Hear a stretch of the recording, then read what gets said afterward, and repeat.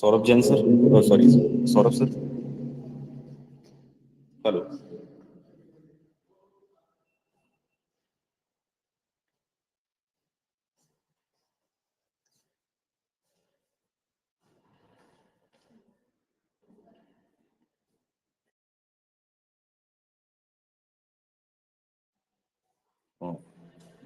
Saurabh sir, I am audible to?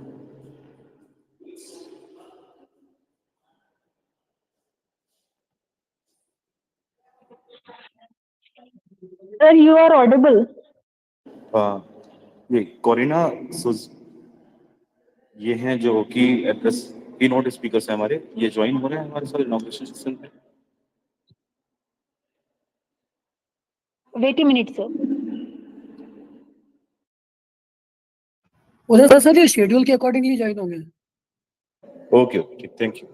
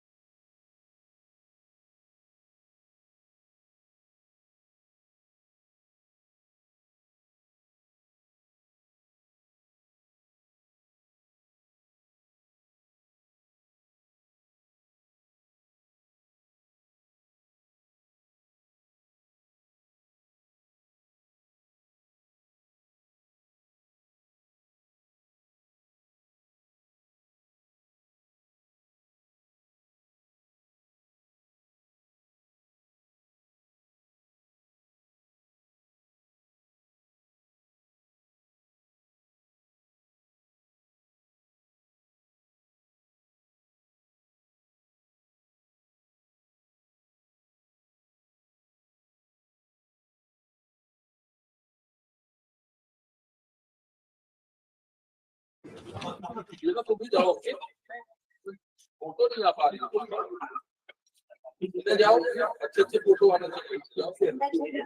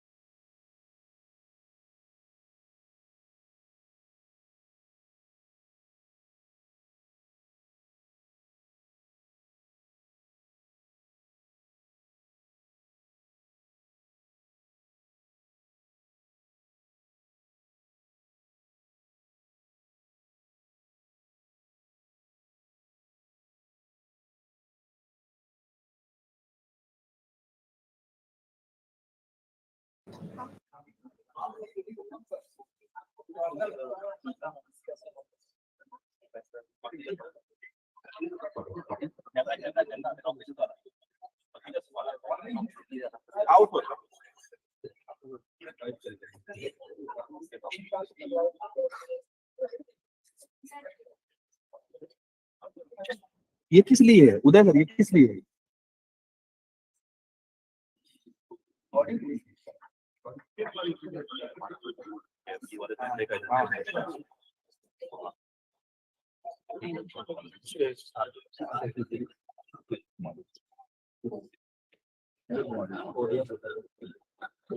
Podium और ये नहीं जैसे मान लो कोई यहाँ भी बोले ना यार, ये बात तो है।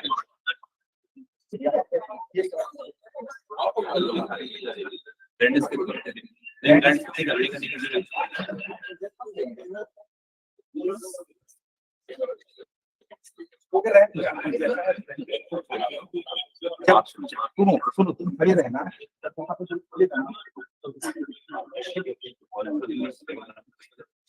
ठीक है ना।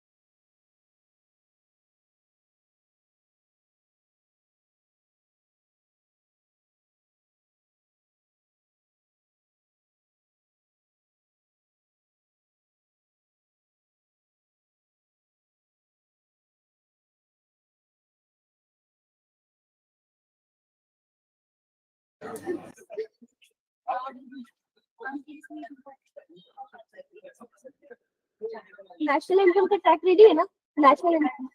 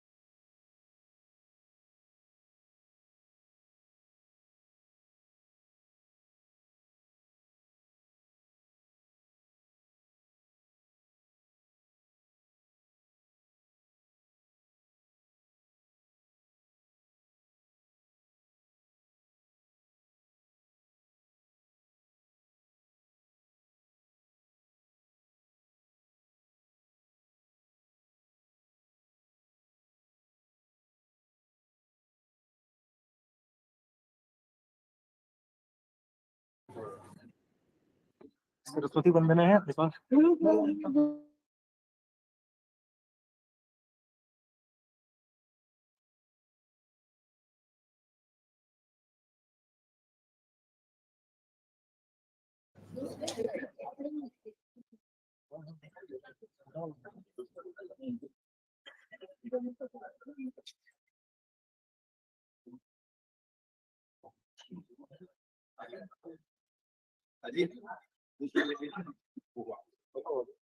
Okay sir, light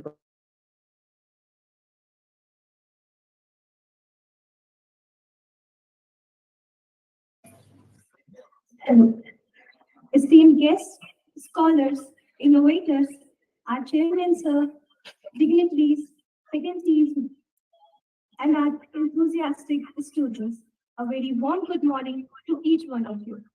Today, we are gathered here for a momentous occasion of the International Conference on Contemporary Research, Innovations, Trends in Engineering, Applied Sciences, Management, and Humanities.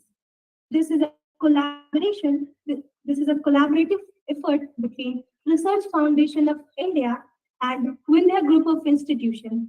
It's a promise to be an intellectual journey of profound insights and discussion. I am Sanjana, and it's my privilege to guide you through this journey for today. To begin our proceedings, let us stand together for the national anthem a moment to honor our country and its unity. Ladies and gentlemen, please stand up.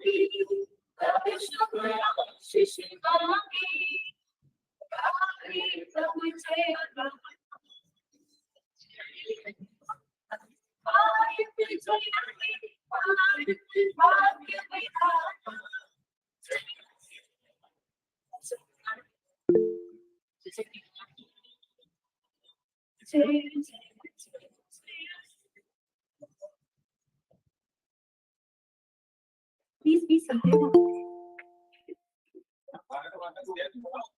Bharat माता की भारत माता की वंदे वंदे.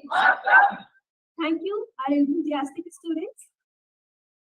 Let us invoke the blessings of Ma Saraswati, the goddess of knowledge, through lamp lighting. To perform this ritual, I would like to call upon stage our chief guest, Professor Bharat Mishra, Vice Chancellor of Mahatma Gandhi Chitrakoot Ramoday Vishwavidyalaya Chitrakoot, our special guest, Professor R.P. Tiwari, HOD Civil Engineering, Government Engineering College, Rewa, our chairman, sir, Mr. Sunil Senani, Principal VITS, Dr. P.K. Shukla, sir, and all the dignitaries present over here. Please join us on this stage.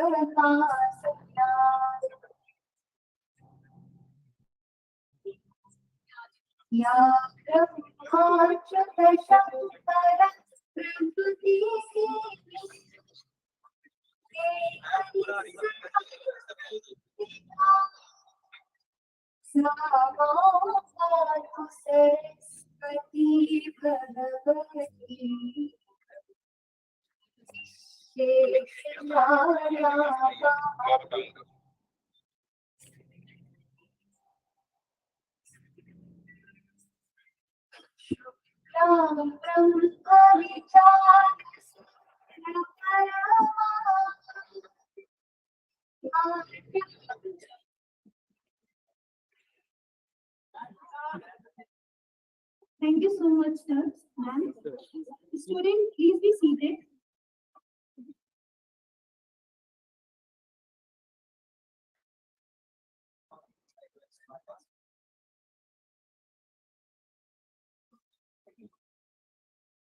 I am honored to welcome our esteemed guests for gracing this occasion with their presence. Your support and participation are integral to the success of this conference. To express our gratitude, we will be representing token of welcome in the form of bouquet, symbolizing our appreciation for your presence. I would request the ITS Principal, Dr. P.K. Shukla, sir, to welcome Vice Chancellor of Mahatma Gandhi Chitrakoot Ramoday Vishwavidyalaya Chitrakoot, Professor Bharat Mishra, sir, and chief guest of the event.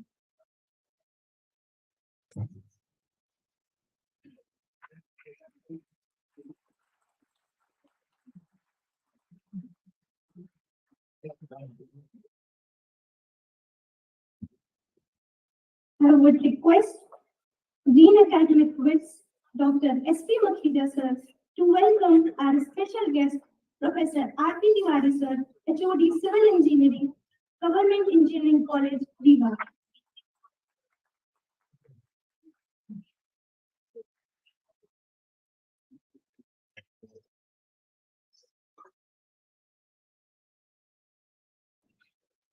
I humbly welcome our international guests and experts, Corina Sasde, teacher secondary schools Mihal Sadoviano Hasi, Dr. Ida G. Curie, programs like Bachelor of Technical Vocational Teacher Education, City College of Duago City, Dr. Mutmaina, Universities, AI, Astaria, Mandar, Philippines, who will be connected with us via hybrid mode.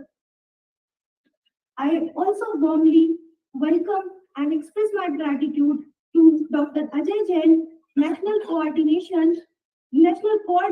Research Foundation of India, Dr. Manish Dubey, President, Central India Board, Research Foundation of India, who also will be connected with us via hybrid mode, and all the dignitaries, faculty, staff, faculty members, enthusiastic students present over here. Thank you for joining us.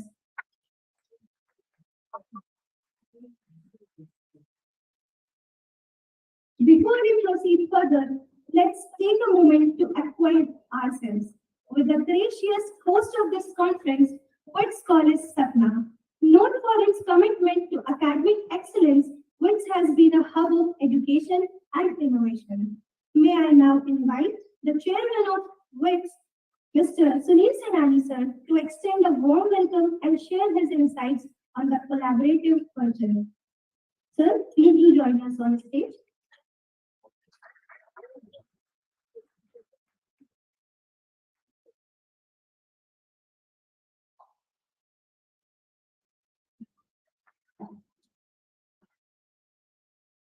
Respected Professor Bharat Mishra ji, Vice Chancellor of Gramin Vishwavidyalaya, Chitrakut, all the respected academicians from various quarters, some of them are online, some of them are offline, great teachers, innovators, researchers, representing various leading prominent educational institutions, faculty members of this campus, those who have come from other campuses, and my very dear students. It really gives me immense pleasure to see this day for which your faculty members have been preparing for a few months now. It takes a lot of effort to organize this kind of conference where you invite research papers from across the country and even from outside. Friends, this is a very good time in the history of this nation. All the students who are sitting here, I can assure you that you are passing through one of the best times of India.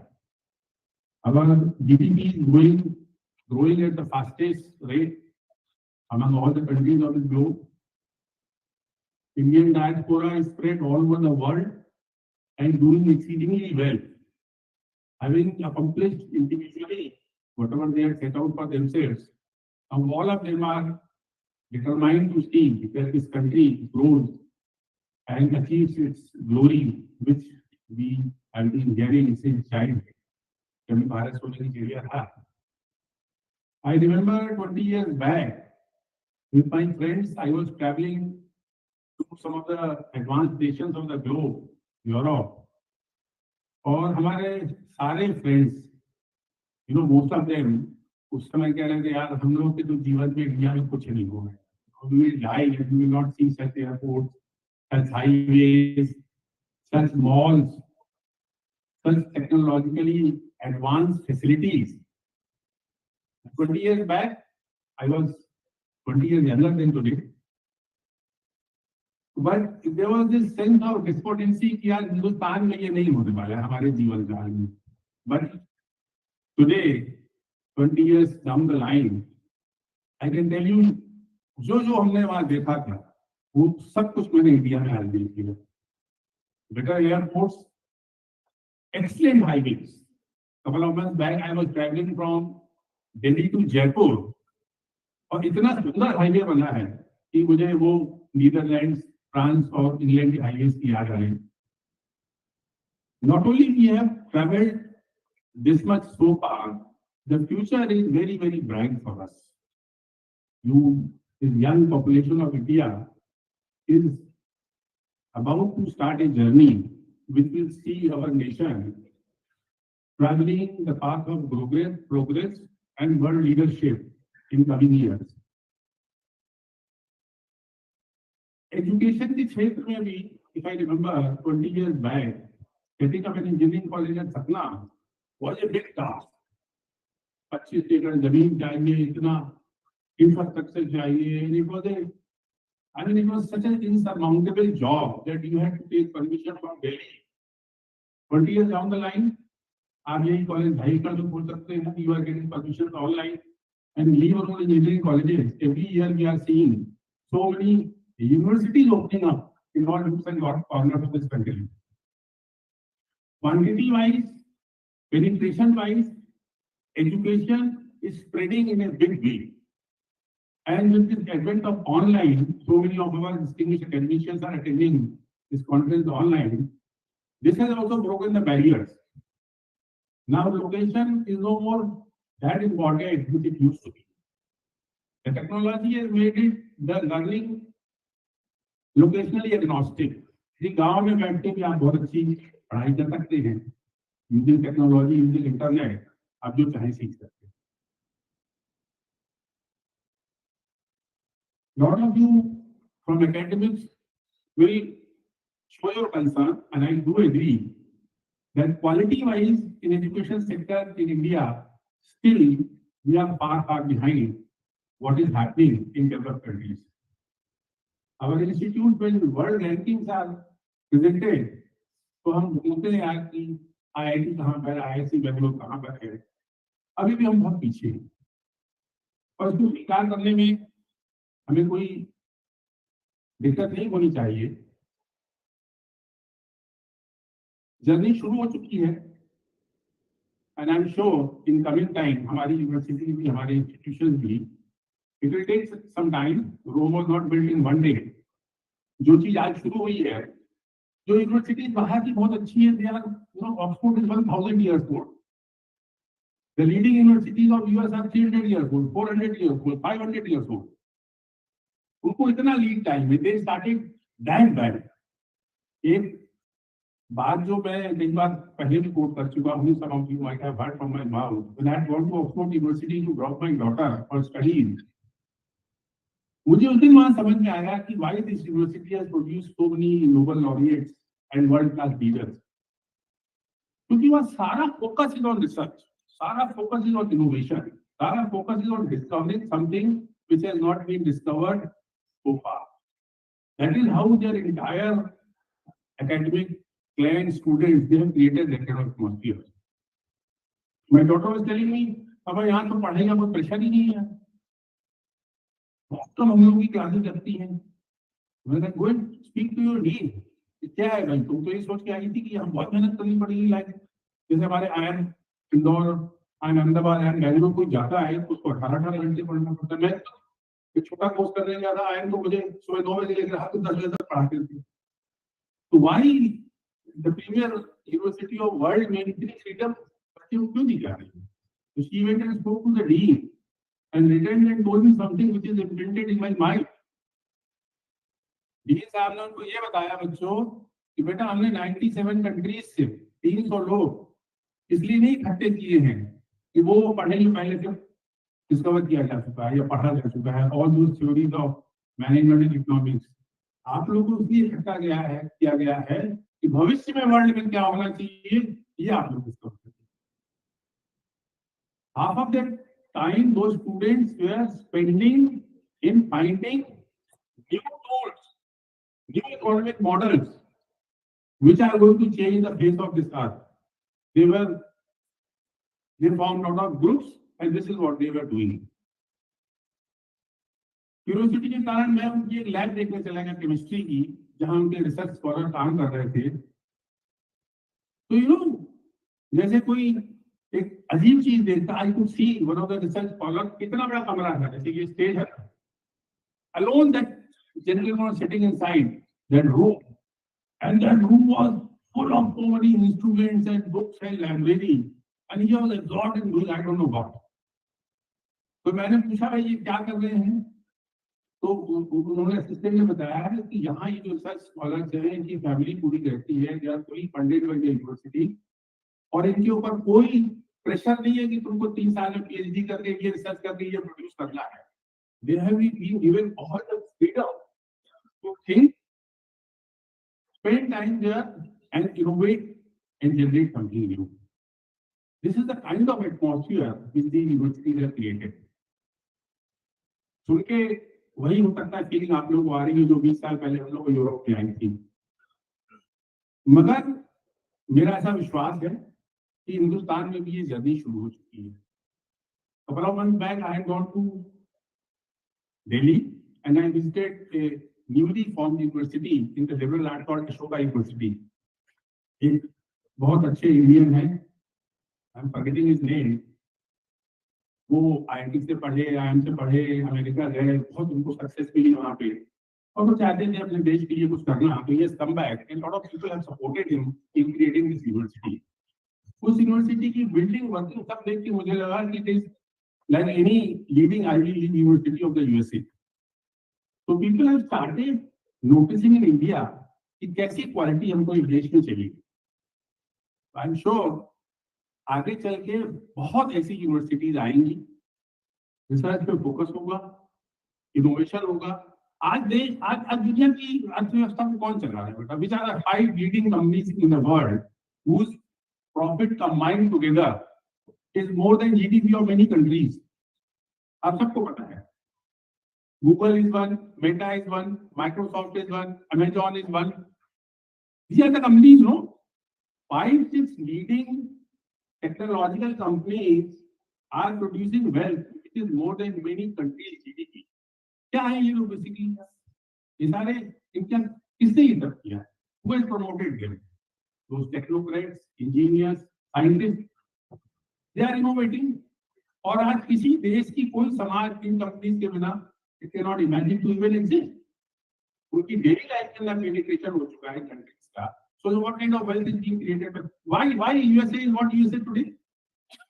Precisely because of the research and innovation which is happening in their universities continuously for hundreds of years.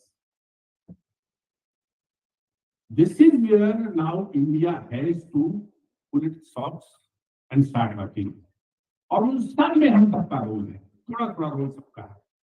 हम अभी VC साहब से बात कर रहे थे. I was not aware कि चित्रकूट में इतना अच्छा काम हो रहा है. एक कैंपस में the variety of courses which are being offered, the reach which is the university serving, और आगे भी बड़े अच्छे इनके प्लान हैं. तो ये पूरे देश में हो रहा है. हम लोग को सकता है ना पता हो कहाँ कितना अच्छा काम हो रहा है साउथ में, वेस्ट में, लेकिन अब सबको इन सारे कामों से भी प्रेरणा लेनी चाहिए और अपना माइंडसेट सिर्फ जो सिलेबस यूनिवर्सिटी ने तैयार किया है, जो हमारा टीचर हमको पढ़ा रहा है, उसके अलावा भी सोचना चाहिए. ऐसा कुछ अमेरिका और इंग्लैंड और फ्रांस के नागरिकों में एक्स्ट्रा बुद्धि देकर भगवान ने नहीं भेजी है जो आप लोगों में नहीं है. वो सारी कैपेबिलिटीज आप सब में भी है. उनके भी 2 हाथ है, 2 पैर है, एक नाक है, जो सब भगवान वहां डिस्क्रिमिनेट नहीं करता है. इतना दिमाग आप सब लोगों के पास है. पर आप लोग इस तरीके से सोचना शुरू करेंगे तो वो दिन जब हमारे यहाँ भी उस तरह की यूनिवर्सिटीज होंगी, is not very, it will come sooner than later. और वो ही सबसे बड़ा पुश हिंदुस्तान को देगा इकोनॉमिकली, मिलिट्रीली, स्पिरिचुअली, हर तरीके से वर्ल्ड लीडर बनने में रिसर्च एंड इनोवेशन एक बहुत बड़ा रोल प्ले करेगा और उसके खिलाड़ी आप सब लोगों को होना है.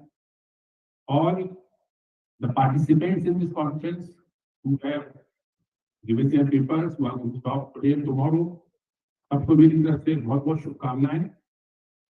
अपना अच्छा काम जारी रखें and keep inspiring your colleagues, your students, all the education fraternity, so that India marches in that direction on becoming a global leader. Thank you.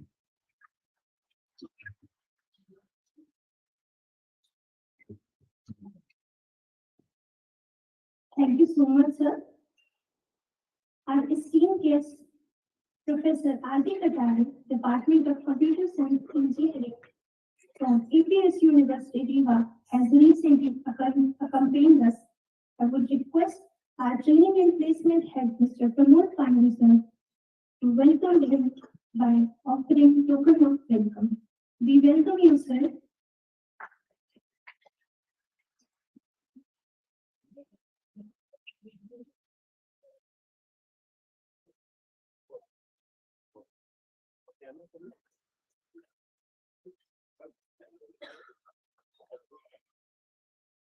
Today, we are having a dynamic personality with us. The CEO and Chairman of Research Foundation of India, Dr. Saurabh Jain. Sir has also appointed as Vice President of World Federation of Science and Technology and President of Engineering Research Foundation. Sir has awarded as gold medalist in Masters of Technology from Government Engineering College and did his first doctorate in Power System Engineering and second doctorate in Control System Engineering. Sir has organized more than thousands of international and national events like conferences, FTPs, STPs. Dr. Jain has also involved in Research Foundation of India unit named Educational Research Analyzers Private Limited. His leadership has been instrumental in shaping the vision of this conference. It is our honor to welcome Sir for the session. Please join me in welcoming Dr. Saurabh Jain via hybrid mode. Thank you, ma'am. First of all, I would like to say thanks all the organizers to organize such a wonderful international conference on contemporary research, innovations, and trends in engineering, applied sciences, and management humanities. Also, I would like to say thanks Vindhya Group of Institution, Satna, and WFST California to sponsor that event to organizing this special mode. Also, I would like to welcome our international guest, Karina Sujadia from Romania, Dr. Ida G. Chudi from Philippines, Dr. Mutmena, University Al Zaira Mandar, Philippines. Today with us, national guests and speakers, Dr. Shomani Datta, Dr. Shudhakar Umle, and Mrs. Binita Raj. For this conference, I would like to say special thanks to Mr. Sunil Senaniji, Chairman Vindhya Group of Institution, who have provided that platform to organizing such a wonderful international conference for multidisciplinary criteria. Today, chief guest with us, Dr. Bharat Mishra ji, Honorable Vice Chancellor, Chitrakoot University, Madhya Pradesh. Also, I would like to say thanks Dr. Ashok Kumar Gupta ji, Chief Managing Director, Research Foundation of India, Professor Dr. Priyadashini Agnihotri, North Board President. Special thanks to Dr. Ajay Jain, National Coordinator, Research Foundation of India, and all member and officers. As we know very well, this conference is a mode of multidisciplinary criteria in offline and or online hybrid mode. As we know very well, if we choose multidisciplinary criteria for the conference, means each discipline, each member, whatever they have required to be interchange their thoughts for research, they can interchange all things related to R&D. For this conference, we have received near about 80 articles. We have chosen 54 articles for publication. This conference is approved by MHRD, you can participation participants papers. Apart from this, I would like to say thanks all the sponsor, WFSC California, World Virtual Conference Forum, Academic Research Guide Association, and RFI-CARE for successful this international conference. Thank you very much to call me. Again, I would like to say thanks to VZI Group to organizing such a wonderful international conference. Thank you so much. Thank you, ma'am.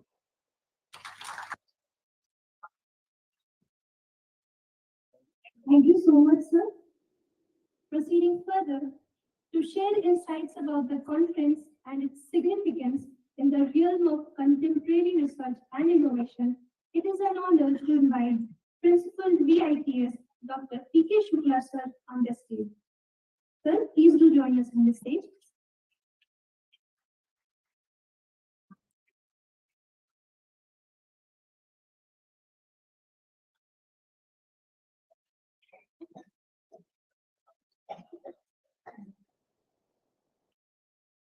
The chief guest of this memorable event, Honorable Vice Chancellor of Mahatma Gandhi Chitrakoot Ramoday Vishwavidyalaya, Professor Bharat Mishra sir, Chairman of VGI Group, Shri Humanities sir, esteemed guests, distinguished speakers, participants present here and joined online. Vice Principal of Management Institute, Ms. Preeti, Dean Academic and Research, Professor S.P. Makia sir, HOD, faculty members, and dear students. A very good morning and hearty welcome to the International Conference on Contemporary Research, Innovations, Trends in Engineering, Applied Sciences, Management, and Humanities. It's an honor and privilege for me to stand before you today for this momentous occasion that aims to bring together the brilliant minds to share ideas and knowledge without boundary. In the ever-evolving landscape of academia, I am sure this conference will serve as a platform for seamless intellectual exchange. The theme of the conference is centered contemporary research, innovations, trends in engineering, applied sciences, management, and humanities reflects the dynamic nature of our academic pursuit and their impact on the fast-growing interest across the globe. As reported to me, along with keynote address, a sum of 16 invited talks and 23 contributory presentations from across the India and abroad on different thematic areas are scheduled over these 2 days. The conference sessions will proceed on hybrid mode, and there will be 2 final sessions to accommodate all the participations received. The depth and breadth of topics ranging from cutting-edge technologies to profound insights into human experience underscore the interdisciplinary nature of this conference in true sense with NEP 2020. In these 2 days, I hope the synergy created by diverse array of disciplines and thought-provoking discussions is going to ignite inspiration, and will create pathways for future collaborations. I encourage one and all joined here physically or through online mode to actively participate, exchange ideas, and forge connections that extend beyond the boundary of this venue. On behalf of which group of institutions, the organizing committee of the conference, Research Foundation of India, and all our sponsors, I extend my heartfelt gratitude to everyone who has contributed for making this conference a reality. Your dedication to the pursuit of knowledge and academic excellence is truly commendable. I wish you all a stimulating and rewarding conference experience. Thank you. Thank you, everyone.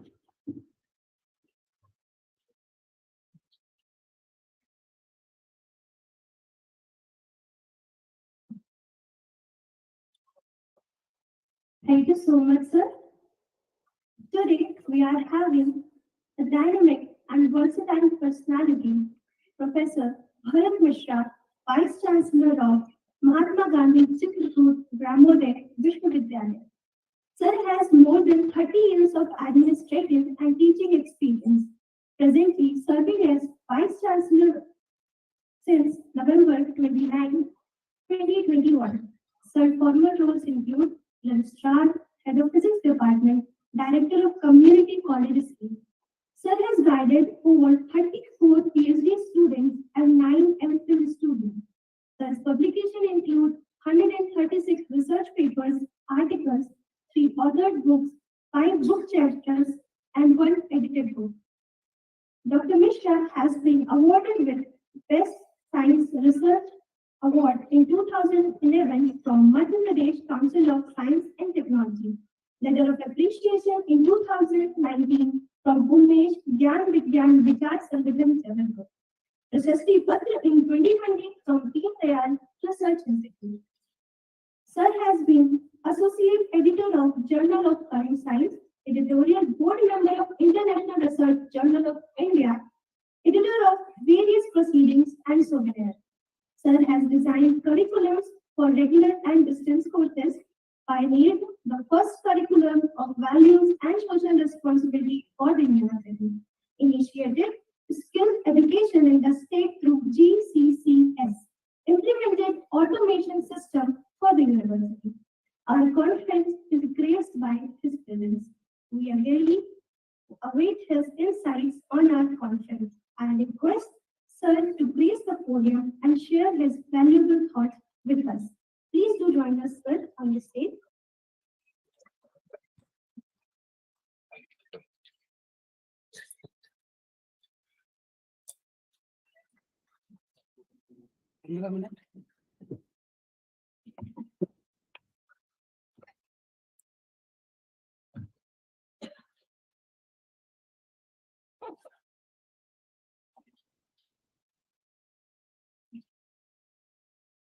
Vindhya group of students द्वारा आयोजित international conference में मेरे सामने उपस्थित जिनके नेतृत्व में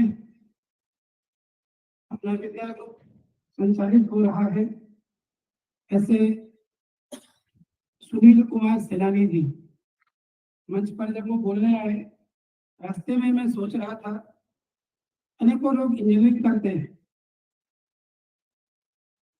दूर निहारते हैं कि कोई आए उनको बताए कि उनको क्या करना है।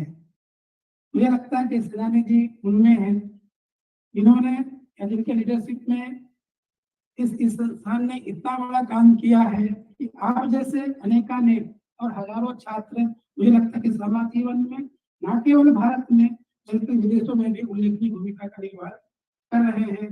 ऐसी संस्था के श्री सुनील कुमार सेनानी जी, अभी जिनका हमको वेलकम लेटर सुनने को मिला, डॉक्टर सौरभ जैन जी, जिन्होंने अभी कॉन्फ्रेंस के बारे में बताया था, डॉक्टर पी.के. शुक्ला जी, और मेरे सामने बैठे अनेक जो ऑनलाइन जुड़े हैं और मेरे सामने जो बैठे हैं ऐसे महान विद्वत जन, और अभी भी कटारे जी मेरे मित्र हैं, जीवा से पधारे, समस्त प्रतिभागीगण, स्नेहित विद्यार्थियों, मुझे लगता है कि सीखने को एक बहुत बड़ा अनुभव सेनानी जी ने आपके सामने रखा है। हमको ऐसे ही सीखना चाहिए।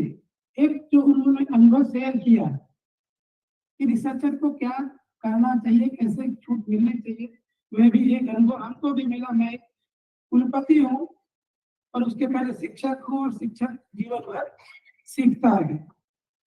तो शोध, नवाचार और ट्रेंड हिंदी में है, रिसर्च, इनोवेशन एंड ट्रेंड्स, इस विषय पर आपने यह अंतरराष्ट्रीय संगोष्ठी यहाँ पर आयोजित की है। एक औपचारिकता रह गई है, मुझे लगता है कहीं ना कहीं इससे भी कोई ना कोई एक मैसेज जाना चाहिए, और वो जाएगा ही। और इस कार्यशाला से निश्चित रूप से हम शोधार्थियों के लिए, विद्यार्थियों के लिए और वैज्ञानिकों के लिए संभावनाओं के नए द्वार खुलेंगे। आप जब बता रहे थे, मुझे लगता है कि आपने मुझे विषय दे दिया। बहुत संक्षेप में हम क्या थे, अगर हमको ये मालूम होता। कल हमारे यहाँ 2 विद्वान आए थे, एक आयुर्वेद के बहुत विशेषज्ञ थे। आपने एक छात्र को बुलाया और उन्होंने कहा कि तुम बहुत बुरे थे, 80 वर्ष के छात्र को कहा कि तुम सामने हाथ ऐसे रखो, और उन्होंने हाथ को ऐसे प्रयास करके नीचे करने का प्रयास किया, नहीं हुआ। फिर उस छात्र से उन्होंने कहा कि तुम जरा थोड़ा सा कुछ झूठ बोलो, जैसे मैंने पैंट काले रंग की पहन रखी है या नीले रंग की पहन रखी है। उस लड़के ने बोला, और तब वो हाथ उनके द्वारा नीचे हो गया। मुझे मन में आया कि इसलिए कि हमारा आत्मबल उस समय कम हो जाता है जब हम झूठ का सहारा लेते हैं। ठीक उसी प्रकार हम इंजीनियरिंग के विद्यार्थी, हम कॉमर्स के विद्यार्थी हैं, अगर हमारा आत्मविश्वास नहीं होगा तो इसी प्रकार से कहीं ना कहीं जो हमारा एक मार्ग है, हमारी दिशा है, हमारा एक लक्ष्य है, उससे हम भटकते हैं या प्राप्त करने में हमको कठिनाई होती है। प्राचीन काल से भारतवर्ष राजनीतिक, आर्थिक, शैक्षिक, सामाजिक, धार्मिक एवं सांस्कृतिक दृष्टि से उन्नत रहा है, समृद्ध रहा है। प्रणवंतो विश्वम आर्यम, सर्वे भवन्तु सुखिना, सर्वे सन्तु निरामया, वसुधैव कुटुम्बकम, जियो और जीर्णोद्योग के आदर्श पर यहाँ की सभ्यता पल्लवित और पुष्पित हुई है। आपने अभी नाम अपने उद्बोधन के दौरान भारत को सोने की चिड़िया कहा। चिड़िया कहने का अर्थात यही था कि भारत उस समय धन से भरपूर था, भारत विश्व गुरु था, अर्थात नालंदा, तक्षशिला जैसे विश्वविद्यालय यहाँ पर थे।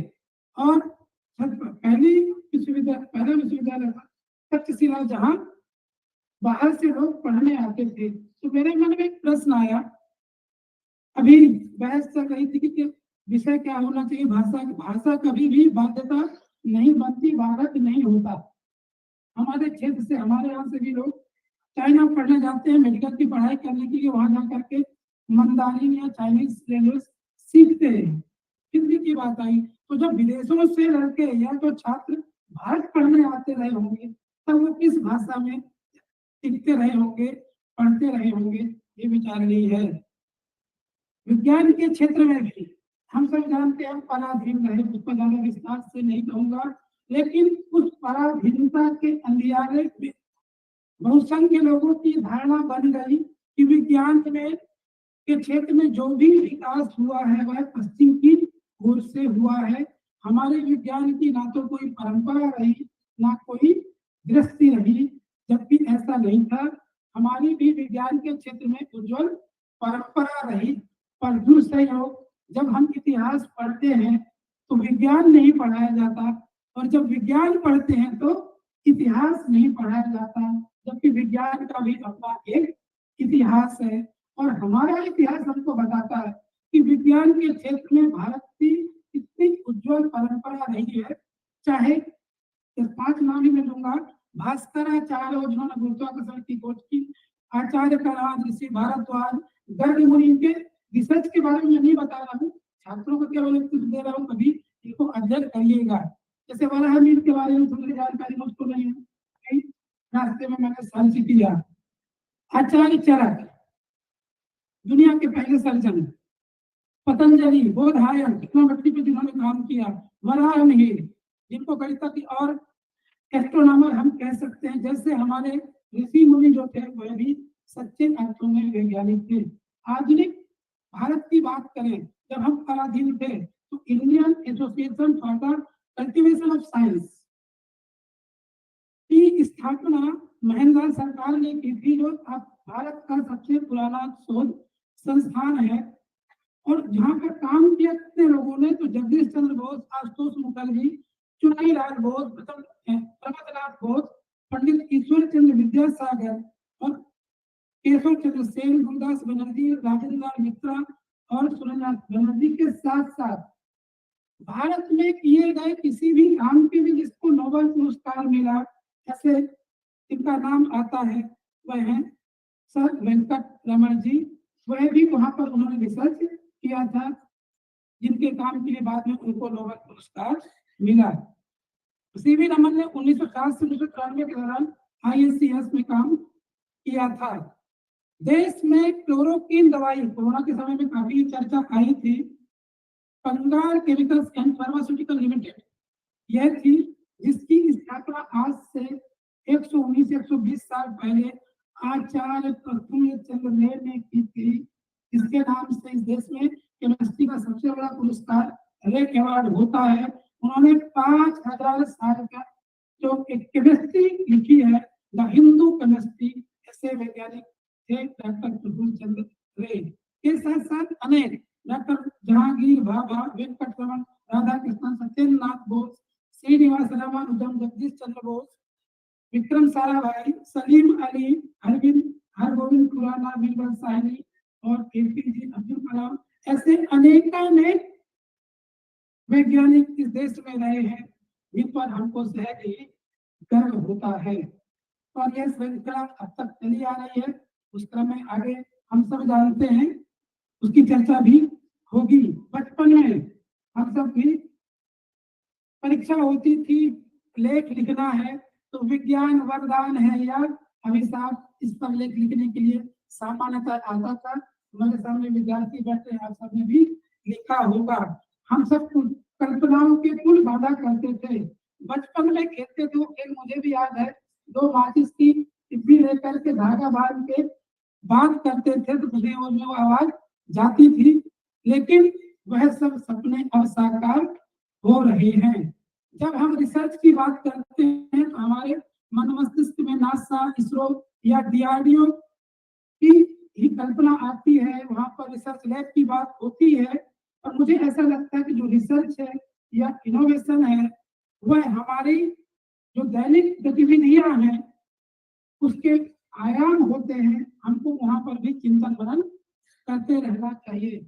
आपने आरंभिक उद्बोधन में कहा था, मुझे स्मरण आया, सेब रोज गिरता था,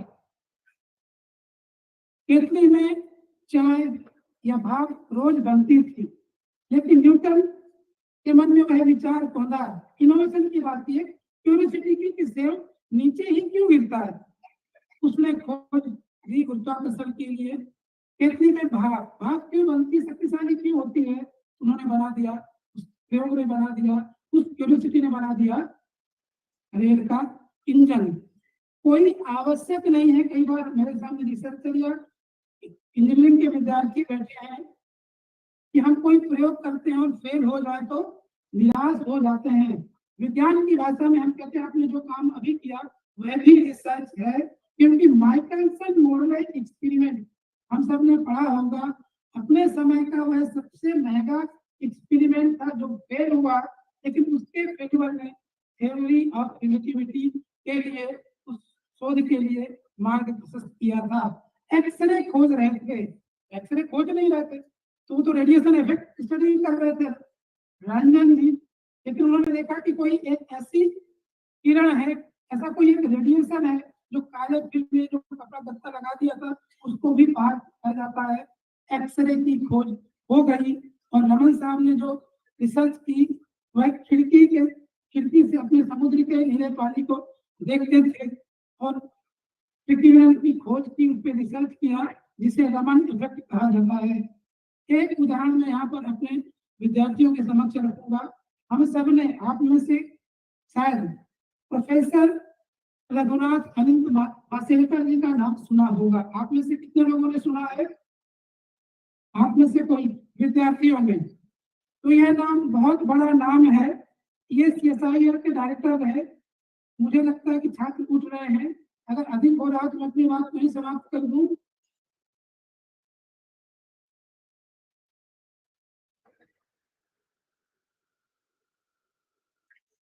हम विद्यार्थी हैं और एक और आपके लिए ही, और ठीक है, ये सतना से और शिक्षक से क्यों होता है कि मुझे विद्यार्थी मिलेंगे, तो अपनी बात को कम से कम आदमी प्रोपोगेट कर सकता है।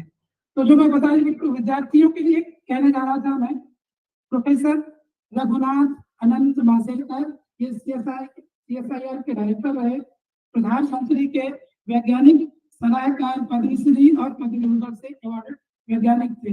अत्यंत छोटे गांव महाराष्ट्र में वो जब रहते थे, 8वीं तक उस गांव में 8वीं तक का ही स्कूल था। उसके मन में पढ़ने की बहुत लगन थी। एक बार वो बताते हैं, एक्सपेरिमेंट इनोवेशन या क्यूरियोसिटी की जो बात आती है, वो क्या था, उनके विद्यार्थी, उनके शिक्षक एक बार कॉन्वेक्स और कॉनकेव लेंस समझाने के लिए सब लोग बताते थे कि एक्सपेरिमेंट करा के ही हमको पढ़ाते थे। एक मैदान में ले गए, दोनों लेंस लेकर के गए, घास फूस इकट्ठी की, एक लेंस से घास जल गई, दूसरे से नहीं जली। तो विद्यार्थी ने, शिक्षक ने बताया कि देखो ये कौन सा लेंस है, तो कॉन्वेक्स लेंस। किससे नहीं जला? ये कॉनकेव लेंस से जल गया, कॉन्वेक्स चली जा रहा। तो उत्तर अवकल हिंदी में बोलते हैं, एक से घास जल गई, दूसरे से घास नहीं जली। बच्चों को वो उदाहरण समझ में आ गया, लेंस का अंतर समझ में आ गया। बात ये महत्वपूर्ण नहीं थी, महत्वपूर्ण बात अब तब वो शिक्षक कहते हैं कि देखो बच्चों, कि सूर्य से या अनंत सूर्य से आने वाली निर्जीव किरणें जब एक जगह एकत्रित होती है तो कितनी ऊर्जा उत्पन्न होती है कि वह घास फूस के तिक्के को जला देती है। ठीक उसी प्रकार जब तुम अपनी पूरी शक्ति केंद्रित कर देते हो किसी एक लक्ष्य के लिए, तो आप जो चाहे वह बन सकते हो, जो चाहे वह आप कर सकते हो। प्रोफेसर अनंत मासेलकर जी कहते हैं, उस दिन यह बात मेरे मन में इतनी आई कि उन्होंने सोच रखा था कि मुझे 8वीं तक की केवल पढ़ाई करनी है। तब मन में उन्होंने संकल्प लिया कि मुझे विज्ञान की जितनी ऊंची पढ़ाई हो सकती है वह पढ़ाई करनी है। और ऐसे ही एक प्रयोग ने एक व्यक्ति को प्रोफेसर अनंत मासेलकर बना देता है। तो मैं तो चित्रकूट से आया हूँ और प्रभु गोस्वामी तुलसीदास जी ने कहा है कि जो इच्छा करी हो मनमाही, प्रभु प्रताप कछु दुर्लभ नहीं। और जो वर्तमान परिप्रेक्ष्य है, विस्तार पे नहीं जाऊंगा। हमारा मंगल मिशन, चंद्रयान मिशन और गगनयान निश्चित रूप से हमारे देश को पूरे विश्व में अब एक अग्रणी देशों की जगह पर स्थापित कर दिया है। चित्रकूट से हूँ तो यह भी बात करूंगा कि विज्ञान या इंजीनियरिंग तो अध्यात्म अगर नहीं जुड़ता तो क्या करना, कैसे करना और किसके लिए करना और क्यों करना, क्योंकि वह भी एक इंजीनियरिंग होती है। जो विमान बिल्डिंग से टकरा करके हजारों हजार की जान लेती है, दूसरी इंजीनियरिंग वह भी है जो अभी उत्तराखंड में शायद चल रही है, उन 41 लोगों की जान बचाने के लिए। तो हमारा अध्ययन, हमारा इनोवेशन, हमारा जो नवाचार किसके लिए होना चाहिए, यह जरूर हमारे दिमाग में होना चाहिए। 19वीं या 20वीं सदी में जो इलेक्ट्रॉन की खोज हुई थी, हमारे सामने इंजीनियरिंग के विद्यार्थी बैठे, उस समय किसी को नहीं लगा होगा कि जो इलेक्ट्रॉन ये क्या करेगा। पर आज उस इलेक्ट्रॉन के कारण मुझे लगता है कि जो सारा संसार है आज इलेक्ट्रॉनिक्स जगत पर ही, या मॉडर्न जगत पर ही पूरा टिका हुआ है। हम सबके हाथ में 24 घंटा जो मोबाइल होता है उसी इलेक्ट्रॉन के कारण ही है। इसी प्रकार जो एक गॉड पार्टिकल, आप लोगों को मालूम होगा, उसकी भी खोज हुई है। मैं सिर्फ इसलिए बता रहा हूँ, उससे भी भारत जुड़ा हुआ है। 2 प्रकार के फंडामेंटल पार्टिकल तो बोसान और फर्मियान कहते हैं, और बोसान जिसका नाम दिया गया वही घोष के कारण घोष ऐसी समिति जो है उसको पालन करता है, इसीलिए उसका नाम गार्ड पार्टी दिया गया। पर रिसर्च क्या होना चाहिए, तो quality research by quality education, गुणवत्ता परक शिक्षा के माध्यम से हम गुणवत्ता परक शोध कर सकते हैं। एक ऐसा शोध जिसमें जनहित हो, जिसमें राष्ट्रहित हो और जिसमें मानवता का हित हो, जिसमें शुद्धता हो, जो साक्ष्य संगत हो, तथ्य संगत हो और तर्क संगत हो, जिसमें लैब से लैंड तक पहुंचने की सामर्थ्य हो। हमने रिसर्च कर लिया, पीएचडी कर ली और किसी के काम में नहीं आए, उस रिसर्च का क्या अभिप्राय, क्या मतलब, क्या तात्पर्य। और वास्तव में यही शोध का मूल मंत्र है, स्माइल एट लास्ट माइल।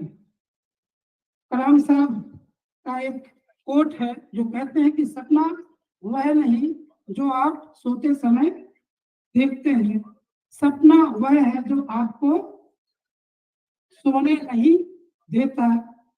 वही बात है कि रिसर्च एक ऐसी चीज है जो आपने कहा एक कमरा क्यों दिया गया था, कब आपके मन में कोई बात कौंध गई, उसी समय आपने कहना प्रारंभ किया।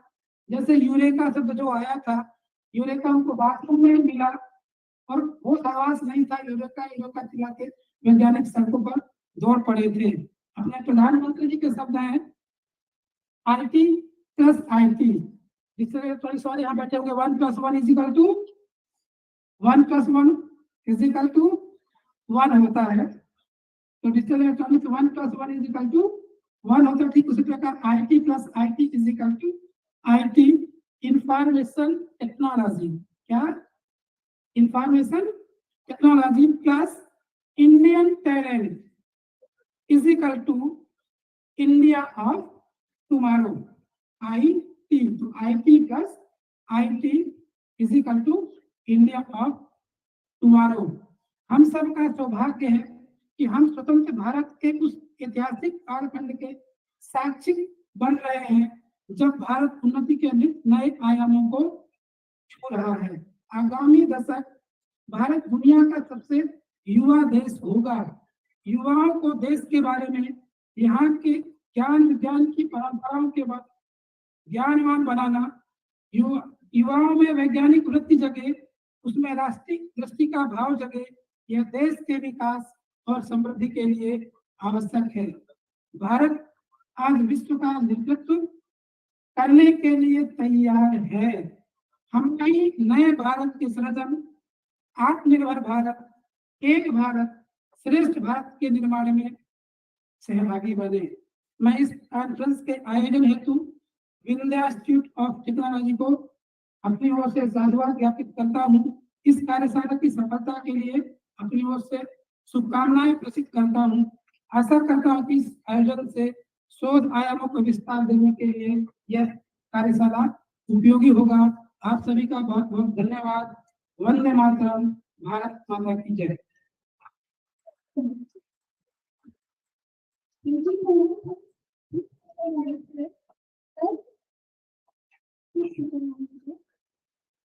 I would like to call upon stage RFI-CARE Chairman Mr. Sunil Sanati sir to present token of honor to our teachers.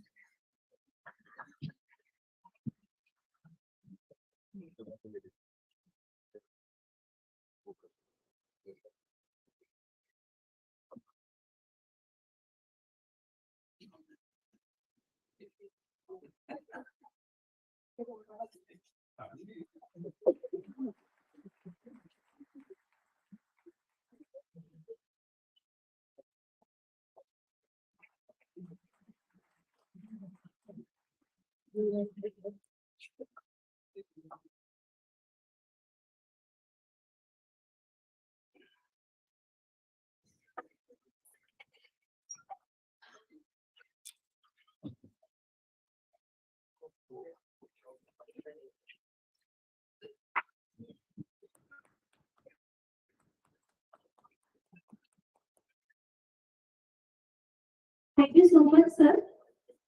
To mark the official commencement, we will now have the opening ceremony, including the release of the abstract. This compilation reflects the diverse and cutting-edge research that will be presented and discussed over the next 2 days. I would like to invite on stage our chief guest, Professor Bharat Mishra sir, our special guest, Professor R.P. Tiwari sir, our guest, Ms. Professor R.K. Katare sir, VITS Chairman, Mr. Sunil Senani sir, and Principal VITS, Dr. P.K. Shukla sir, to please join us on this stage for this auspicious invocation.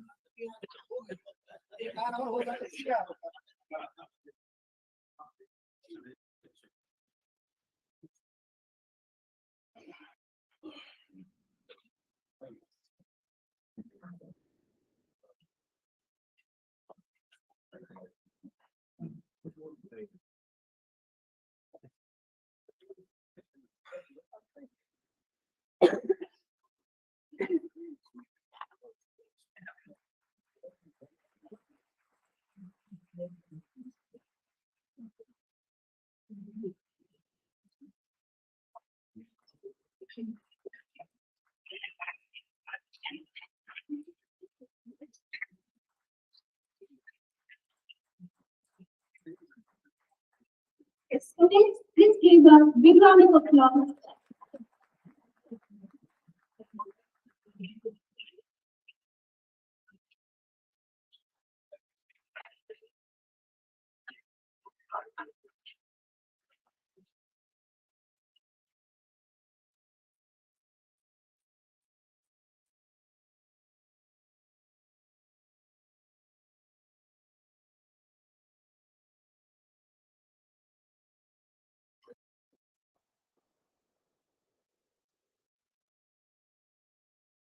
Thank you so much, sir. Our next segment brings us to the heart of conference.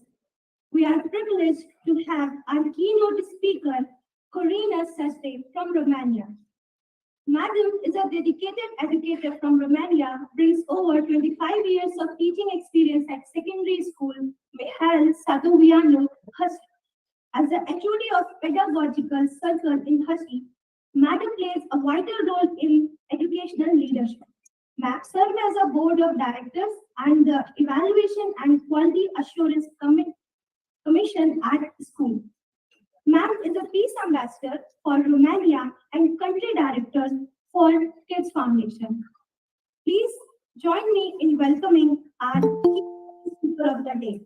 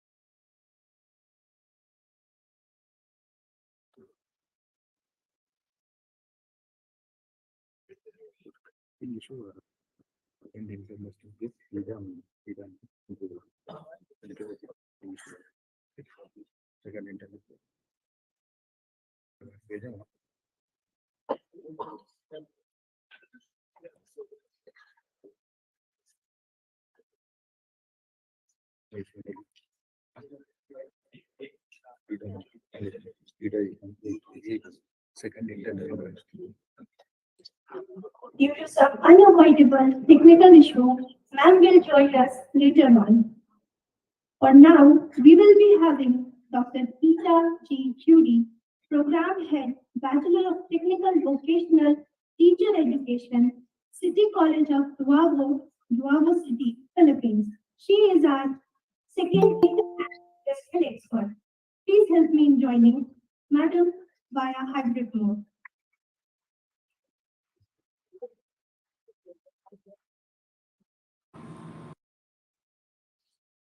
Good afternoon. Everyone, permit me to share my slide.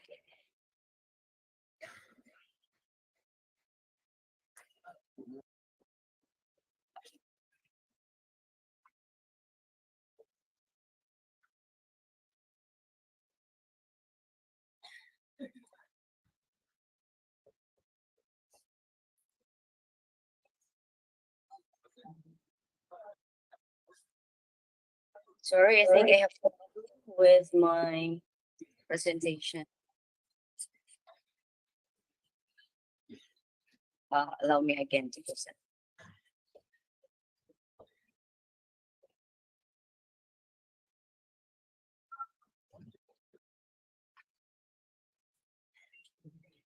Oh, sorry, I have I think you can see so many images to my right.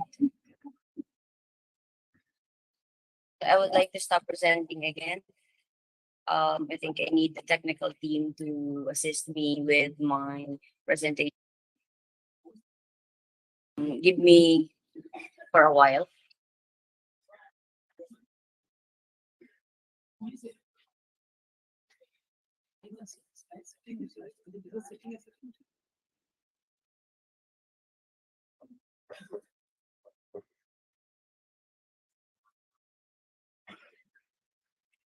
Permission again to share my slide.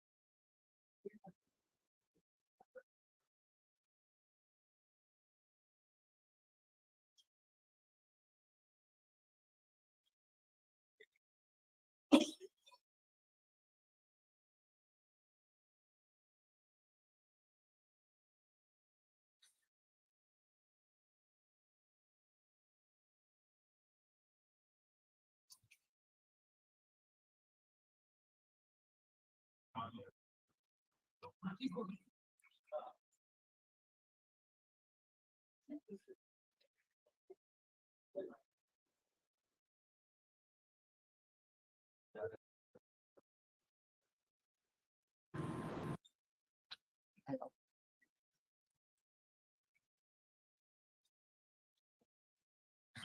Is my screen visible now?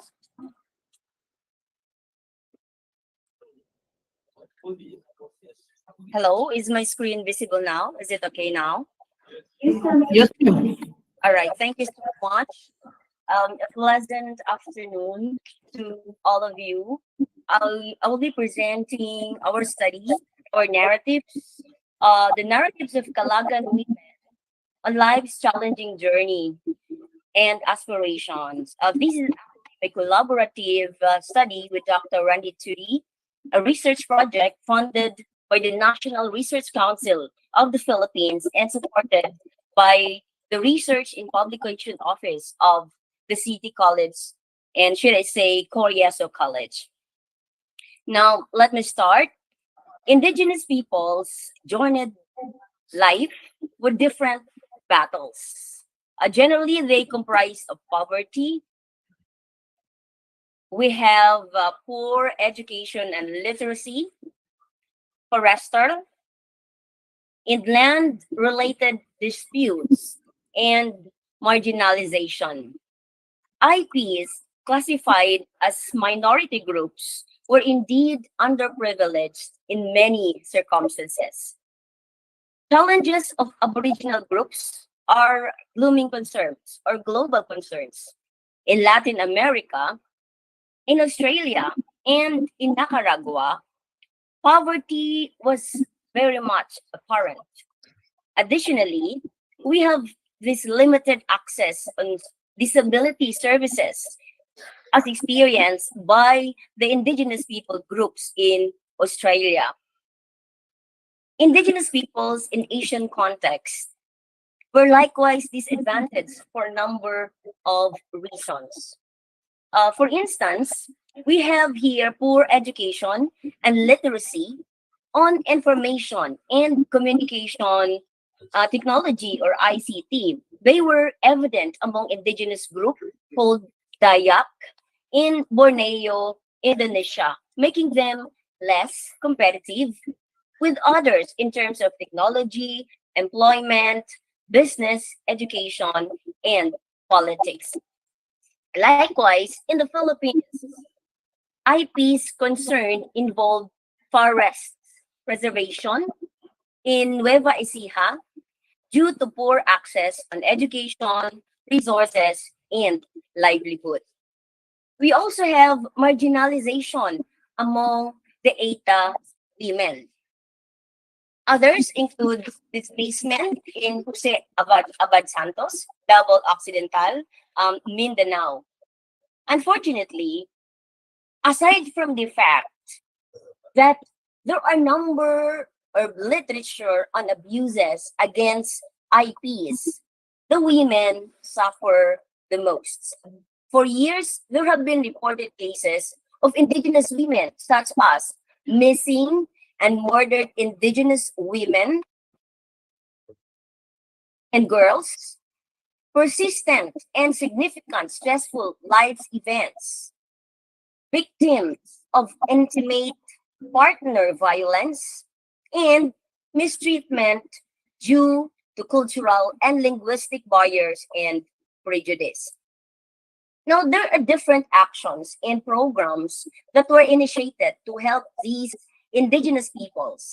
Among these were legal recognition and political empowerment of IPs as part of realization of the 2030 Sustainable Development Goals agenda. We have education and literacy on ICT and vocational education and training program in the Philippines. Thus, various of support depending on the needs of indigenous communities to be extended to greatly improve their situation. In this paper, we look into the challenging journey of the Calagan indigenous group in one of the barangays in Hagunoy, Davao del Sur, from the perspective of women of the tribe. Now, the Calagan is a group of indigenous peoples who are residing in the Gulf of Davao. The early history of the tribe is traced back 1860 when a certain group of Paugok, presumably that belonged to the Taga-Kaolokon tribe, waged war against the Bagobos, who were settled in Digos and Dalias areas or Daliao areas. Paugok men were known as unskilled warriors, leading to their occupation of the places between Badada and Balutakay rivers, which are now part of the of Badada and Hampunoy Davao del Sur. Later on, the group Paugok was later called Dakagan or Dakalagan. So it's where they got the name Kalagan or Kagan. Today, the Kalagan tribe continues to occupy the same places, but are now into villages of barangays such as Leling and Gilhing. Now, talking about the population of indigenous Agunoy, Davao del Sur, the Calagan account practically for half of it. That's 49% the 2020 records of the municipality. The findings of the study shed light how we move into the historical background, highlighting their struggles and that of their ancestors. These findings contribute to the body of knowledge of the Kotagan tribe, one of the country's poorly studied indigenous groups. Also, this paper presents the Kalagan tribe from the perspective of the women and their aspirations. In addition to the findings of this appropriate for support programs initiated to alleviate their current situation. Now, to methods, we have actually employed phenomenology, qualitative approach since we focus into the experiences of the women participants. So 12 who were involved in the study. And these are of Calagan residents of barangays in Punoy, Davao del Sur. As to the age of 40 years old, above had reached and about on studied specifically their life battle as Calagan in. Now, we have also analyzed and interpreted the data that we gathered using Colysis method. And all of these criteria were observed to ensure trustworthiness of the study. We have credibility, transferability, dependability, and confirmability. Now, for ethical consideration, we also ensured the following: confidentiality, informed consent, anonymity.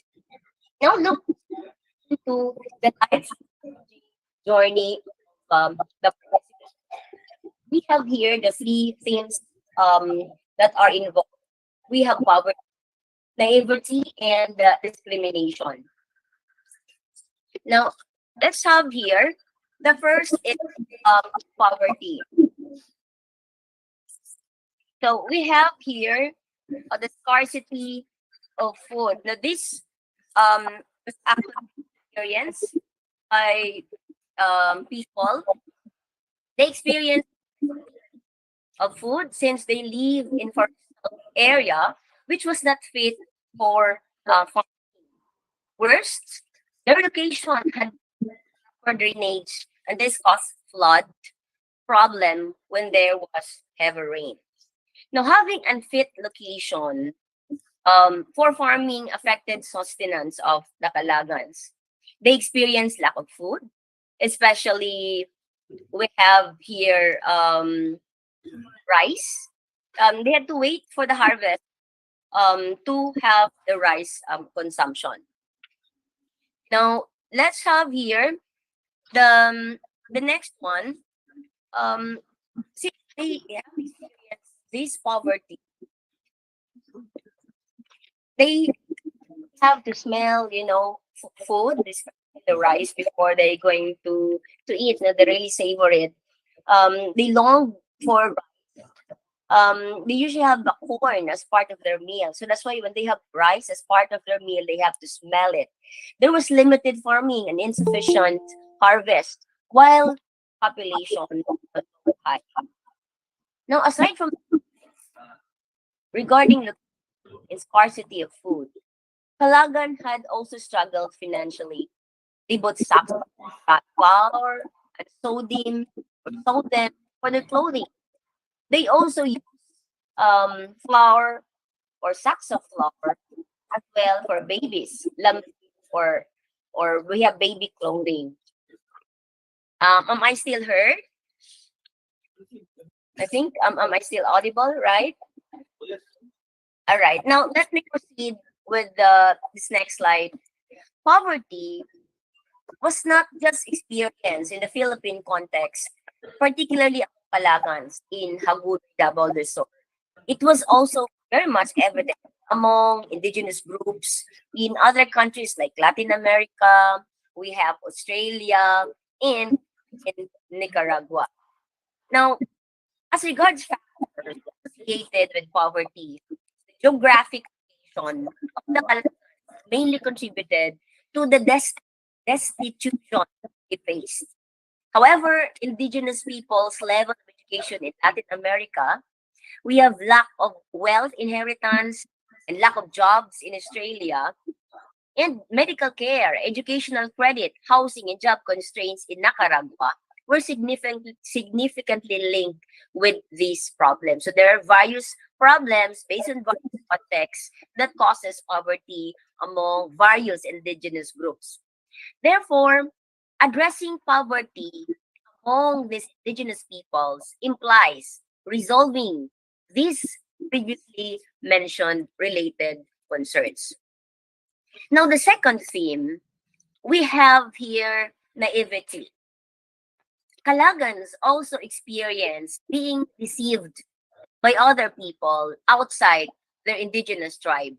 Unfortunately, they bartered their valued position for edible products and sold lots in the cheapest price. This apparent the narrative of indigenous Kalagan women. Now, however, they expressed regret in bartering of their valued possession or lot for edible products that were extra less in value. It reached to a point in the past where they bartered their land for banana sugar and tobacco because of poverty. Now, we have here Kalagan parents became more determined to educate their children to avoid these bad experiences in the future. So they look at education of children as a solution to this concern, being gullible or easily deceived by other people. As explained by Motswana, this gullibility depicts life's reality, wherein the underprivileged and the weak are victimized by other erudite people. In this context of the Kalagans, since they are educated or uneducated, I should say, the vulnerable, they were likely by others who were more knowledgeable. Mutswada clarified victims of this act feel affiliated. Likewise, this was evident among the Kalagan represented by women's participants who showed deep concern or regret of this ill-fated scenario in the past. The next theme is we have discrimination. This indigenous group of people also shared their experience of being discriminated, just like other minority groups. Kalagans did not escape from other people's discrimination. Their children in school suffered from bullying, their classmates. Now, Kalagan pupils also suffered from name calling because of their indigenous identity. Hence, they were not confident in facing many other people, especially those professionals, and generally those they perceive as far way better than them. This indigenous group, especially their children, suffered from discrimination. They were hurt by the bullying they experienced from their classmates in school. They also suffered from neglect from them, and thus discriminatory treatments from others caused insecurity among. Now, indigenous people, such as Kalagan tribes, are among those who are marginalized. Similarly, this was evident among ETA, particularly the indigenous women in the ethnic groups in the Philippines. In other places, Aboriginal groups usually experience inadequate opportunities for different public services in Nicaragua and limited access to services for indigenous people suffering from disability in Australia. Now, looking into the Kalagan women's aspiration, we have two words: respect from others and children's academic and professional success. Now, as to the first theme, the Kalagan, being the dominant tribe in Hagunoy, Davao del Sur, continued to demand respect. So this is not something new. Several steps have already been taken to ensure respect and recognition of the IPs and place their importance and role in the development of government all over the world.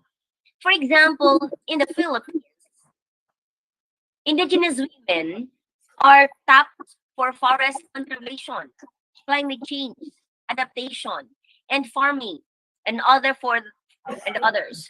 Furthermore, through different agencies of the government, such as the Department of Social Welfare and Development or DSWD, Department of Labor and Employment or DOLE or DOLE, and National Council for Indigenous Peoples or NCIP. Indigenous women like the Kalagan are recognized and provided various opportunities for livelihood and other services. However, the journey toward acceptance and integration into the society continues to be a challenge, especially among Kalagan women and other indigenous women. The second is children's academic and professional success. So our participants aspire for academic and professional success. Then, considering the desire to gain respect from others, they dream of the educational and professional success of their children. Moreover, as parents, they were determined to send their children to school. Thus, the Calagan mothers prioritized having their children educated since they were uneducated because of financial constraints they experienced before. Besides, parents have nothing to leave to their children as inheritance.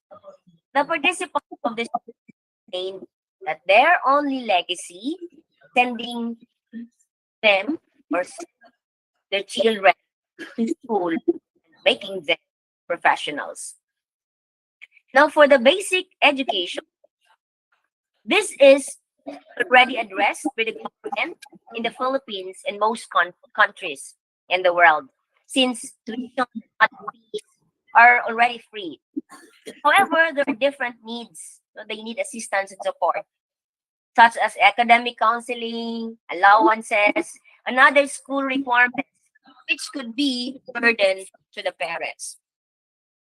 There are also reports of the unpreparedness to take the new education standard, like the IPs in the Philippines. The bigger challenge is tertiary education.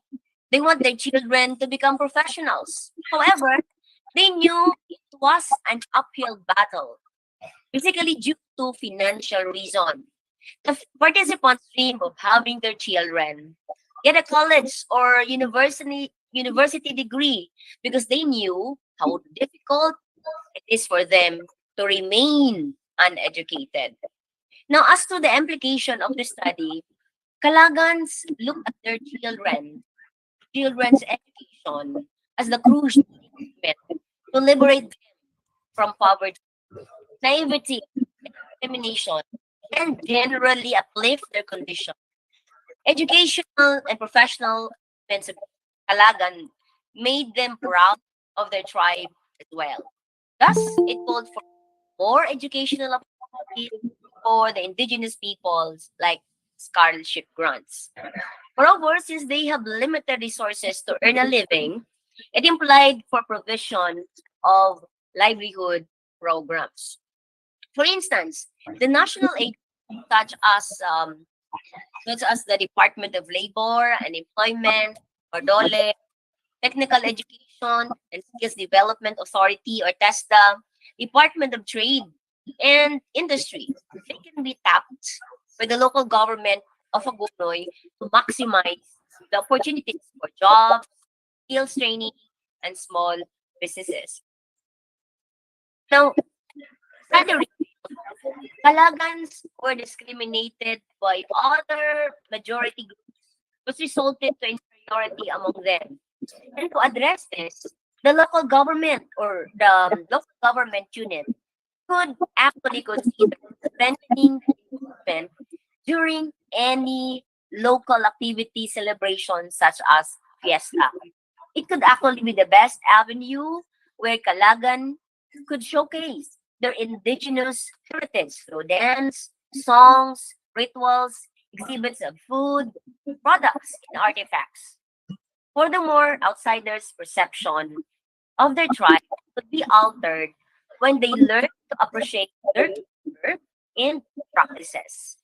Now, although through this active involvement, Kalagan felt a strong sense of pride of their tribe. Now, lastly, people in the academia can actually reinforce the values of respect and appreciation of various business groups through utilization of authentic literatures in the locality involving these Aboriginal groups. For instance, the Department of Education, through the Mother Tongue-based Lingual Education program, you could actually produce and employ authentic stories of the IPs in the locality and properly implement the use of the native tongue or the first language of indigenous learners themselves. Now, as to their children, and professional success. There's a need for more effective mechanisms on how the local government and other government agencies facilitate access to education and offer continued support towards Kalagan students, both in the basic and tertiary level. Example, easy access to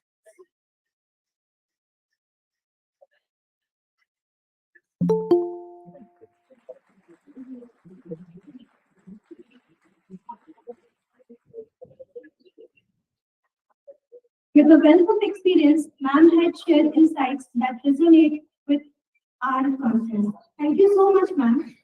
As we draw near to the end of our inaugural ceremony, before proceeding, I would like to welcome Dr. Sudhakar Kumale, HOD, Mechanical and Mechatronic Engineering from Thakur College, who is accompanying us via hybrid mode, and we will be hearing him in technical sessions. We welcome you, sir.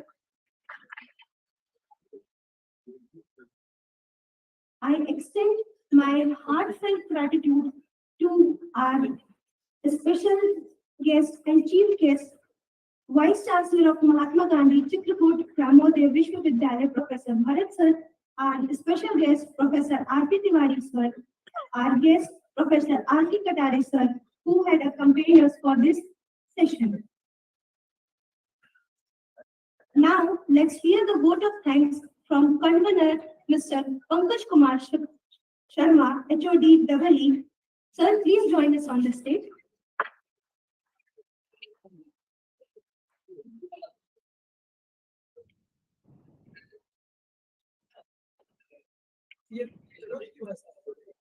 A very good afternoon.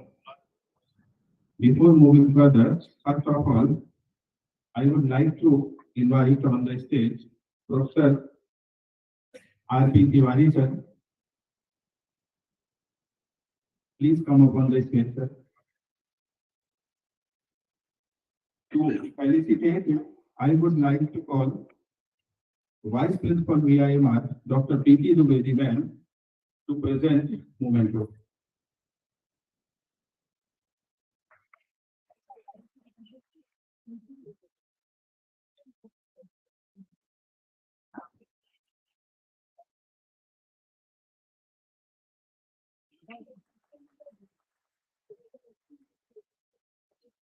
I would also like to call upon the stage Professor R.K. Katare sir, Department of Computer Science, APSU, Riva. To felicitate him, I would like to call Training and Placement Head, Mr. Pramod Pandey sir, to present a memento.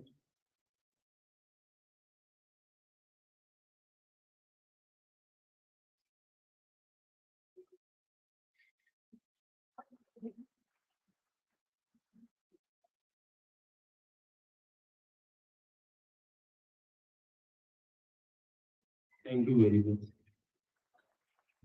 Thank you for your presence. We have guests from AKS University, Satna, Professor Shailendra Singh, Head of Department of Mechanical Engineering, and Akhilesh A. Roy, Head of Department of Computer Science. Please welcome on the speaker. To communicate them, I would like to call Chief Administrative Officer, Mr. Akhilesh, to present the moment.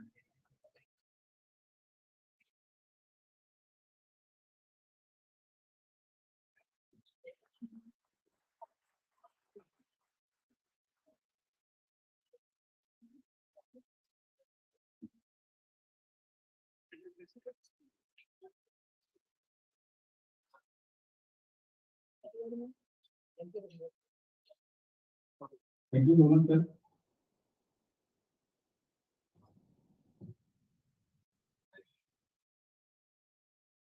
I stand before you with a profound sense of gratitude and appreciation as we draw the curtain on this remarkable inaugural ceremony of the International Conference on contemporary research, innovation, and trends in engineering, applied science, management, and humanities.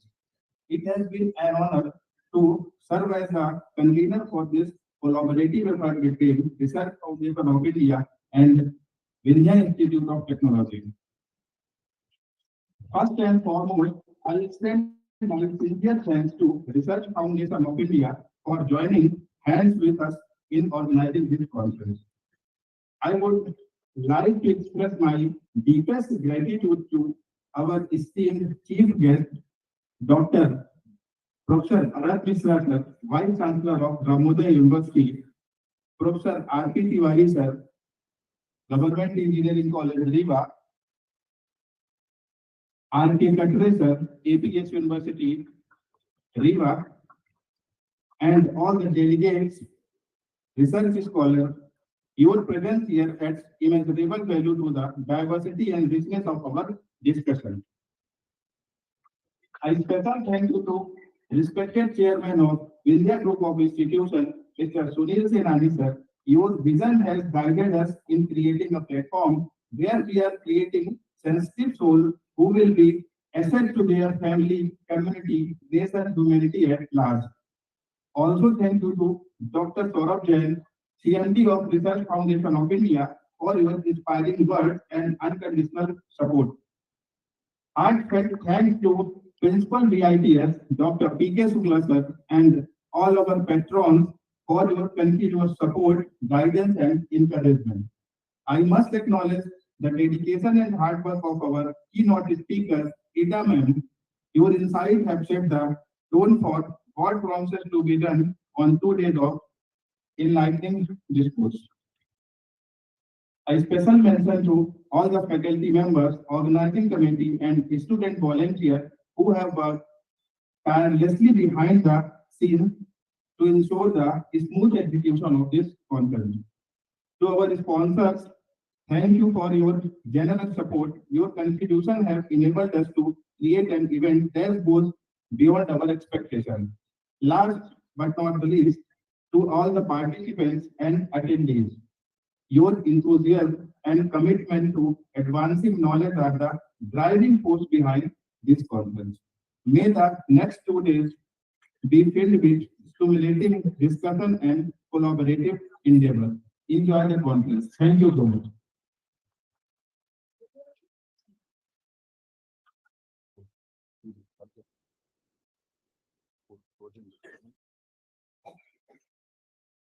Thank you so much, sir. Let the International Conference on Contemporary Research, Innovations and Trends unfold. May these 2 days be filled with enlightening conversation, meaningful connections, and a collective commitment to shaping a better, more informed future. Thank you. Now, as we have concluded the session, all the students are advised to move to their respective classes.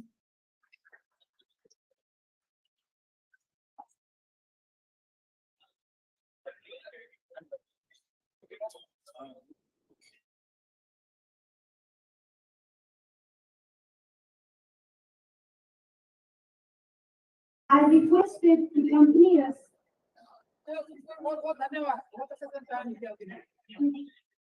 Accompany us for the high tea. Thank you, sir.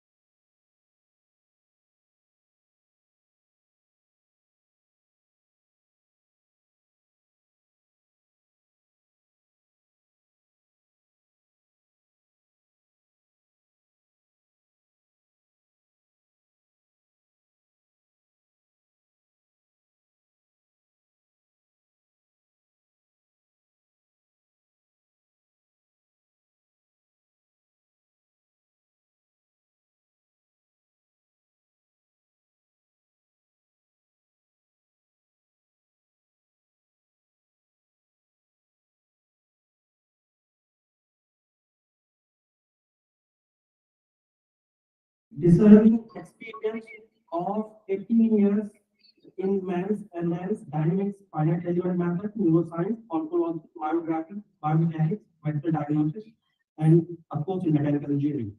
He possesses a proficiency in monitoring cost and effectiveness of the research and development activities of the organization, providing advice on research and development options available in the organization.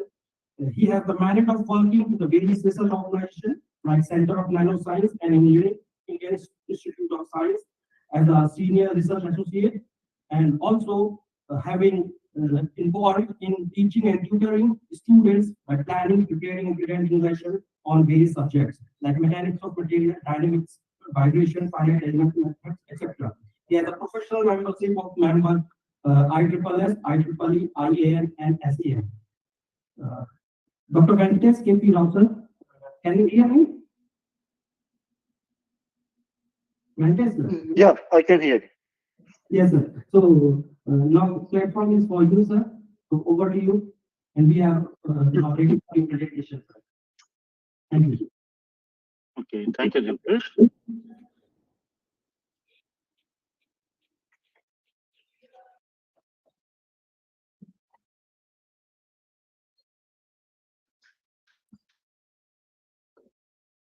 Okay, good afternoon, everyone.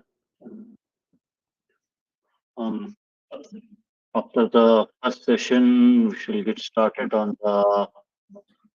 I'm happy to be the first keynote speaker for this session. So, as our lab is basically on, is my screen is visible to all of you?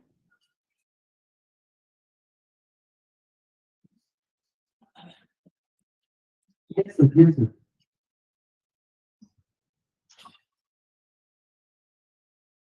I hope it's visible, right?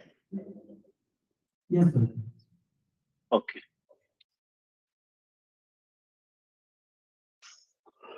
So, in our lab, myself Venkatesh from the Department of Mechanical Engineering, Pilani campus.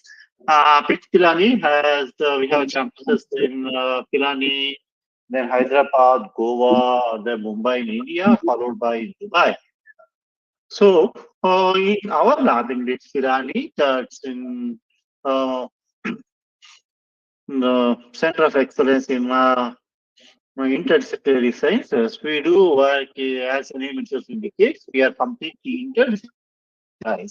And the present situation, we can't restrict ourselves to the just the mechanical or the electronics. So everything in this world is interdisciplinary in nature. So in the today's session, I will be discussing on the mechanical microscopy of the cells. And if you look at many of the biologists, they don't look at things from the engineering perspectives, and engineers don't want to the biological perspective.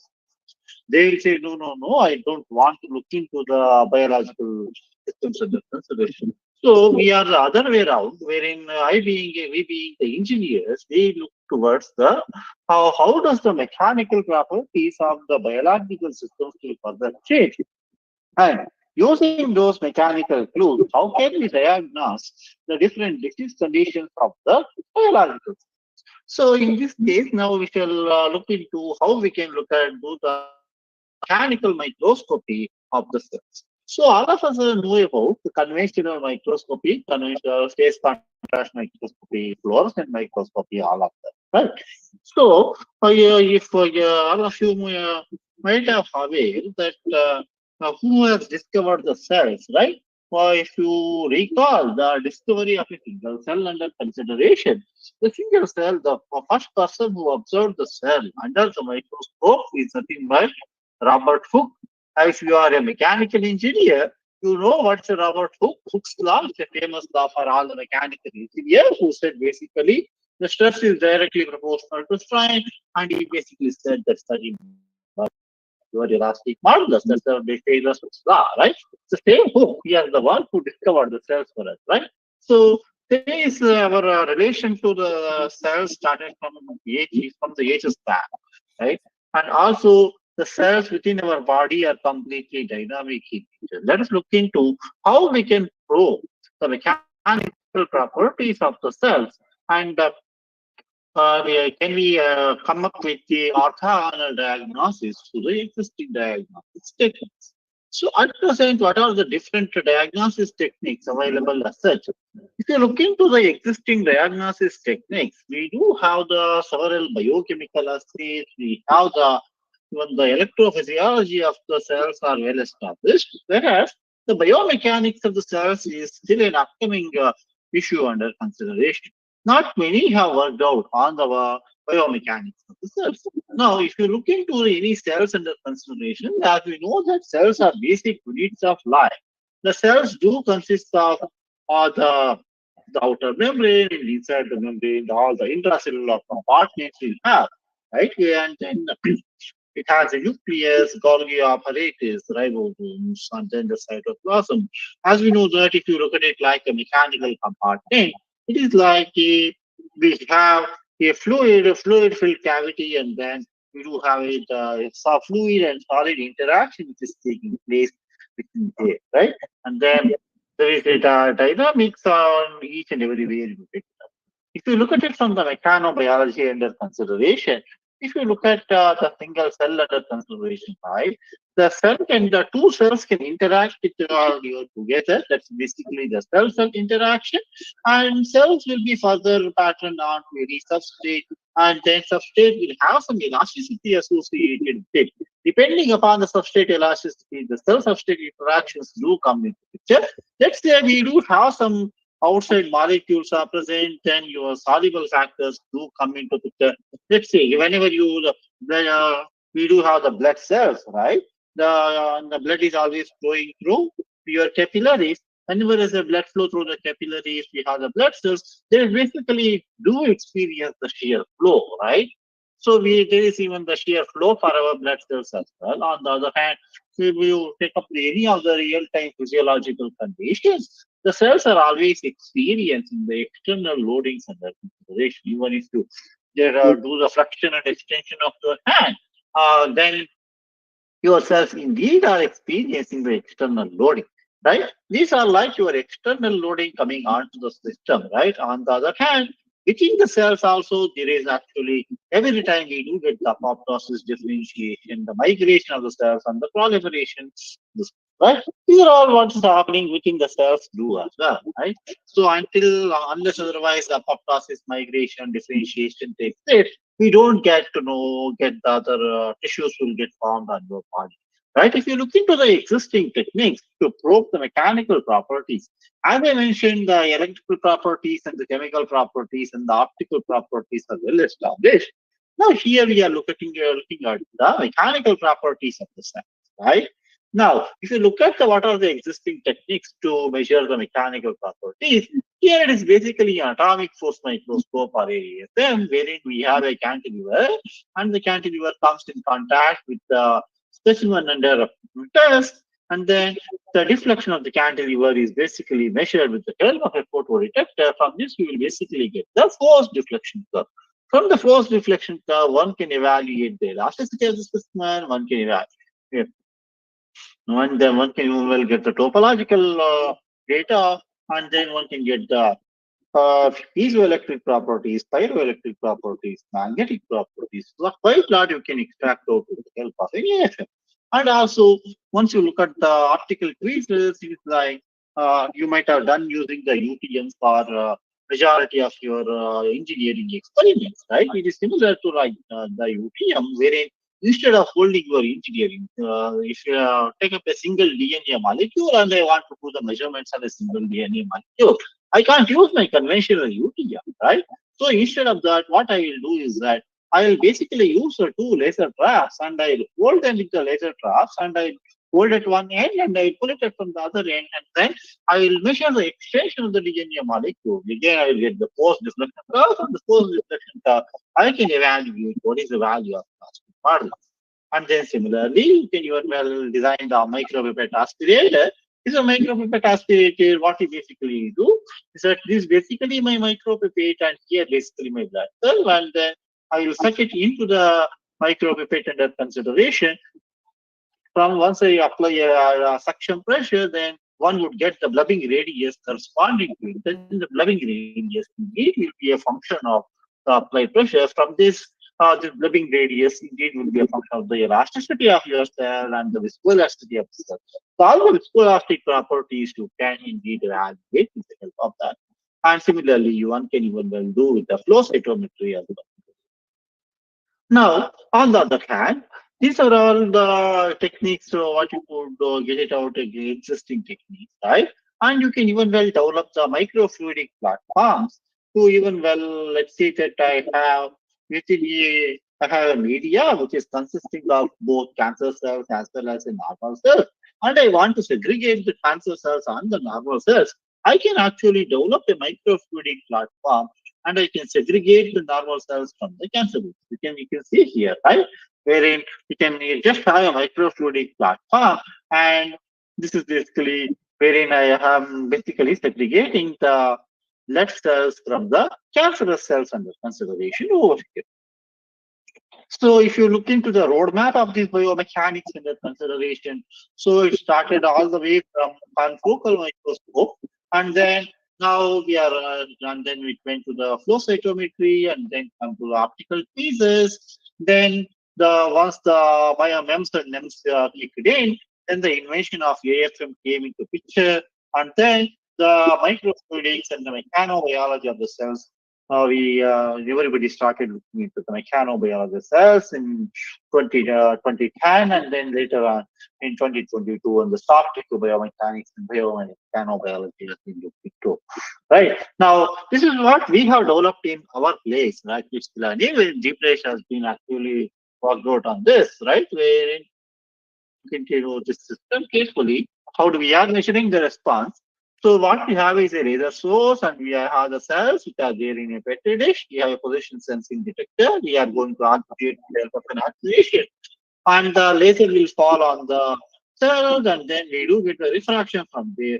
Then once there is a refraction, that will be basically measured. It will be measured. Then it will fall on the different position on the PSD, right? Is the initial position, is a new position on the PSD. So the new position on the PSD corresponds to different value of output voltage from this, right? So the output voltage, I basically get in the time domain. Once I take the FF data, then I can take the frequency domain data correspond, right? Now you can look into this higher petri dish, which is basically containing the cell.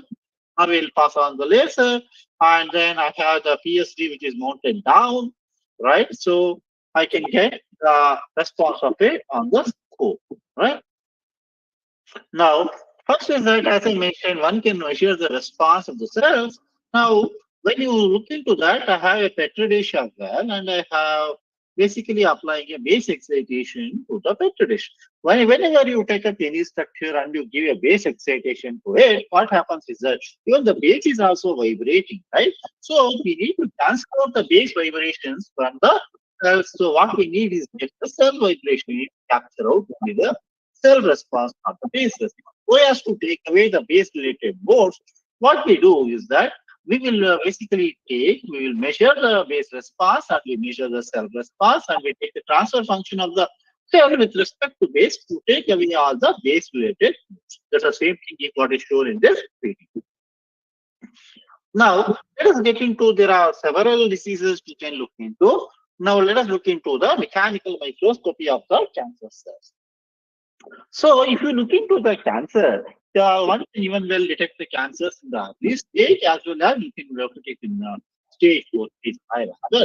And whenever the cancer cell migration is considered, right? So the process of it basically undergoes a process called EMT. The EMT basically stands for epithelial to mesenchymal transition, wherein this EMT is developmentally, even if you want any kid to undergo development, the EMT is a developmentally reserved process, right? So even any of our development, EMT is always there. So even the EMT is there in this cancer as well, wherein this stud-like cells, that's the epithelial cells, gets transformed into the mesenchymal cells, that is, the stud-like cells gets transformed into a flow-like cells, And during the process, what would happen is that the migration ability of this mesenchymal cells will be much more, and then during the process, these epithelial cells will have a much larger viscosity, as you can see. Since the epithelial cells have a larger viscosity and mesenchymal cells have a lower viscosity, you can think of you have a oil and you have a water, right? The oil is having a larger viscosity and the water is having a smaller viscosity. That's why water can flow quite easily, right? That's a similar thing. The mesenchymal cells have a much lower viscosity and that's why it can flow quite easily. That's why we say whatever is the curd-like cells get transformed into a flow-like cells.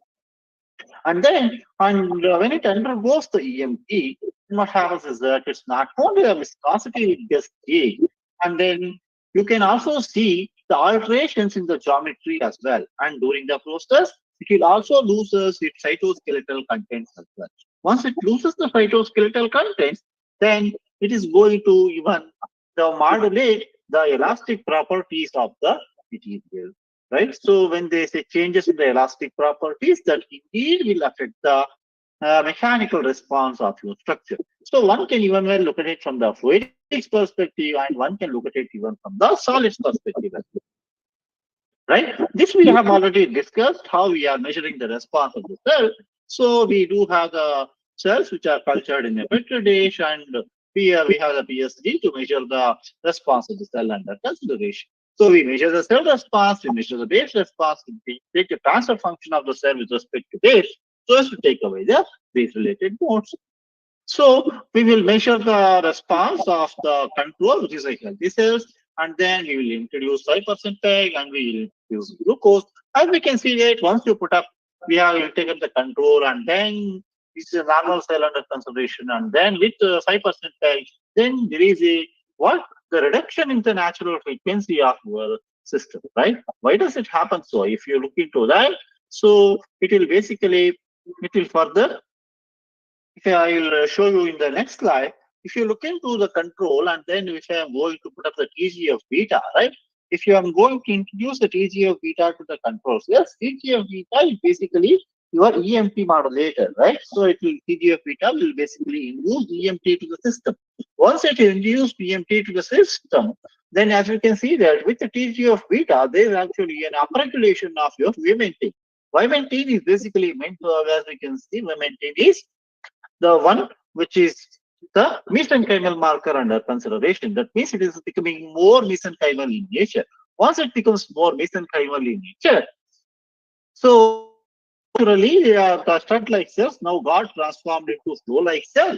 Now the that's why it's going to lose all the elastic modulus. It will further will you can see the reduction in the natural frequency of this here as well. So we can see that with the TG of beta, there's a reduction in the natural frequency. And also in the earlier slide, during the EMT, I mentioned that once the stud-like cells get transformed to flow-like cells, then what would happen? Even the viscosity will drop down. So one can even well evaluate the viscosity from the frequency response, right? So you can evaluate the viscosity, you can evaluate the frequency, you can evaluate the elastic modulus. All of them you can do that.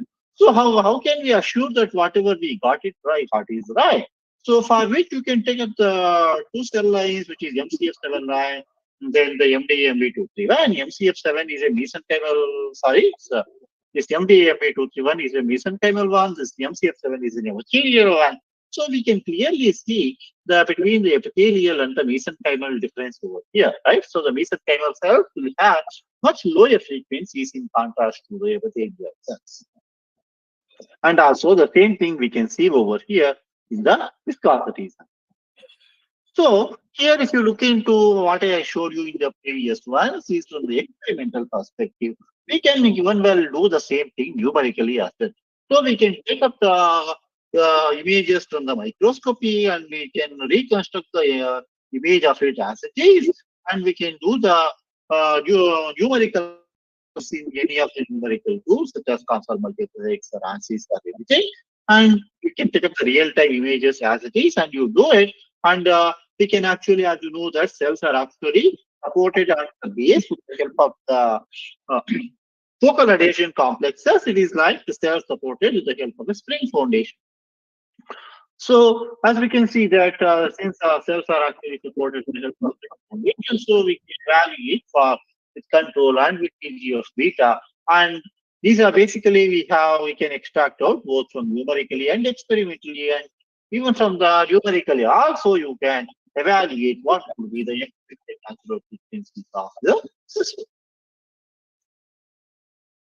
So on the other hand, we can even well look at as I mentioned in the earlier stage, the cells are adhering onto the substrate with the help of the adhesion proteins. Let's see what would happen if I am going to modulate the properties of the adhesion proteins under consideration. This is basically the cells are adhered onto the substrate with the help of the focal adhesion complexes. So let us modulate the properties of the adhesion complexes and see what happens to my frequencies. So this is basically the frequency response. I'll take the step response, phase response, and I'll take the transfer function to dial the natural frequencies of the system of the cell here under consideration. So I can take up the real image of the cell as it is, and I can do the numerical analysis of the cell, which is basically consisting. As we know that even we can do the studies on the AFM also. We can even well model the AFM modeling in any of the numerical tools, right? So we can just take up the cell and we can put up the indenter on top of it, and we can get the force diffraction curve from the numerical tools as well. So this is basically we need to create the geometry, assign the material, do the boundary condition, and then get the stress strain curve, or you can get the force deflection curve, whatever you would like. Yeah. So one can extract out the force reflection curve numerically, as well as one can extract out experimentally as well. So you can even well get the force reflection curve numerically, and you can compare with your experimental data under consideration as well, right? So, and on the other hand, I have already mentioned that we can even will modulate. In numerical things, you can always play with the number, right? So you can even well modulate the stiffness of what your focal adhesion complexes, and you can see how does your response will further change once I modulate the stiffness of the focal adhesion complex under consideration. Here we can see that once I increase, right, once I increase the focal adhesion complex stiffness, then it is actually increase in the natural frequencies over here. Same thing you can see in the inset. So the same thing you can once I take it up across the different modes of visualization, there is actually the increase in the natural frequency. It is something like it is fixed quite rigidly in comparison to loosely, right? On the other hand, let's say that if you are having an external excitation coming onto the system, so let's say I'm going to give some external, let's say you are keep on doing some exercises, there will be some internal changes to your body, right? Similarly, let's say that you will give some external exercises to yourself and see what happens to the intracellular compartments and how it will be reflected in the mechanical response under consideration. For which what we do is that we will connect it to any external stimulus and we will see. And how does the response of the cell will further modulate, right? So if you look into, this is the basic thing, I will not go into this again, I will measure cell and base response. And if you look into here, once I give the external stimulus to the cell, that indeed will also modulate the natural frequencies of the cell. And as we can see, this will also modulate not only the why does it modulate? It will, as we can look at it from the microscopy images, that it will further reduce the diameter of the cell. Once the diameter of the cells will come down, naturally its frequencies will go up. So the same thing we can see here. Once I increase the frequency, if I cross the 0 hours to this, then whatever is there, it will become more mesenchymal in nature under consideration. So we are defining here the circularity index is basically defined as the area to the perimeter. So as I increase to the higher, as I go to the higher frequencies, my circularity index will further come down. Right, same thing you can even well model it numerically as well, and you can get the frequency response for different frequencies, the different frequencies of excitation, and you can even well do the biological assay, and you can see that you can do the viability, you can do the MTT assay and look at the percentage viability and see that once I use the 60 per 60 hertz, and even if I go to a high frequency excitation, I can see that viability will further go down under consideration. Okay, and then on the last part, how much time do I have, Diplesh? Yes, sir. Just We have 5 minutes, sir. 5 minutes. Okay. The last part is on the one can even well develop. It's not that I need to make use of all the always extra things. I can even well develop the smart microfluidic channels. And for development of smart microfluidic channels, what exactly I mean the smart microfluidic channel is that instead of just having a conventional microfluidic channel wherein we just use the PDMS and then so let's make it a smart. So what we can do, how can we make it a smart? So for which you can actually mix the PDMS with the ZNO. ZNO is known to be a wonderful piezoelectric material under consideration. It is having a wonderful piezoelectric properties. When the cells actually flow through this channel, they will actually will exert a shear stress onto the channel, right? Once they exert a shear stress, they indeed so, as the piezoelectric effect basically says what? Whenever there is a stress, it will give us the voltage out, right? Once it exists the piezo shear stress, it will give us the voltage output to the system. Let's see how exactly we are getting out from this. So, what we are doing here is we are mixing this PDMS with the ZNO so that it will become the completely piezoelectric emitter. So, whatever you can see here, this is completely a piezoelectric micro machine. Smart channel under consideration. So instead of having the regular channel, we are making them be completely smart. So what we are doing here is if I apply the potential, we can see that there is actually a deflection of your structure, which we can actually measure it. On the other hand, let's say that if I am going to stretch it, if I am going to stretch, or if I am going to apply a dead load onto this, we will actually do get a output voltage from this, right? So we can see that our channel is actually behaving like a piezoelectric emitter. Now let us flow the cells and see how the channel is behaving, right? So let us do that. So for which I can even make the cells to just put up the channel underneath the microscope and then flow the cells through that. And then if you flow the cells and then as a function of time, we can look into how the circularity index will further change. And also, we this copy basic setup, wherein we can look into the mechanical. Once the cells are flowing through the microfluidic channel, we can even well measure the mechanical response with the help of the PSD. So if you look into, we can see that we can take up the base response, cell response, and then take away the base related modes, and then you get the.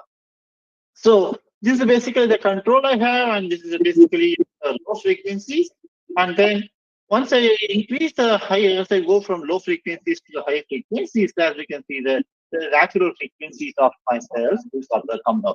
Why is it happening so? That's the same thing we can see from the circularity index over here. The circularity index actually go down actually when I go to the high frequencies in the consideration. So I will conclude this. So here, so it's not just that we can go with chemical signatures or the electrical signatures. Chemical signatures like your electrochemistry and then the biochemistry are quite well established. And the electrical signals like your ECG, EEG, EMG, the electromyography, even they are all quite well established as these in the consideration. On the other hand, one can even well go with an orthogonal diagnosis technique, which is nothing what is what we are calling it as a mechanodiagnosis or the mechanical diagnosis in the consideration. In the mechanical diagnosis, one can get into by looking into by statics. In statics, plenty of people are already working on, but in dynamics, not many are working on. We are one of the pioneers in measuring the dynamics of the cells under consideration, right? So, as you know, that cells are not just just the structural materials; they do have the fluidic matter. So we can exploit from both ways as well, both from the structural as well as from the fluidic.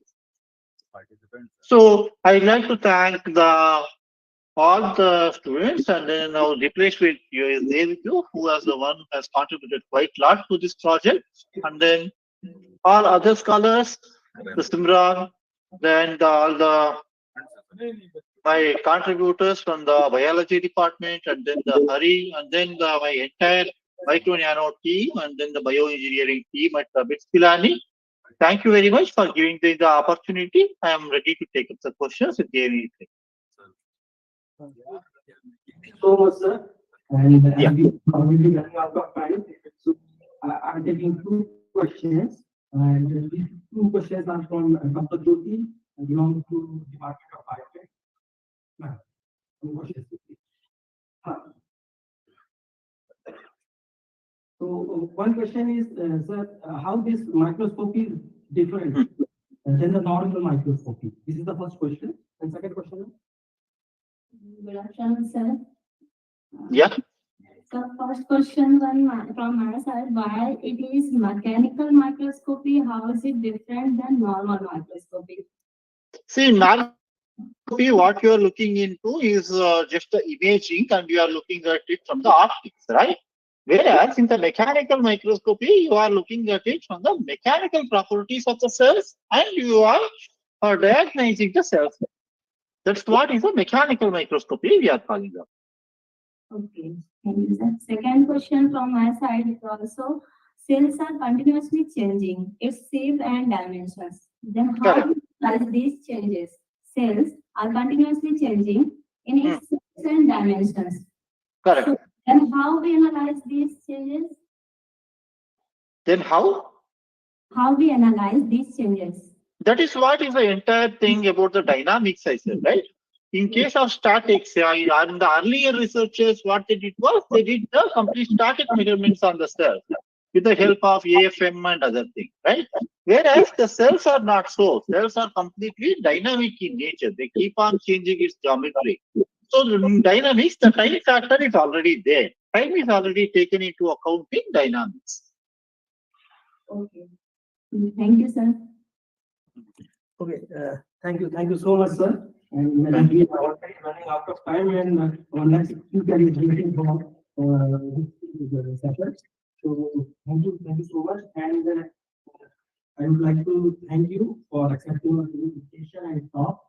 And also, sometimes we are looking for you to be in an offline mode also, so that we can interact with you as well as to exchange the knowledge with you. Thank you. Thank you. Thank you. So Thank you. Thank you, sir. So our next speaker is Corina Sojida, Head Pedagogical Circle in Hosi, Romania. Good afternoon, ma'am. Over to you, ma'am. Am I audible, ma'am? Corina Sojida, ma'am.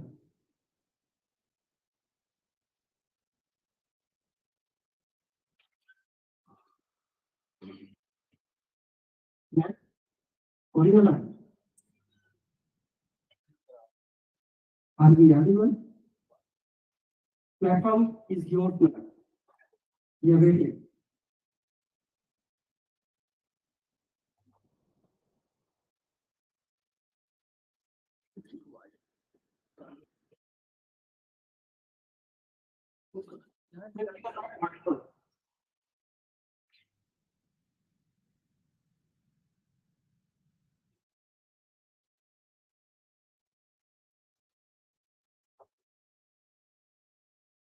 यहाँ से चालू है।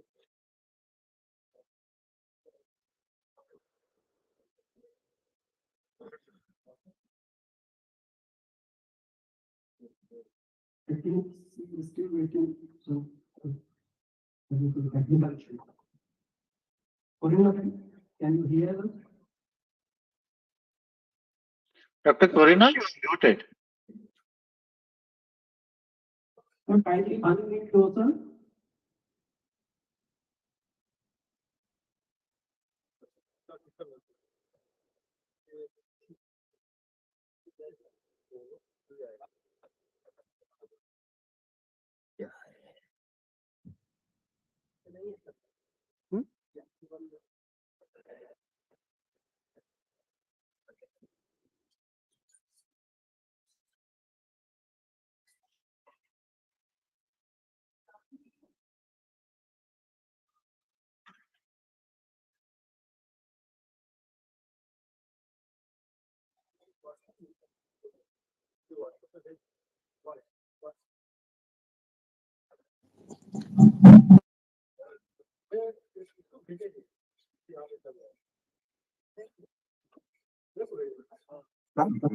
Hello? Am I audible now? Yes, ma'am, you are audible. Yes, yes. Sorry for the inconvenience. Yes, ma'am, audible. Okay. Sorry for the inconvenience. There was a problem with my microphone, but I hope now everything is okay. First of all, thank you to Dr. Ajay Jain from India for this invitation. I'm honored to be here today with all of you. And I would like today to speak because the topic is research. I would like to speak a little bit about one of my initiative, one of my projects, because I am an Erasmus coordinator. Maybe not many of you knows what Erasmus means. Is a platform which give the possibility to European schools, colleges, universities to write, to submit their project, to get funds, and to travel in order to have activities with students from Europe. I got the idea that only Europe is not enough. Maybe we can extend these sort of programs to all the continents. So that's why I start one own project, RELTAU. I will share my screen with you. I hope you can see. Let me know if you can see my screen now. RELTAU, Research on Environment, Learning, Training, Teaching Activities Worldwide. Is the screen visible for you?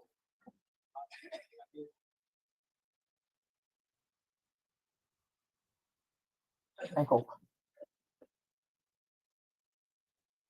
So as I said, I start this project in order to connect teachers, educators, well-wishers from all across the world. So I started the project 1 year ago, and I in connection with some organizations from international environmental fields. So together we start to work. What actually RELTAU means, research on environment, learning, training, teaching activities worldwide. So nowadays, when the world has become so small and we have the chance to connect with each other, not only in online like today, but also physically, I do believe we can travel very easy from online to physically meetings in order to achieve our goals. So next to me are involved VIU Europe, Vision for Excellence International University, TMP Malaysia, represented by Dr. Malini, VU by Dr. James, and FIDES Denmark, represented by Dr. Mandela Dan.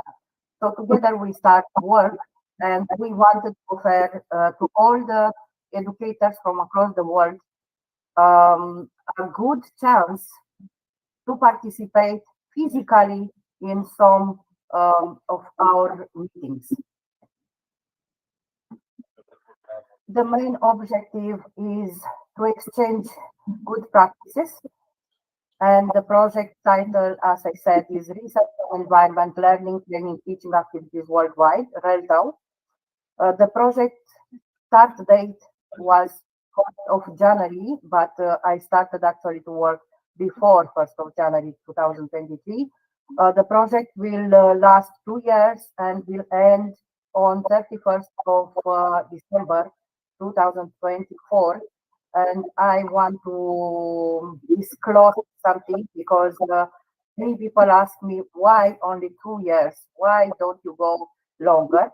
So together with my partners, we decided to register RELTAU not like a project, not only a project, but an NGO.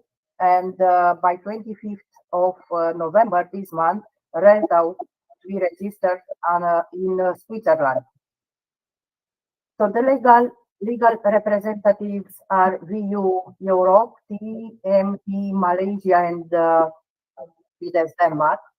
Our priorities are social and educational values of international cultural heritage and environmental involvement, social inclusion, promoting the acquisitions of skills, competences, and abilities in ecological and general activities, and of course, exchange of good practices. This was the start. I proposed 6 countries at that time. But I can tell you that we have done with Denmark in April 2023. We skipped Sweden, but we went in India at the end of October 2023. 2 weeks ago, I am back from New Delhi, India. So our first landing were in Denmark between 7 and 13 of April. You can see here program agenda, which we had for 1 week. Of course, there were a lot of academic activities, workshops, meetings with NGOs who are working for environment and so on. I will let you to see a short video from Denmark prepared by one of the delegates who were present there.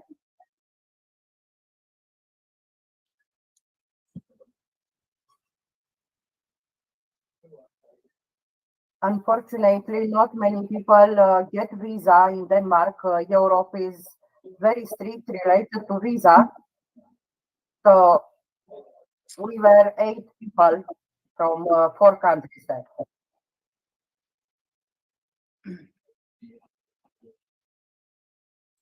From the outcomes in Denmark,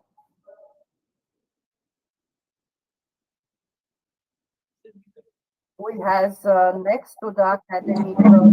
Excuse me, your slide is not changing. Slide is not changing. Yes, I hear. Sorry, I don't know why. So I will go like this. Maybe now is okay. Can you see the second one?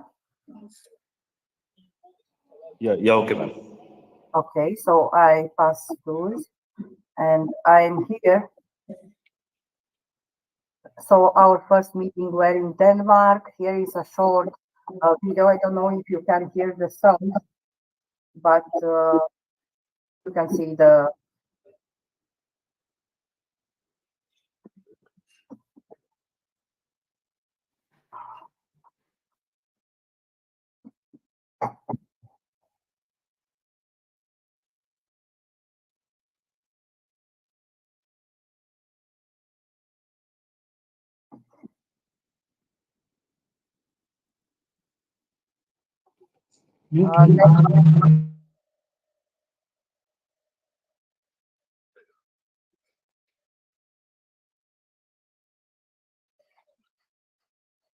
Denmark is one of the countries in Europe with a very good environment, and the fresh air is there everywhere.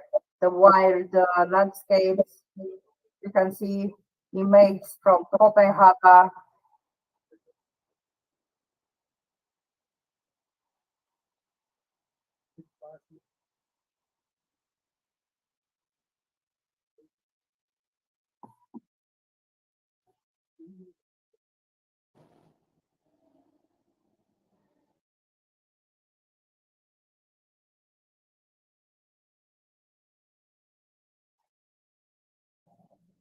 Beautiful Copenhagen, the capital of Denmark. Next to the academic activities, we had some trips as well. So we enjoy the environment.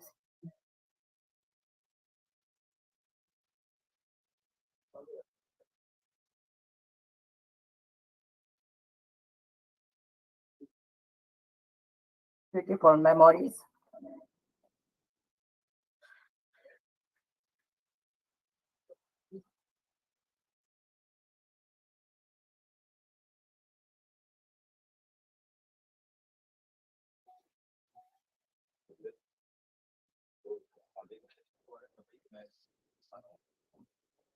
the way of preserving everything is really wonderful in Denmark.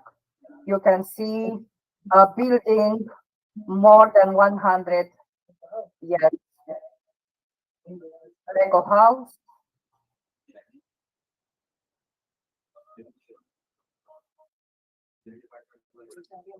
Wild beaches.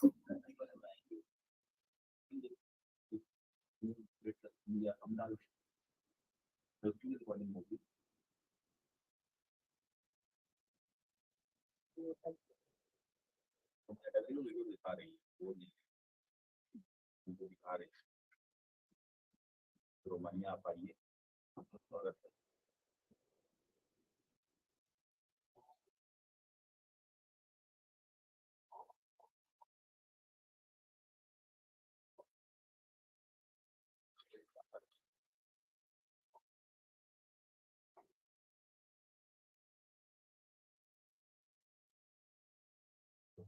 Wild animals are coming each morning near to the house where we were accommodated.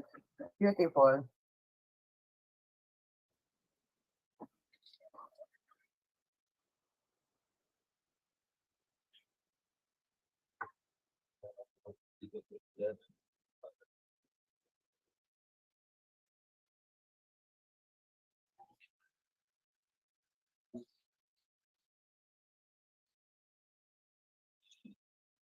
So we are different, but all of us feel the same to be open-minded and musing about other cultures.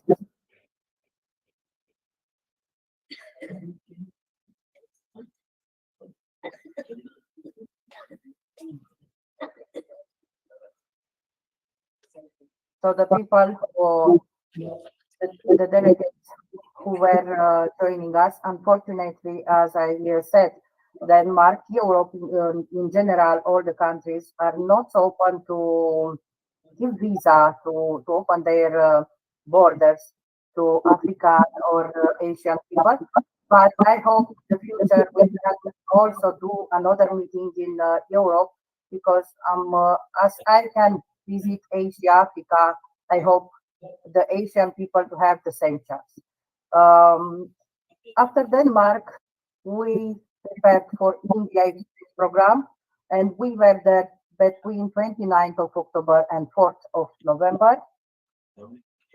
You will see here the program agenda, which we follow India, some academic activities and international event organized by World Book of Records, London, another one by EduClouds. We visit GKG International School, two branches of the school, wonderful schools in New Delhi.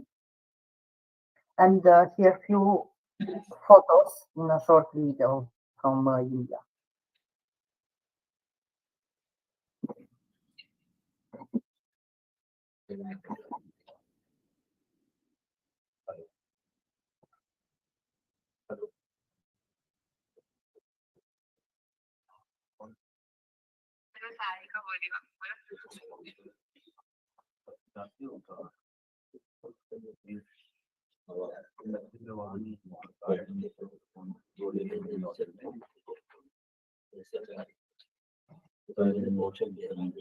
आज नहीं होगा कल नहीं होगा परसों चीज होगा अगर आना तो परसों आज और कल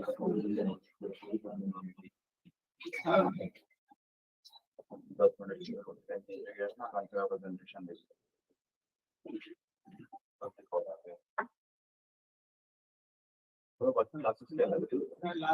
We were lucky because in India, 23 delegates from 70 countries were present. They did visa very easy. Thank you, India, for this wonderful welcoming. I will always remember, and maybe in one day I will be back there. And after India, we are preparing for our next exchange program in Egypt between 17th and 24th of February 2024. Waiting you to join us.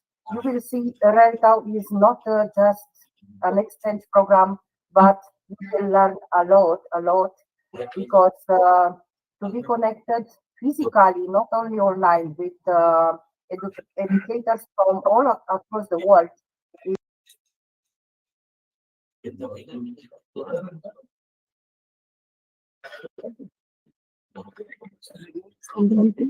Replace sir madam हो गए madam हो गया वो doctor madam यहाँ पे जुड़ी है यहाँ पे इनका हो गया हो गया हो गया हो गया थैंक यू सो मच बोलिए Thank you so much, Dr. Pandita. The next talk we have here. Madam school Scheduled next talk is Dr. Swami Datta. Actually, ma'am, we have one offline guest here in our devices, Professor R.K. Katare, sir. He is Professor and Head of CSE CVIVA. So we are requesting you to make some changes in the schedule. This talk is scheduled for you. This guideline is scheduled for you. So can we put Professor R.K. Katare here? And you can switch in to around 3:40 to 4 p.m. duration. Is it fine for you, ma'am?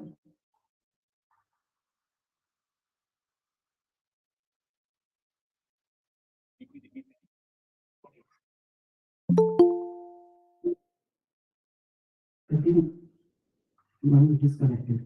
So, okay. उन्होंने क्या बोला उन्होंने बोल दिया Okay. Okay. Thank you, Dr.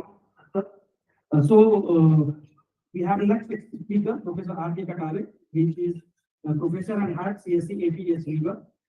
He has completed his PhD from DAV in law.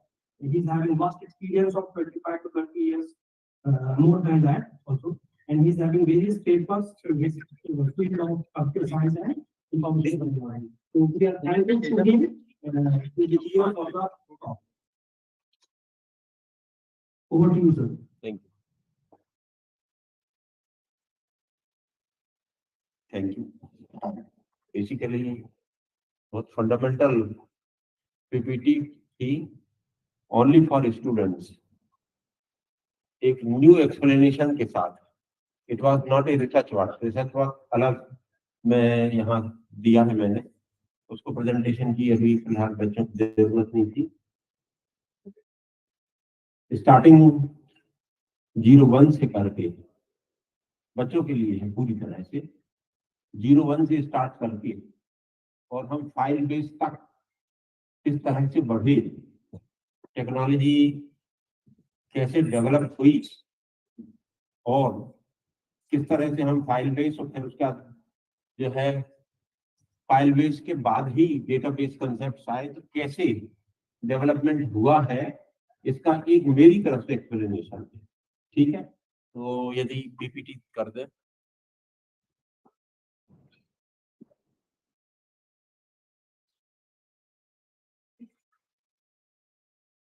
इसमें आप यदि question पूछोगे तो ये मेरा एक्सप्लेनेशन बढ़ेगा.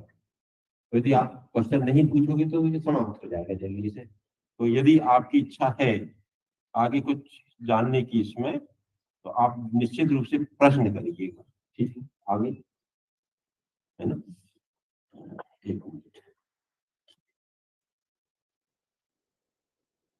मैं भी अपने यहाँ देख लूँ शुरू कर दूं क्योंकि उसकी दूर देखने में दिक्कत है. तो स्टार्ट पहली स्लाइड दिखा दीजिए. पहली स्लाइड फर्स्ट स्लाइड. ये मैंने लिखा है कि journey from boolean to five base. यहाँ कंसेप्ट आता है बेस का. ठीक तो बुलियन जो है बुलियन अलजेब्रा जॉर्ज बुल ने जो अजम्पशंस दी थी बुलियन अलजेब्रा की तो जॉर्ज बुल ये स्वयं नहीं जानते थे कि एक जमाना ऐसा आएगा कि उसकी जो बुलियन अलजेब्रा है उसकी वजह से हमारी जिंदगी आगे बढ़ने वाली है. हमारी जिंदगी उसके ऊपर डिपेंड करेगी. वो कैसे ये है बुलियन अलजेब्रा का एग्जाम्पल आपके हाथ में है ना. हार्ट पे पेसमेकर बना हुआ है, वो बूलियन अलजेब्रा का एग्जाम्पल है। आपके घर में फ्रिज है, वो बूलियन अलजेब्रा का एग्जाम्पल है।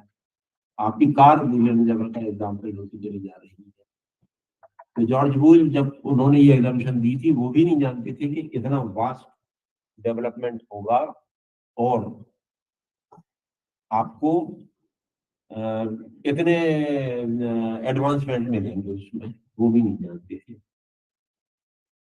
जॉर्ज बुश ने जिस समय 0 + 0 = 0, 0 + 1 = 1 दिया था, तो जो फेलो मैथमेटिशियंस थे उस समय, उन्होंने इनकी बहुत मजाक उड़ाई थी। उन्होंने कहा कि ये किस तरह की गणित दे रहे हैं, आपको क्या हो रहा है। लेकिन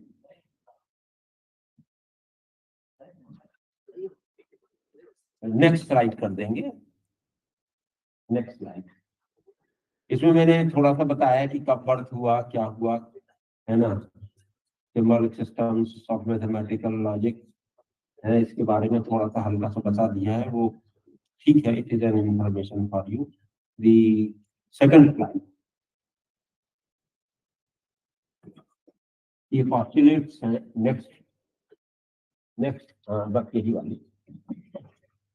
आप घर में सुबह से शाम तक जो लैंग्वेज यूज करती हो, उसमें आप एंड और यूज करते हो, कंडीशंस यूज करते हो अपनी लैंग्वेज में। फॉर एग्जाम्पल, आप एक कहते हो कि आज छुट्टी है इसलिए हम नहीं पढ़ेंगे। एक एग्जाम्पल बता रहा हूँ। एक एग्जाम्पल है यहाँ पे कंडीशन प्रोडक्ट करने के, इफ देन कंडीशन प्रोडक्ट की। इसके अलावा भी आप ये कहते हो कि आज दाल और सब्जी दोनों खाएंगे, और यूज कर लिया आपने। और मीन्स एंड, वो ओ आर नहीं है, ये ए एंड एंड, इसी तरह से यूज करते हो। यदि आपको हम तो कॉपी दे दें चेक करने के लिए और ये कंडीशंस लगा दें, तो आप ट्रुथ टेबल डिराइव कर लोगे आराम से। वो जो ट्रुथ टेबल आप याद करते हो, वो सिंपल एग्जाम्पल से ट्रुथ टेबल डिराइव हो जाएगी। ये दो एग्जाम्पल यदि मैं ये कह दूं, अटेम्प्ट क्वेश्चन 1 एंड क्वेश्चन 2, और फिर मैं उससे आपसे कहूं कि 1000 कॉपी चेक कर लो, तो आप वही करोगे जो ट्रुथ टेबल में है, वही करोगे। यदि हम ये रख देंगे क्वेश्चन अटेम्प्ट क्वेश्चन 1 और question 2, then you will do the same as it was depicted in truth table, वही करोगे बिल्कुल एग्जैक्टली। थोड़ा सा उसको एक्सप्लेनेशन करने के लिए एक बोर्ड होना चाहिए, और बोर्ड के माध्यम से ही मैं आपको बता सकता हूँ। अभी बोर्ड नहीं है मेरे पास, है ना। अब बाइनरी नंबर सिस्टम्स बने। बाइनरी में आपने अभी तक एंड, और, नॉट, नेंड, नॉर ऑपरेशंस देखे। आपके मन में कभी प्रश्न आया है कि हम greater than, equal to, less than, equal to, greater than, less than, unequal, equal, है ना, तो प्लस, मल्टीप्लिकेशन। मैं माइनस की बात नहीं करूंगा, ना डिवीजन की बात करूंगा फिलहाल। माइनस और डिवीजन जो है, addition is repetitive, sorry, multiplication is repetitive addition and division is repetitive subtraction. तो अल्टीमेट जो ऑपरेशंस हैं वो एडिशन और माइनस, है ना। तो इन ऑपरेटर्स के बारे में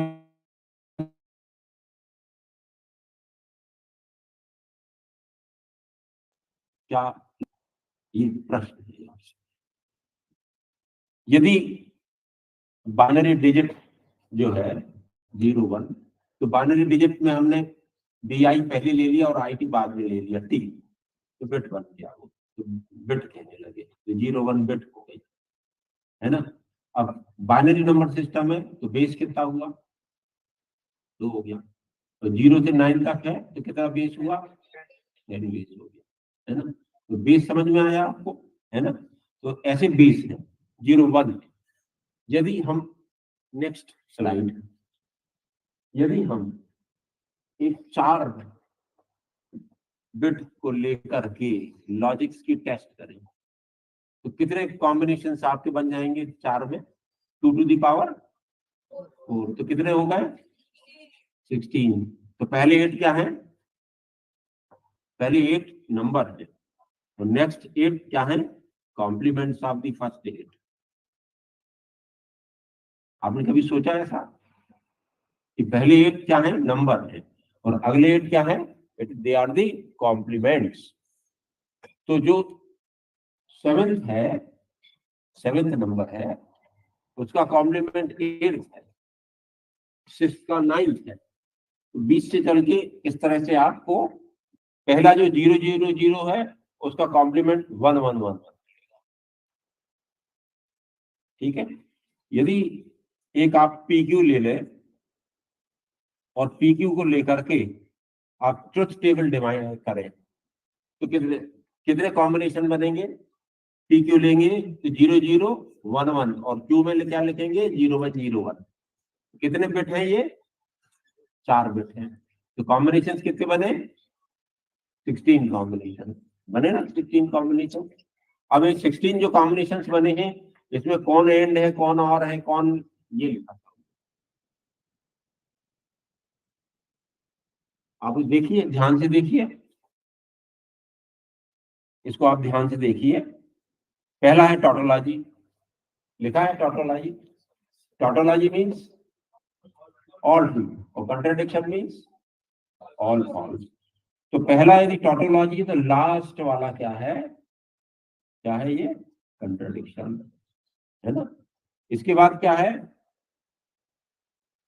और है, और है ना। सेकंड लास्ट क्या है? नॉट, कॉम्प्लीमेंट आ गया, है ना। इस तरह से आप लिखोगे Q implication of P. Last क्या, लास्ट में उसका क्या होगा? Complement not. इसके बाद पी है तो नॉट पी मिलेगा।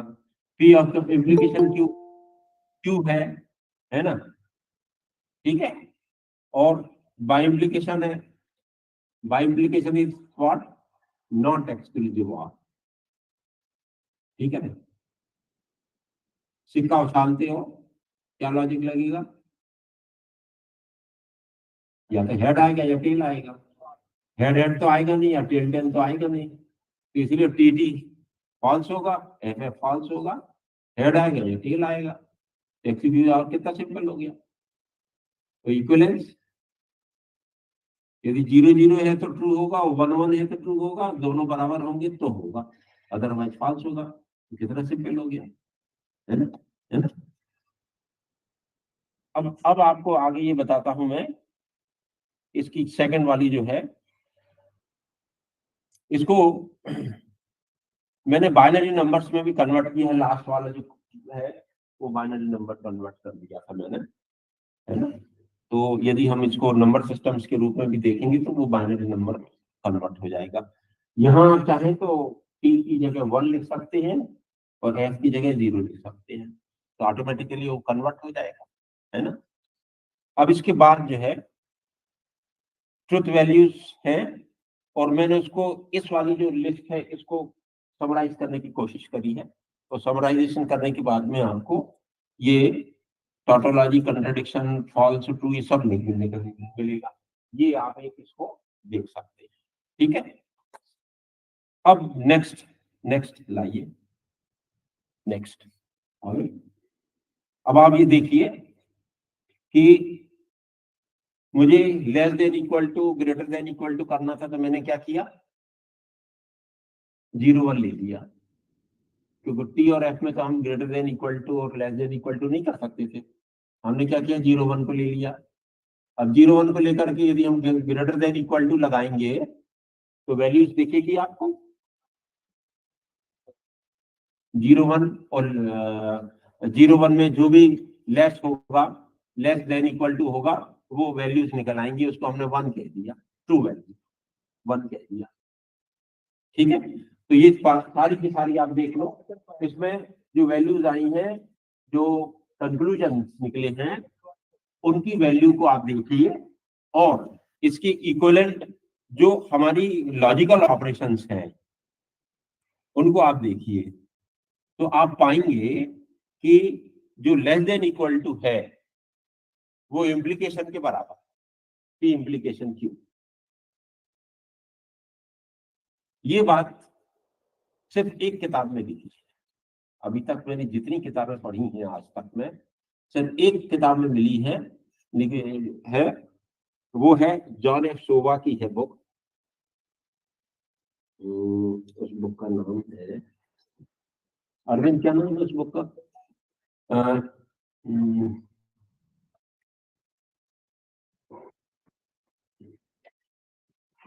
मैं थोड़ी देर से बताता हूँ, वो उस बुक का नाम है, ठीक है।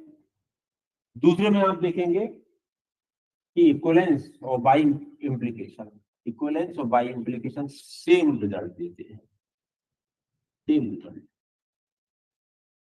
इसी तरह से नॉट इक्वल और एक्सक्लूसिव और सेम रिजल्ट देते हैं। इसी तरह से प्लस और सेम रिजल्ट दे रहे हैं। इसी तरह से मल्टीप्लिकेशन एंड सेम रिजल्ट देते हैं। ये मैंने जानबूझ के इसको इस तरह से लिखा है कि आपको कम से कम जो ऑपरेटर्स है जिसमें less than equal to, greater than equal to, अभी आपको एक बात बताता हूं मैं, लेस देन इक्वल टू जो है इसमें आपको greatest upper bound, least upper bound दोनों मिल जाएंगे। मेरे पास बोर्ड नहीं तो मैं अभी करके दिखाता आपको। Less than equal to, greater than equal to, less than, greater than, इससे एल्गोरिथम्स के आपके big O, small O, big theta, small theta, omega, सारे नोटेशन निकल आएंगे। इतना सिंपल है वो। लेकिन जब हम डेफिनेशंस में जाते हैं तो हमको डिफिकल्टी जाती है समझने में। लेकिन यदि इन कंसेप्ट्स का उपयोग करेंगे तो बड़ी आसानी से आपको greater than, sorry, least upper bound, greatest lower bound मिल जाएगा। लेस देन इक्वल टू में लोअर बाउंड मिलेगा, तो लोअर बाउंड में जो सबसे लोअर बाउंड का पूरा सेट होगा, उस सेट में जो ग्रेटेस्ट नंबर होगा that is greatest lower bound. इसी तरह से ग्रेटर देन इक्वल टू में क्या मिलेगा? अपर, उस अपर बाउंड में सबसे जो छोटा वर्ड होगा वो लीस्ट अपर बाउंड हो जाएगा।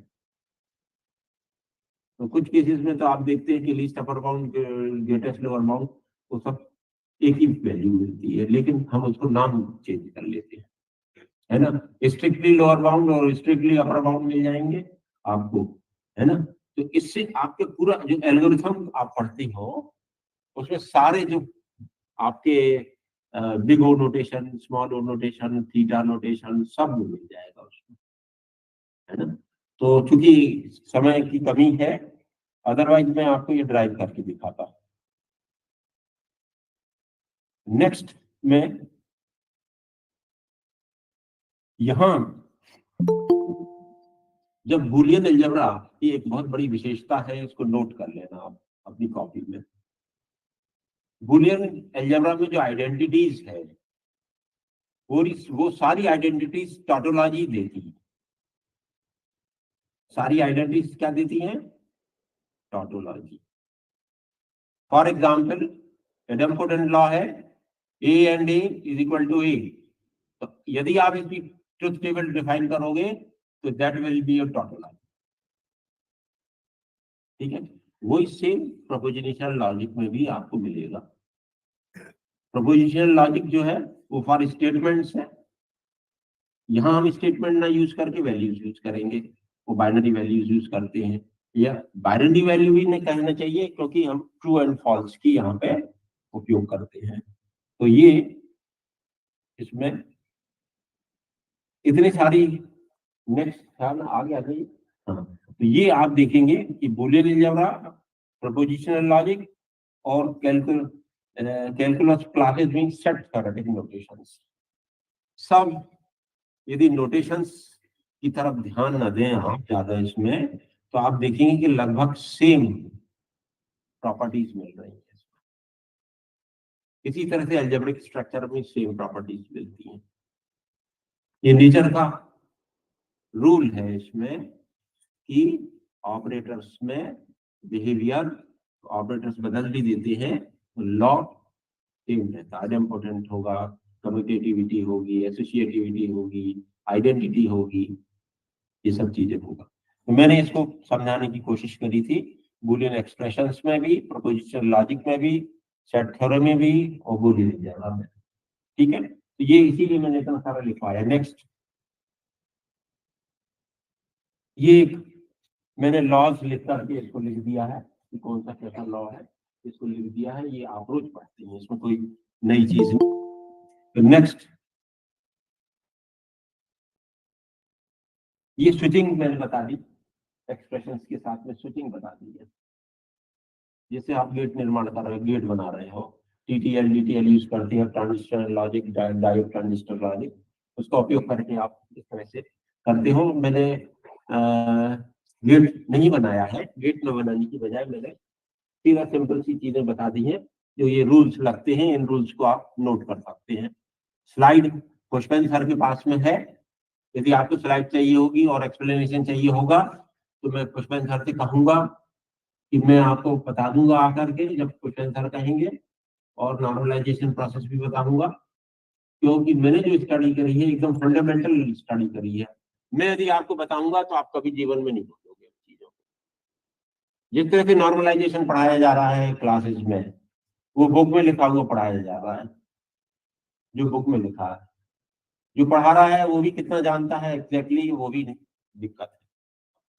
नॉर्मलाइजेशन फंक्शनल डिपेंडेंसीज की वजह से होता है। वो फंक्शनल डिपेंडेंसीज को समझाने का तरीका अलग है, और वो डिराइव करके मैंने रखा है, लेकिन वो अभी में इतना टाइम नहीं था। इसी तरह से आप एल्जेब्रिक स्ट्रक्चर्स हैं। नेक्स्ट, ये एल्जेब्रिक स्ट्रक्चर्स की कुछ बातें लिख दी मैंने, 01 भी लिख दिया है, लेकिन इंपॉर्टेंट है next, closure property, associative property, ये सब मैंने फिर से इसको एल्जेब्रिक स्ट्रक्चर के रूप में लिखा है। सेट ऑफ नेचुरल नंबर ले लें, और सेट ऑफ नेचुरल नंबर लेकर के करें कोशिश कि क्लोजर प्रॉपर्टी कितनी में है, क्या है, एसोसिएटिविटी है कि नहीं है, कम्यूटेटिविटी है कि नहीं, आइडेंटिटी है कि नहीं है, विद रिस्पेक्ट टू ऑपरेशंस। एक एडिशन लेंगे, एक मल्टीप्लिकेशन लेंगे, तो आप इसको देख सकते हैं आराम से। आप इसको जितनी प्रॉपर्टी से ला के देखिए, क्या set of natural number ring है, फील्ड है, इंटीग्रल डोमेन है, मोनोइड है, क्या कौन सी प्रॉपर्टीज कितनी लगती है, तो आप ये देखेंगे तो आपको मालूम पड़ जाएगा वो कि कितनी प्रॉपर्टीज लगती हैं। ठीक, अब अगला वाला जो है, और नेक्स्ट, ये बहुत important, this is important for MSc, BSc, MTech people. जो पीएचडी कर रहे हैं उनके लिए भी जरूरी है। ये पूरा का पूरा कल शाम को मैंने डिराइव किया है, अपनी तरफ से किया है। जो मैं आपको बता रहा हूँ, ये सब चीजें कहीं मिलेंगी नहीं आपको, इंटरनेट पे भी नहीं मिलेगी, है ना। हम लोग क्या करते हैं, 01 से स्टार्ट करते हैं। 01 से स्टार्ट करने के बाद जो सबसे मतलब टेक्नोलॉजिकल जो ब्रेक थ्रू है वो क्या है, बूलियन के बाद, बूलियन अलजेब्रा आने के बाद टेक्नोलॉजिकल ब्रेक थ्रू क्या था, बता सकते हो आप लोग? हमने ट्रांजिस्टर को स्विच में कन्वर्ट करना सीख लिया। यदि ट्रांजिस्टर को स्विच में कन्वर्ट नहीं करते तो गेट नहीं बनता। बूलियन अलजेब्रा तभी प्रूव हो पाई जब इंजीनियर्स ने ट्रांजिस्टर को स्विच में कन्वर्ट कर लिया। यदि स्विच में कन्वर्ट नहीं करते तो डीटीएल टीटीएल बनते ही नहीं, फिर गेट नहीं बनते। जब गेट नहीं बनते तो डिजिटल सर्किट की बात होती नहीं, है ना। तो ये हमने शुरुआत करी है कहां से, लॉजिक से, लॉजिक गेट से। डिजिटल लॉजिक सर्किट्स डिफाइन किए। कितने प्रकार के होते सर्किट?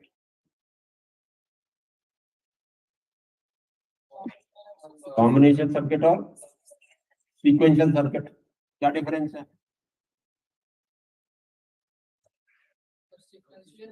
कॉम्बिनेशन सर्किट में आउटपुट काउंट, आउटपुट पे आउटपुट डिपेंड करता है, मतलब हाँ, मतलब ये बात मैं कहूंगा कि कॉम्बिनेशन सर्किट में आउटपुट और इनपुट का रिलेशनशिप को हमने डिफाइन नहीं किया है ना, लेकिन सीक्वेंशियल सर्किट में किया। तो क्या डेफिनेशन लगाई हमने? The output is the function of input and time. Function of, क्या लिखा? Function. y is equal to x square क्या फंक्शन है, कैसा है बताओ? y is equal to x square कैसा है? Parabola. y is equal to x क्या है? नहीं, y is equal to x क्या है? स्ट्रेट लाइन है ना? लीनियर है कि नहीं? कैसे डिफाइन कर रहे हैं? ग्रेडियंट क्या होगा स्ट्रेट लाइन का?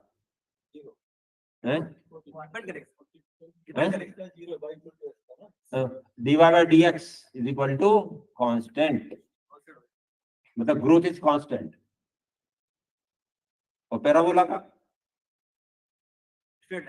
2x, यस, एसिम्पटोट, इसको कहते हैं एसिम्पटोट, है ना? हर पॉइंट पे एक एसिम्पटोट ड्रॉ कर सकते हो। एक पॉइंट से दूसरे पॉइंट में जो अंतर होगा that is called gradient, that is dy by dx which is 2x, है कि नहीं? समझ में आया बेटा?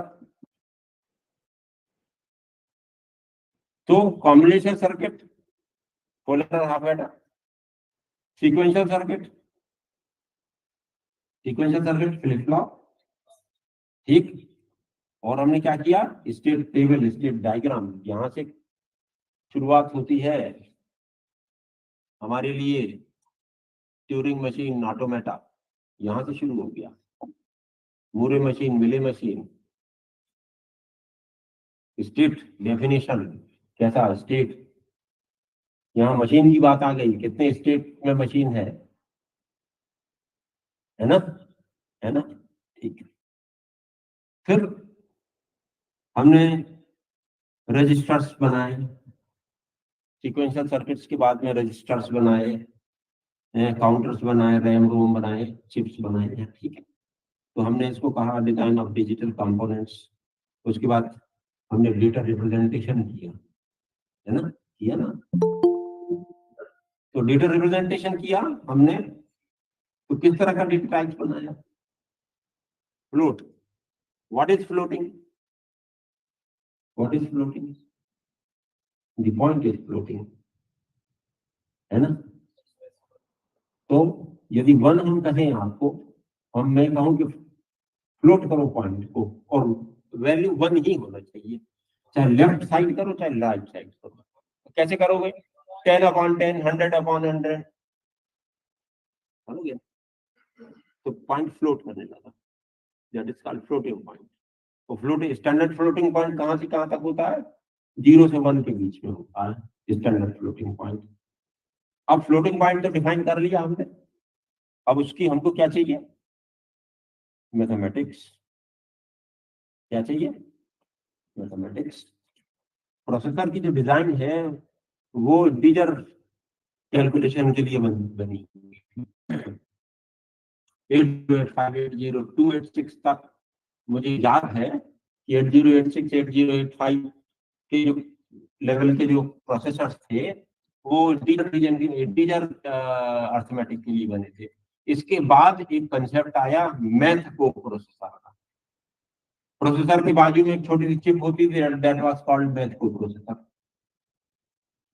वो 286 तक था, वो 386 में हमने क्या किया? मर्ज कर दिया उसको। और मर्ज करने के बाद में आगे 386 486 जब 586 बनाया तो उसमें कुछ फ्लॉ आया, तो उस फ्लॉ को दूर करके हमने पेंटियम 1 रखा, पेंटियम 2, पेंटियम 3, पेंटियम 4, पेंटियम 5, फिर i1 i2 i3 i7 i8, अब जो भी आ रहा है, ठीक है। तो ये आपके जो डेटा रिप्रेजेंटेशन की बात हो गई, माइक्रो ऑपरेशंस की बात हो गई, डेटा टाइप्स बहुत है।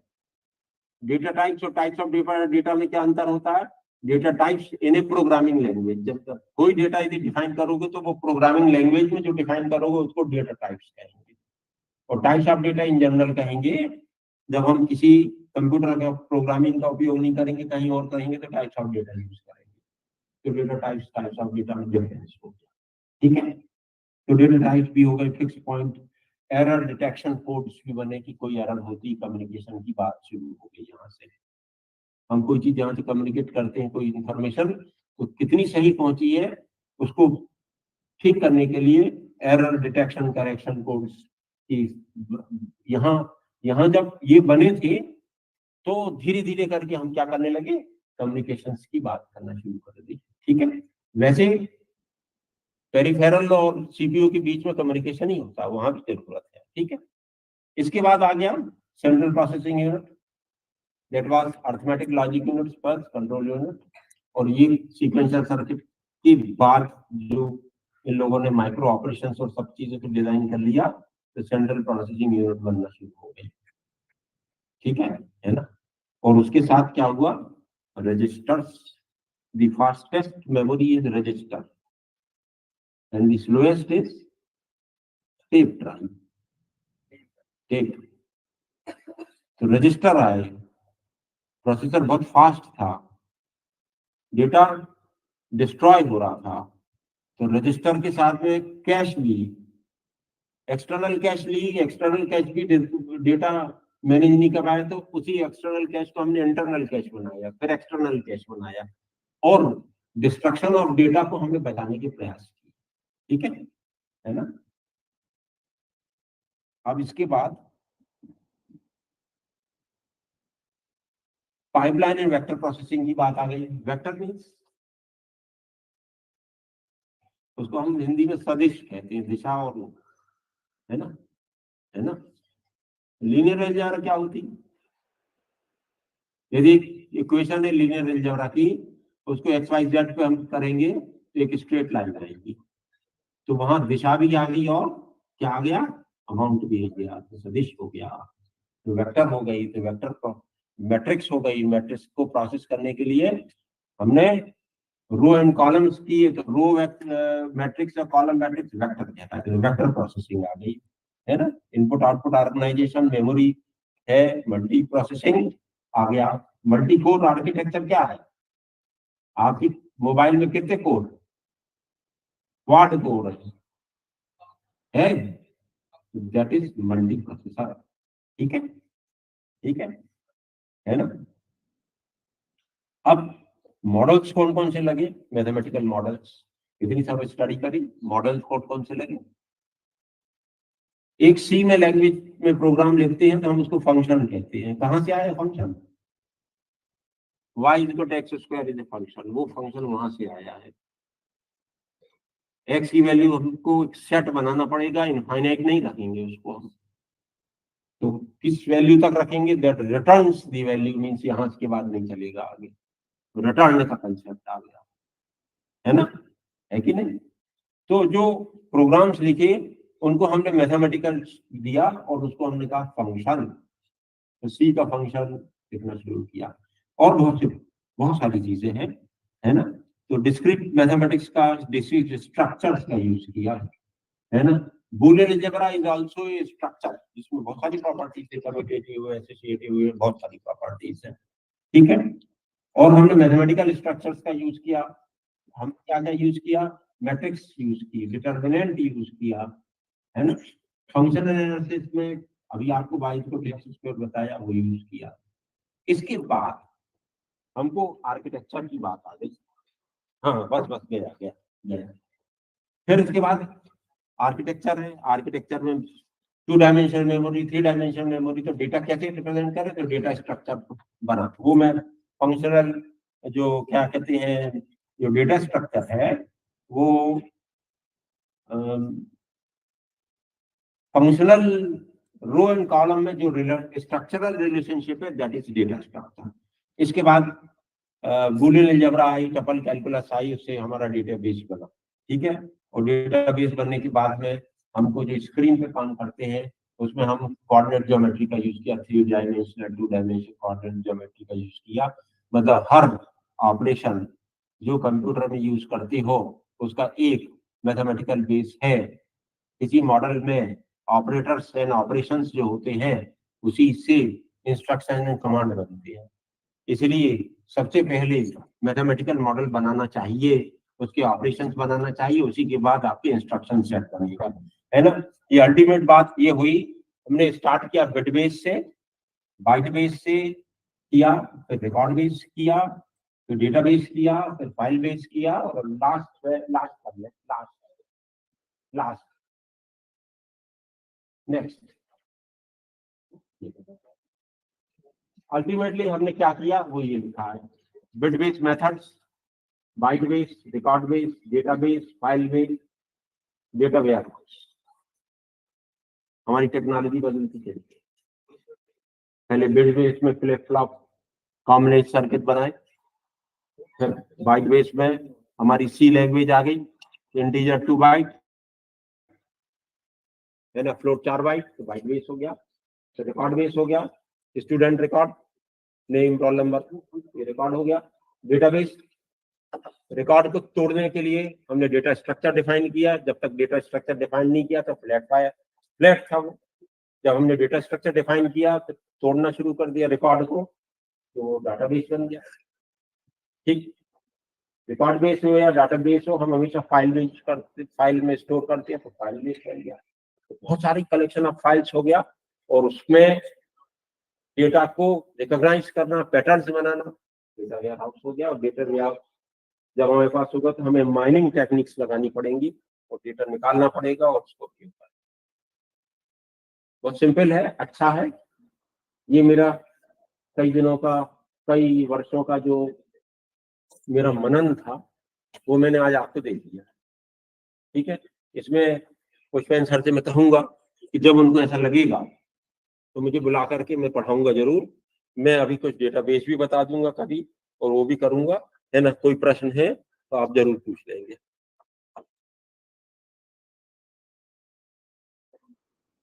पूछ लो बेटा, पूछ लो। मैं आप लोगों की वजह से आया हूँ। बच्चे भाग गए, आज तो पूरा भर के देख सुनना चाहिए था ये। कोई प्रश्न है तो पूछ लो। पूछ लो, पूछ लो जी। हाँ, जो हिंदी इंग्लिश जो भी हो मेरे को सुनाई भर दे। सर जो मतलब बोलते हैं कि कंप्यूटर्स 1 और 0 से वर्क करते हैं, तो जो मॉनिटर में दिखती है स्क्रीन में आउटपुट, वो कैसे मतलब दिखता है? तो 0 से क्यों नहीं दिखता है? एक 4 बल्ब का फ्रेम बनाता हूँ मैं, 4 बल्ब लगाता हूँ, 4 स्विच लगाता हूँ। 2 बनाए मैंने, 2 चौकीदारों को दूर दूर रख दिया, दे दिया, और मैंने कहा कि बल्ब का उपयोग करके बात करना है। कैसे करेंगे? एक बार वो बल्ब अपना चालू करेगा तो वो प्रोटोकॉल बनाना पड़ेगा ना। तो कितने बनेंगे? 4 बल्ब में 4 बल्ब, हाँ 16 बनेंगे। अब 0 को 1 कह दो, ऐसे करोगे तो कहां तक जाओगे? 16वां शब्द क्या है? 16वां शब्द ABCD का कौन सा है? क्या है? H, है ना। तो गॉड लिखना है तो GOD तो बन जाएगा, लेकिन जेबरा नहीं बनेगा। बनेगा क्या? क्योंकि Z है ही नहीं, तो हम 2 बढ़ा देंगे बन, तो कितने हो जाएंगे? 2 पावर 6, कितने हो गए? 64, है ना। तो जेबरा बन जाएगा। लेकिन हमारे जो कीबोर्ड है उसमें कितने कीज है? 108, तो 64 में काम नहीं चल रहा। हमने 3 और 1 और बढ़ा दिया, 7 कर दिया, है ना। तो 2 पावर 7 128 अब आ गया सब। लेकिन अमेरिकन ने कहा कि हमारे म्यूजिक कैरेक्टर्स भी आने चाहिए, तो 8 बन गए। अब ये बच्चे पैदा हो गए, इनका नाम देते हैं। 4 बिट वाला जो है BCD, 6 बिट वाला एक्सटेंडेड BCD, 7 बिट वाला ASCII और 8 बिट वाला FCD। तो ये डिजाइन हो गई। अब ये नाम आ गए इसके। हमने कोडिंग डिकोडिंग के लिए ऑपरेटिंग सिस्टम में प्रोग्राम लिखे हुए हैं। हम जो भी दबाते हैं वो 0-1 वाला कन्वर्ट हो जाता है, उसमें ABCD है या जो भी वर्ड या जो भी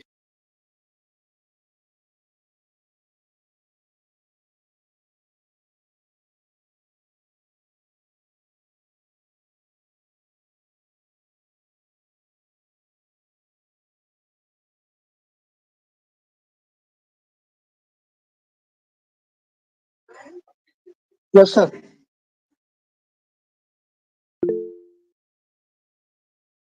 Yes, sir.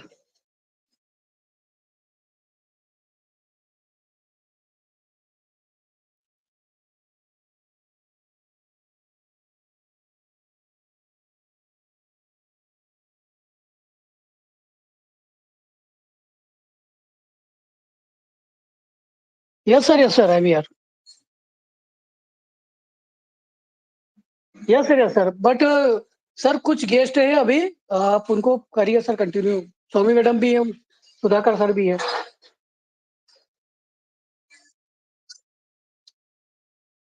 Yes, sir. Both are online.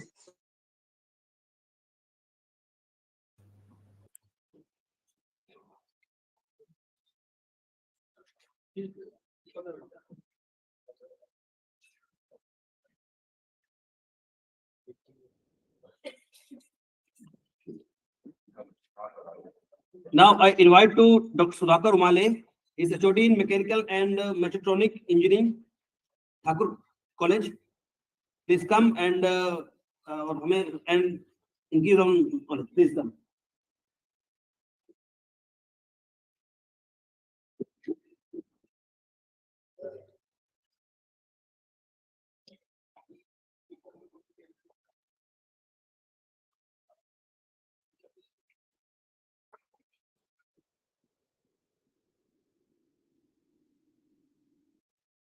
Hello, I request Dr. Sudhakar Umale.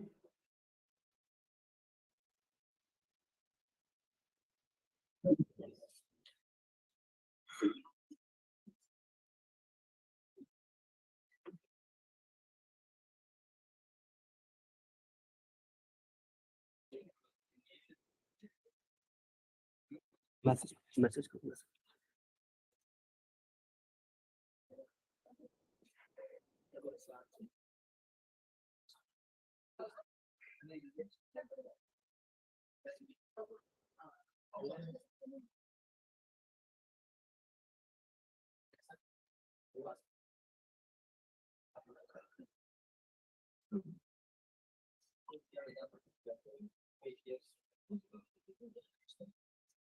Dr. Sovidatta ma'am, are you there?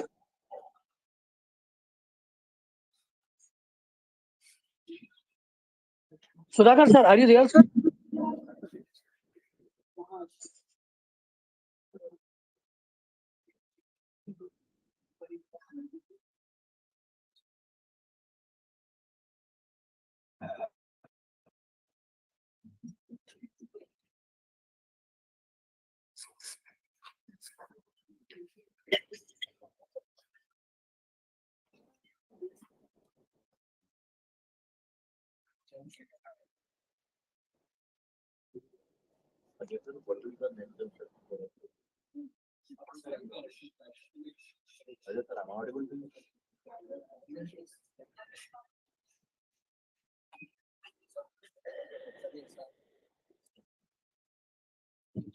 Sir I think ज्यादा टाइम होने की वजह से गेस्ट डिस्कनेक्ट हो गए। आप टेक्निकल सेशन कंटिन्यू करिए sir.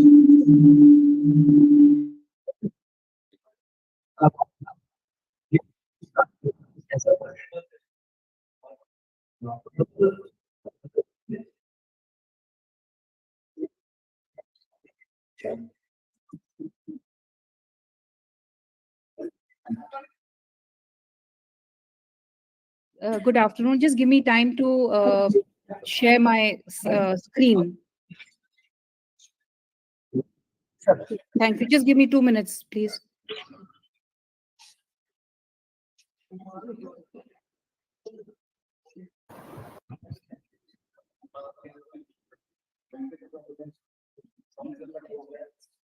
Hello. Hello. Just I'm give Dr. me 2 minutes. Yeah, I'm just sharing my screen.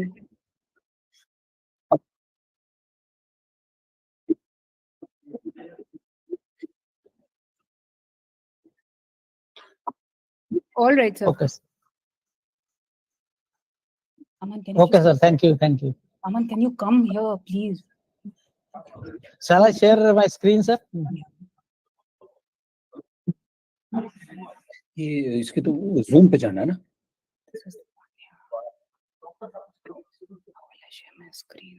मैं क्या कर मैडम को म्यूट है मैं भी वही करता हूँ कि सब ज्वाइन होता हूँ लिंक के थ्रू आप भी ज्वाइन हुई है ऐसे तुम बैठी Sir, my PPT is visible. Hello.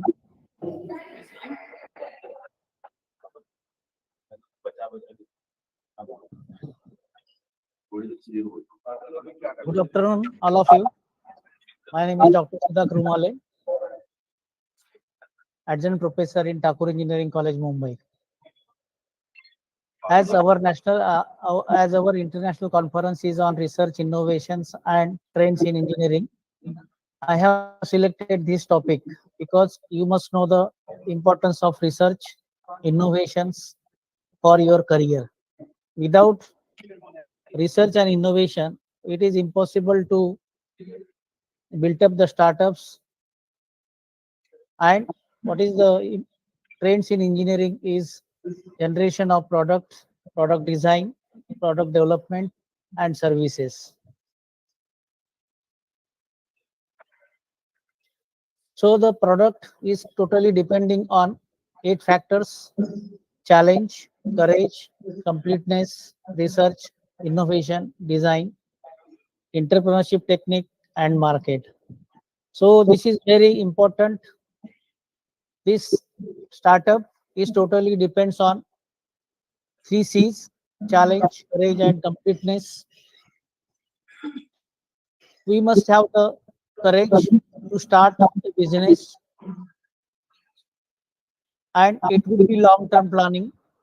It ends with death of the persons. You can live for partner. You require completeness. Third is you require the completeness. When you start any startups, you cannot change your startups, and it should be completed within a period. And next is the research. So you must know the what is a ride. Ride is used for driving purpose. That is with enjoyment. RIDE. What is the RIDE? That is the first R is research. We require the research in any product development, innovation in product development. We require the design of any product, and E is the entrepreneurship techniques. So this is very important. Ride, research, innovation, design, and entrepreneurship technique.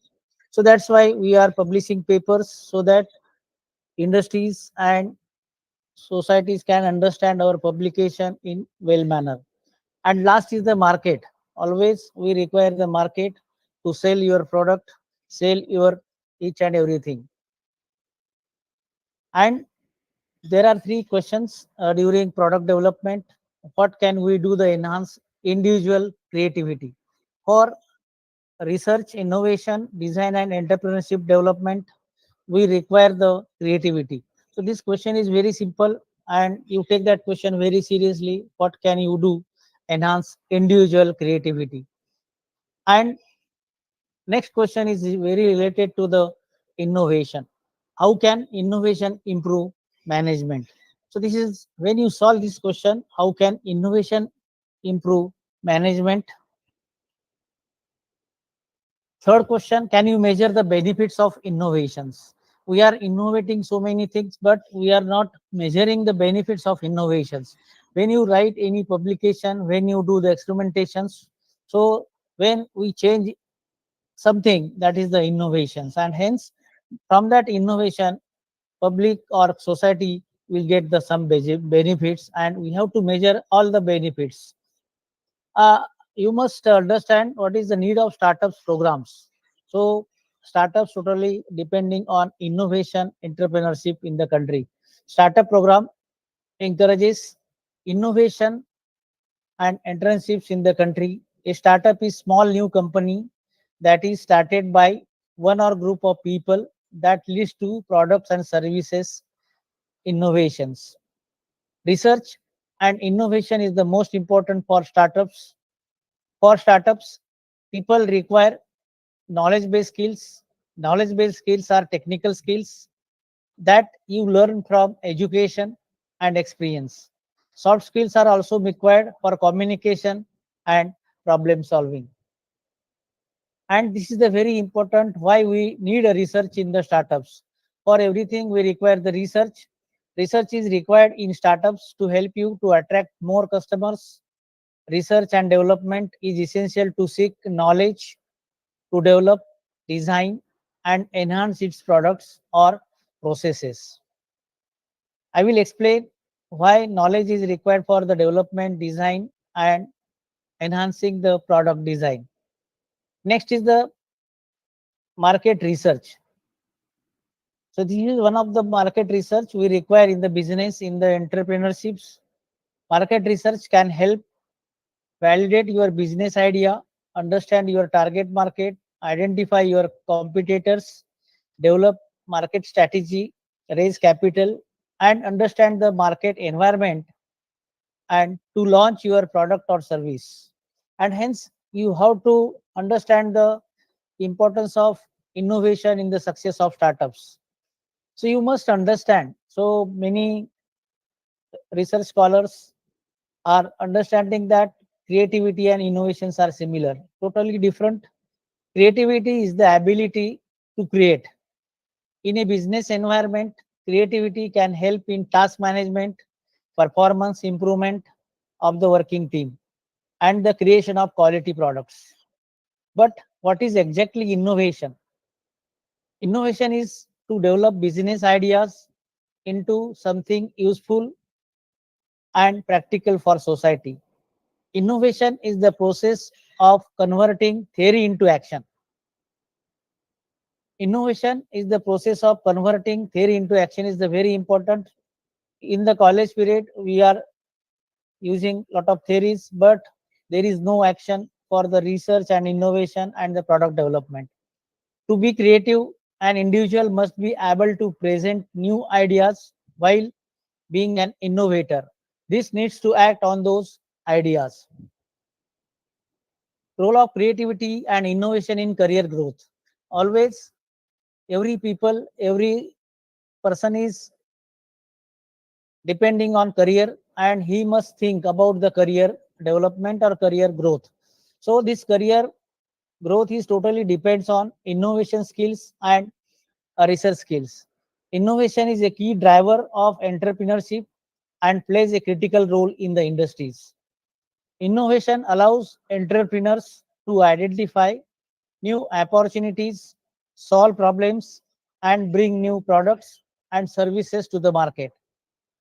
Second is the need of research skills. You have to explain what is exactly research skills, what is the need of research skills in the career growth. Research skills and research work develop critical thinking, technical experience, creative skills, project management, and communications.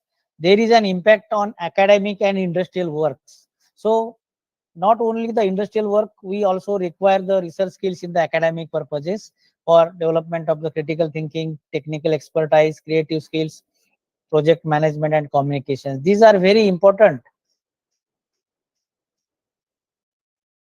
Another is the invention and innovations. Investing in your own innovation skill can help you become a competitive applicant for top positions and promote your career success. Innovation skills are an asset in the organization to solve your problems and advance knowledge in your field. The importance of innovation in the success of startups. Innovation is finding ways to improve products, services, or processes already in the market.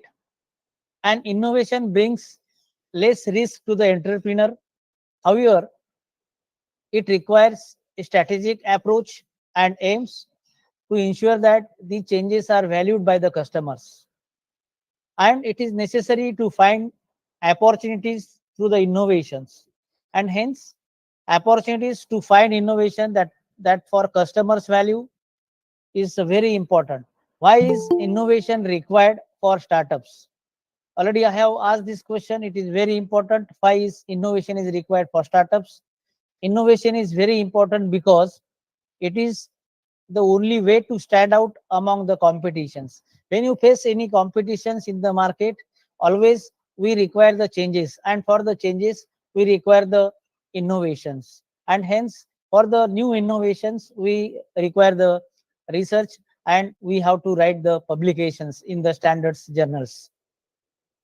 And hence, it has so many advantages. What are the advantages of innovation in the business? To face the challenges of competitions, to identify new markets for their products, to improve the business due to demand for greater efficiency and productivity. The new entrepreneur may focus on finding a completely new solutions or improving existing solutions. And innovation helps to solve problems and challenges. Everywhere, when you entered into any industries, any research work, we are facing so many problems and so many challenges. So problems and challenges can be solved by the particular innovations. And initiative idea is essential to creating a successful startups. The main idea and degree of innovation is the ability of the entrepreneur to execute it in the best possible way. What we require for new startups and innovations. So these are the 5 important things we require innovations and startups. That is, the first is business model, strategic planning, setting goals and deadlines, tools, commitment and determinations. If I get time, I will explain it all 5 factors which are required for the new startups and innovations. So this is the business model. So what is exactly business model? It identifies the products or services in the business plan to sell. Business models are important for both new and established business. They help new developing companies attract investment, require talent, and motivate management and staff. A new entrepreneur's business model should also cover projected startups cost, financing sources, the target customer base for the business, marketing strategy, a review of the competition, and projections of revenues and expenses. And for this, we are preparing the business model, and this is a very important required for in the business and in the research and innovations. And hence we have some strategic planning. So for your you have to write the public papers, your experimentations. We have some strategic planning. So what is exactly strategic planning? You must understand, strategic planning is a crucial aspect of starting and running a successful business, especially for startups. It involves setting clear goals and objectives, analyzing the company strengths, weakness, opportunities and threats, and developing a roadmap for success. So already you heard about SWOT analysis. So we have to do the SWOT analysis for any research, for any innovation, and for the startups. So these are SWOT analysis are used in the many industries nowadays. And hence we next is the startups tools. So there are some tools we require in the development of startups through innovation and research. So these are the benefits of startups tools. First is a budget friendly, increase productivity, save time. Always we require budget or resources. How it is obtained? It is affordable startups tools can save you valuable resources that you may have used by hiring a professionals. Increase productivity means with startup software and tools, communication and task completion are the priority in the productivity. This means easier project management and more important goals reached. Otherwise, we cannot reach to the appropriate goals. And next is the saving of time. So in the startups or in the industries, time management is very important. Through time management, you can save lot of time. And hence, when you start any business or startup, we have to save your time, and some tools can save time and energy, keeping your startup well managed and organized. And last benefits is the commitment and determination. Always we require the commitment, we require the determinations, and What is exactly determination in the startups? For startups, determination is essential. The journey from idea to successful business. Every business starts from any idea, and that idea is converted into successful business, and it requires long and it has lot of difficulties. There are many challenges and obstacles that must be overcome. It is the feeling of responsibility that a person has towards the goals, mission, and vision of the organization he or she is associated with. High levels of employee satisfaction is an organization are related to work commitment and engagement in the organizations. And we have to select some criteria in the startups. Criteria must meet certain requirements. Degree of innovation of the idea stands out. Sustainability of the business, strategic business areas, profile of the entrepreneur, creation of new jobs, financial viability of the project, responses to the market needs, customer satisfaction. New innovations may adapt to changing market conditions to harness the power of innovation to drive success. So these are very essential in the organization, any organizations, and hence you must satisfy all the criteria. For all criteria, we must understand a culture of innovation in which experimentation, creativity, and risk taking are encouraged and supported at all levels of organizations. Hence, it is necessary for the students and employees that they would generate new ideas and challenges. Startup selection criteria: the person who wants to become an entrepreneur must show a willingness to take risk and support experimentation. He or she must participate in programs that encourage innovation. They must give time and resources to work on new ideas. The main thing is that a culture of innovation requires a willingness to fail and learn from mistakes. They would be able to change their mistakes and find opportunities for the growth and improvement. And hence, already I have told that there are so many obstacles and challenges in the innovations. What are that obstacles for the innovation in the startups? So for the innovations, always we require the funding. Without funding, we cannot innovate new things. And hence, this is the first obstacles so that we cannot innovate so many things, lack of resources or funding. Second is lack of research funds for development and marketing. When you do any research or PhD program, we require the funding for research, and hence we do not have any type of research funds for the development and marketing. Limited budget is the serious problem.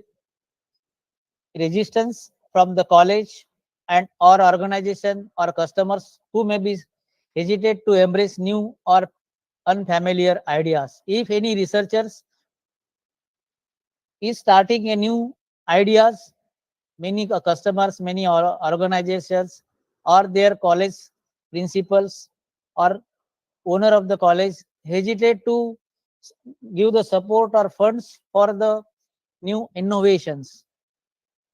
Next obstacle is the lack of skilled workers and inadequate infrastructures. You always understand during your research work, there is no adequate infrastructures for the research work, and for that we must require the skilled workers, and lack of skilled workers and inadequate infrastructures are the main obstacles for the innovations. Next is the very important, that is a lack of expertise. Always we require the expertise in any research and innovation, and we require the particular knowledge for the development and implementation of innovative solutions. The education system doesn't always provide startups with the necessary skills and training.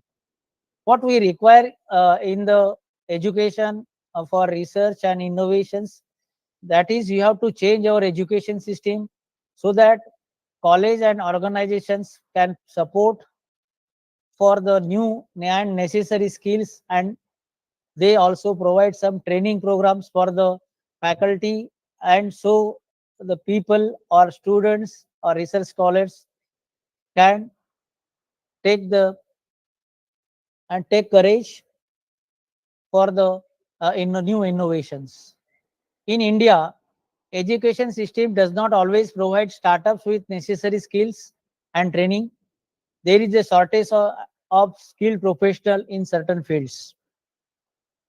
So already Narendra Modi has made a new slogan for the startups and research and innovation. Prime Minister Narendra Modi has made a new slogan, Smart India, Stand Up India, during his Independence Day speech. And hence, for the Startup India, always we require the new research and new innovations when new Indian startups are necessary for economic growth, employment opportunities, and innovations. So, why we require the startups? Because there are three factors for the development of the country. One is the factor is the economic growth. Second is the employment opportunities.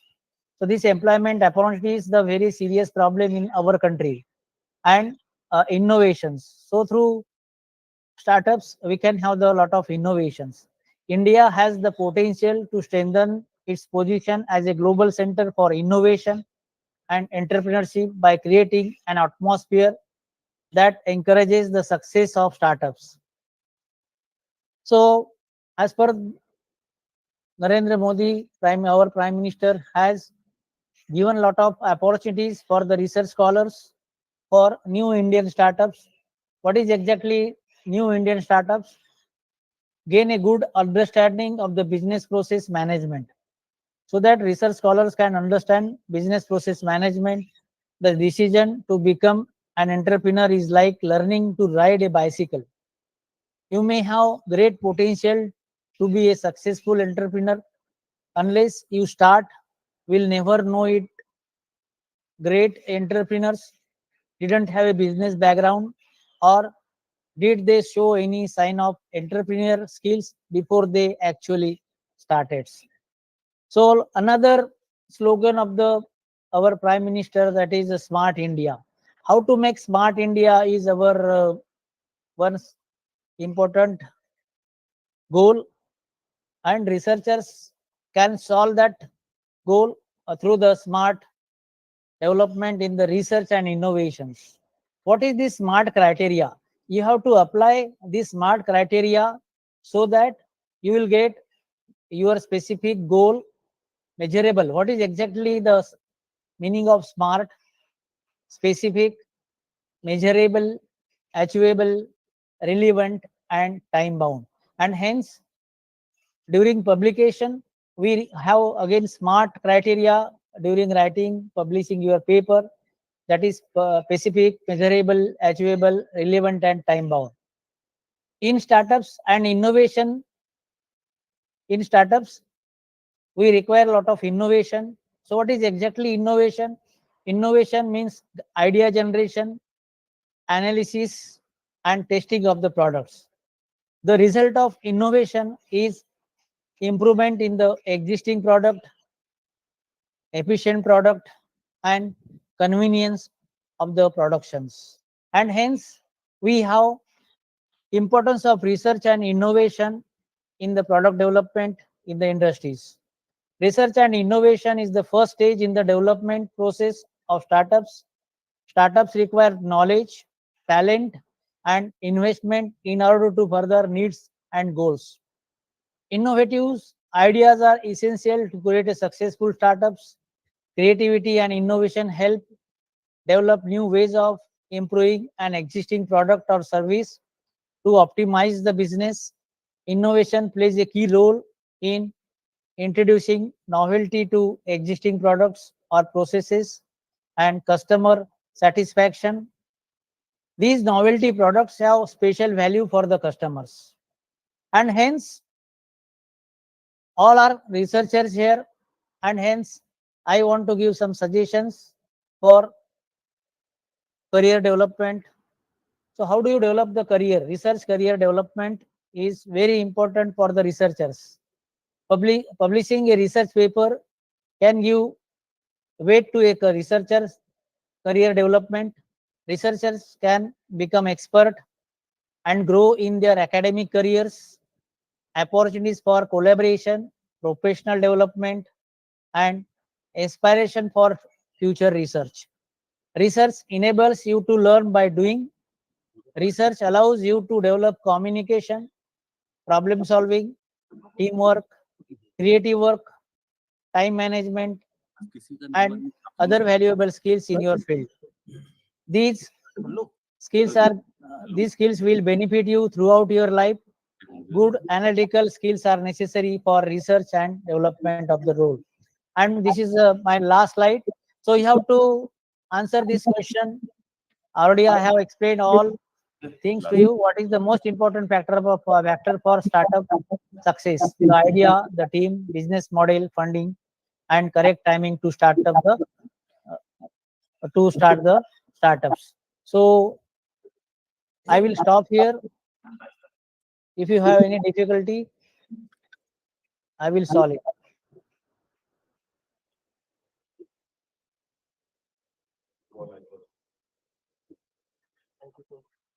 Thank you, sir. Hello. Hello. Now I want to request, thank you for your precious lecture on innovation and startup, Dr. Sudhakar Wale, sir. Now I want to invite Ms. Now I want to invite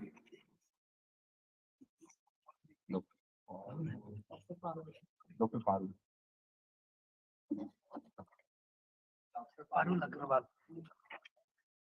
Now I would invite Dr. Parul Agrawal. Dr. Parul Agrawal. Please share her PPT. And please convert it in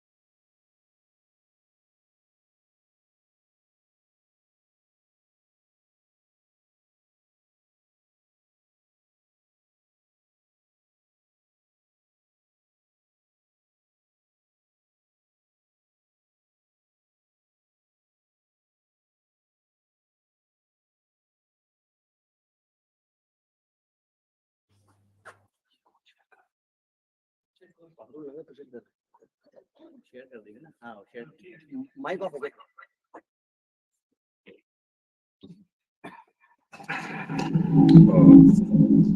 Parul ma'am, please unmute your mic. Parul ma'am, please unmute your mic.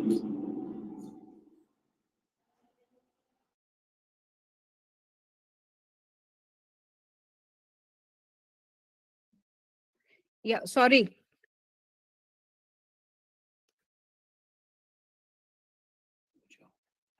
Now am I audible, sir?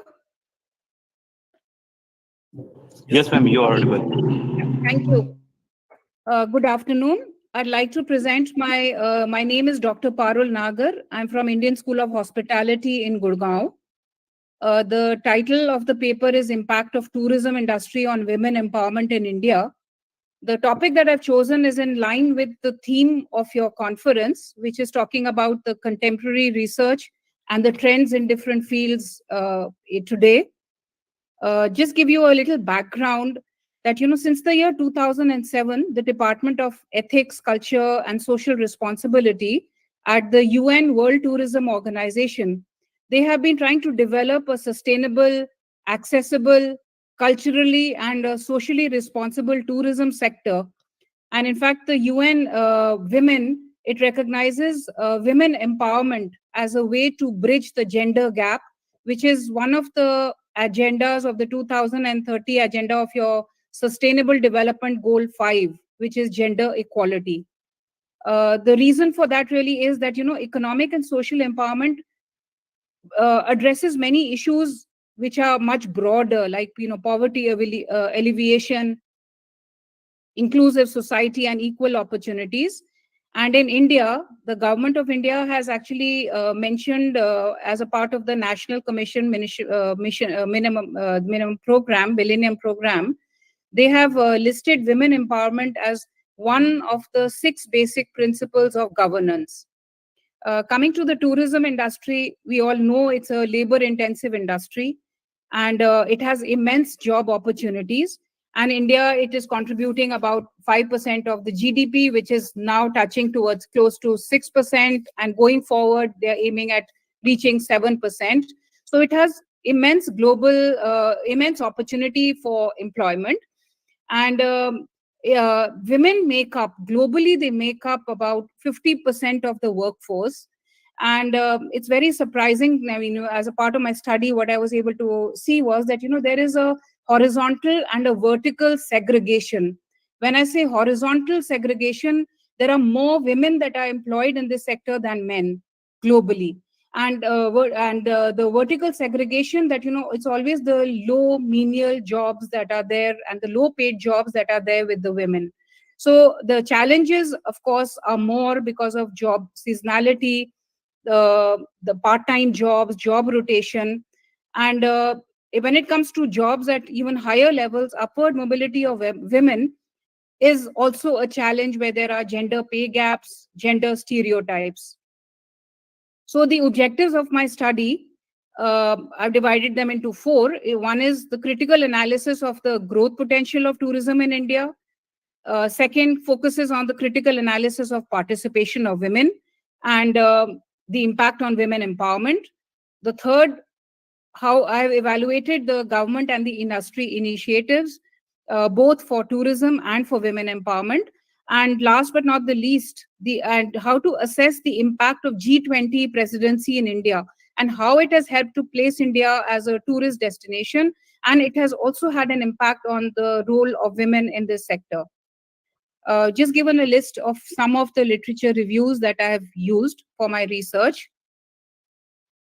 Going ahead, the research methodology, I have used both a quantitative and a qualitative analysis to understand tourism and its impact on women empowerment in the country. For the quantitative analysis, I've used the correlation and a descriptive and a diagnostic study. And the data on tourism and employment trends have been examined. It's important to look at even the qualitative data on tourism, for which I've used a PESTEL framework. To analyze the government and the industry initiatives, I've deployed the ABCD analysis framework. And in addition to knowing what the schemes are, what the disbursements are, what are the other initiatives that have been taken which are having an impact. And last, to understand the G20 presidency and its impact on tourism and impact on women, I've used the SWOT analysis framework. Coming to the first, as far as the analysis and discussion is concerned, for my first objective, I have analyzed the data, and what it really highlights is the structural change that has happened in the country, where the contribution of the service sector is about 50% of the GDP, as you can see, which is, of course, led by the IT, healthcare, tourism, transport, finance. And tourism industry contributes a large part, about 6% of the GDP, and the total employment of 12.66%. With there is a shift of the women's work, with about 60% of the women are working as self-employed, and this is in contrast to the figure for men, which is about 50.9%. However, there still exists a wide gender gap in the average earnings, which has been increasing. Now, coming to the second factor, which is the qualitative data on tourism that I analyzed on women empowerment, I used the PESTEL framework because I wanted to analyze the political, economic, socio-cultural, technological, environmental, and the legal factors. And what I've gathered is that, tourism industry has a tremendous potential for growth, for employment opportunities, with a positive growth and support by the government. And there are, of course, challenges that are posed, especially for the environment. So overcoming those challenges will help to magnify the growth of tourism by leaps and bounds. The third factor, government and industry initiatives and how that supports travel and tourism and women empowerment. I have deployed the ABCD framework, which is the advantages, benefits, constraints, and the disadvantages. And what I found was, and the highlights were that, government initiatives have been undertaken to develop and promote tourism, develop infrastructure, the general employment, providing financial support, investment in technology, opening up new vistas in the tourism sector, and different schemes to increase women participation.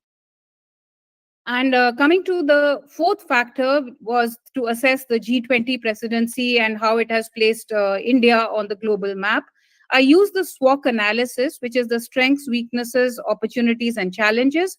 And I think all of us would be aware that the year 2023 was designated as Visit India by Ministry of Tourism, so that it could help in bringing investments, growth, and development. So I'd like to conclude that, tourism industry has a potential to provide growth, employment opportunities with the support of government schemes, digitization, rapid technological advancement. There is a change in the scenario of GDP in the country. Disposable incomes have grown, and there is a change in the spending patterns. Use of social media, improved transport connectivity, has helped in promotion of tourism, and there is a stronger legal framework which they are putting in place. So recognizing the potential of employment generation, especially for women at the grassroots level, government has been promoting tourism on a mission mode. So government is taking steps to even help in creating a safer working environment and social protection for women, which is an important area. The limitations of my study are, of course, the data has been collected from numerous sources and for different years, and I've put all that together. So that, that does not bring the smoothness in the data. And secondly, employment data in the both formal and informal sectors is limited and broken. So that does have an impact on the results of my study. So I'd like thank you very much for hearing my presentation, and I would welcome any questions from the audience.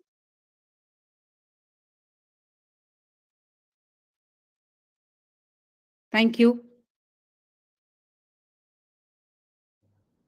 Any questions from audience? Thank you. Any questions, sir? No, ma'am. Thank you, ma'am. Okay, thank you. So I would like to invite the next talk on biomedical engineering by Dr. Nizam Ahmed. He will join us from JRU Gießen, Germany. He did his PhD in experimental cardiology department, JRU Gießen, Germany, and he's currently working on heart regeneration using zebrafish as a model system. So I would like to thank Nizam, Dr. Nizam, and now I'm giving my platform to Dr. Nizam.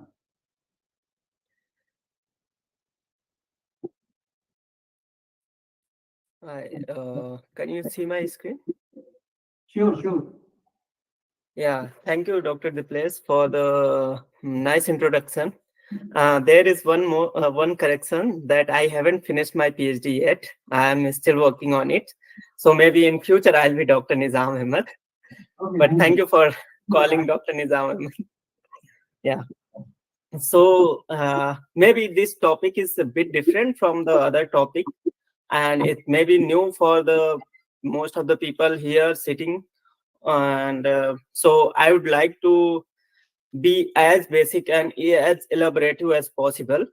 Please let me know if you have any doubt in between, or some any kind of question, please let me know.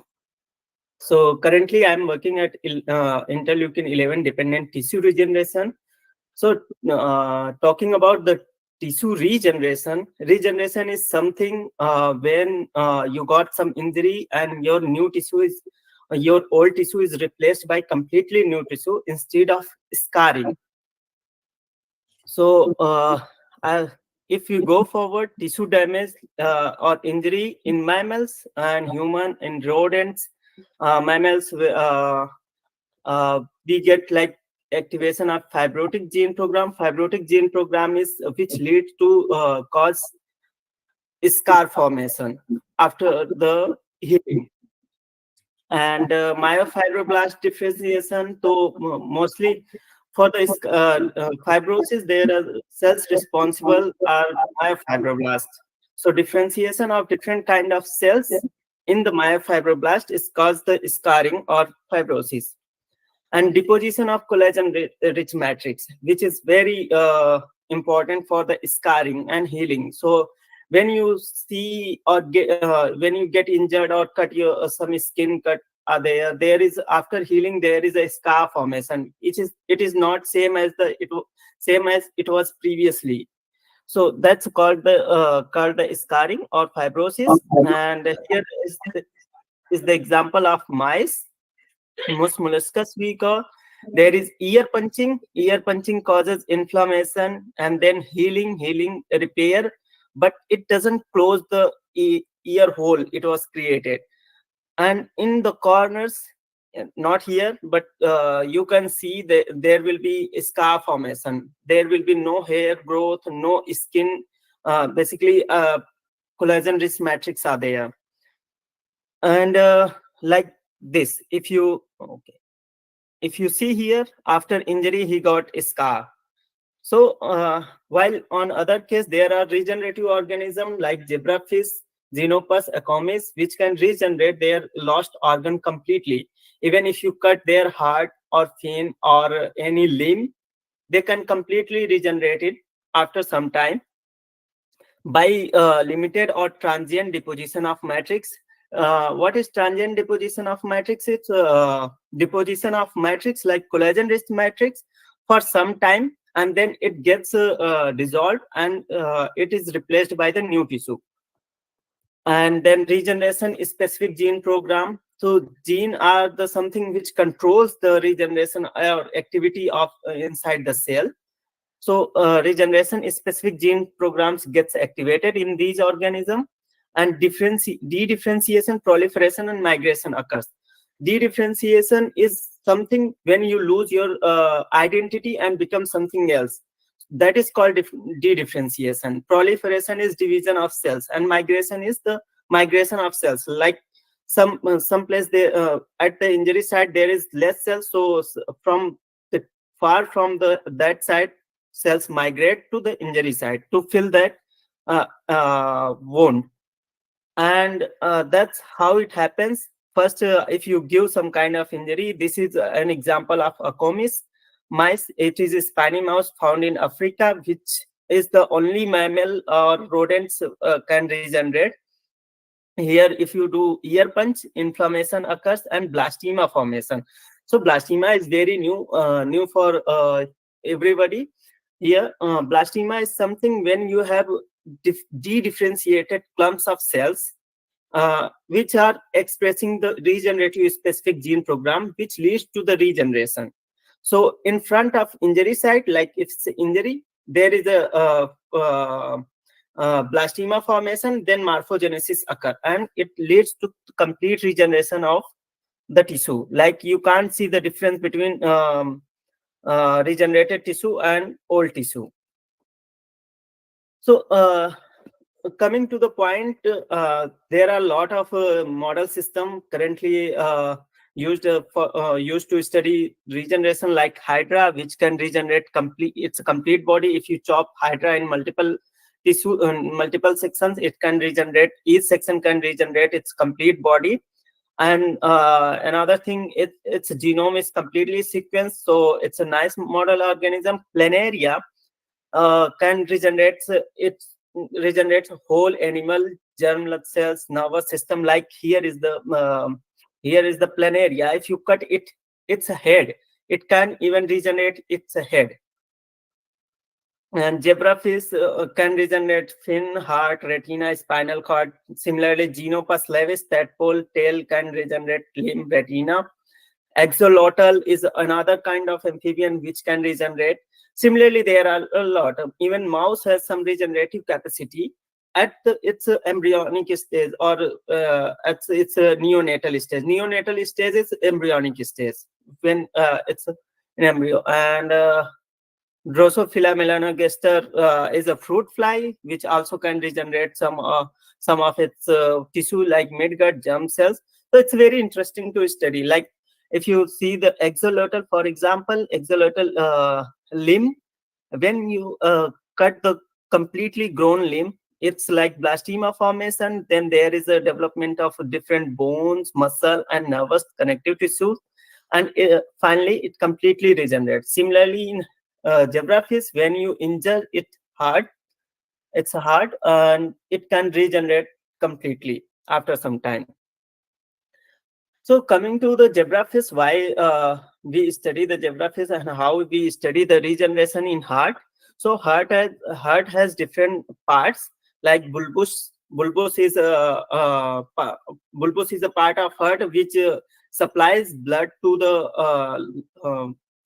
the gills and atrium and ventricle. This is atrium, this is ventricle. So we are interested in ventricle. Ventricle is composed of different kinds of cells. Myocardium is basically muscle cells. Endocardium is a lining inside the cavity of ventricle where the blood remains and pumped.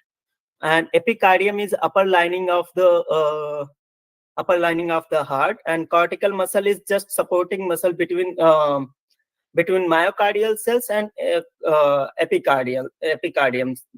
Epicardium is composed of epicardial cells. Endocardium is composed of endocardial cells, and myocardium is composed of myocardial cells.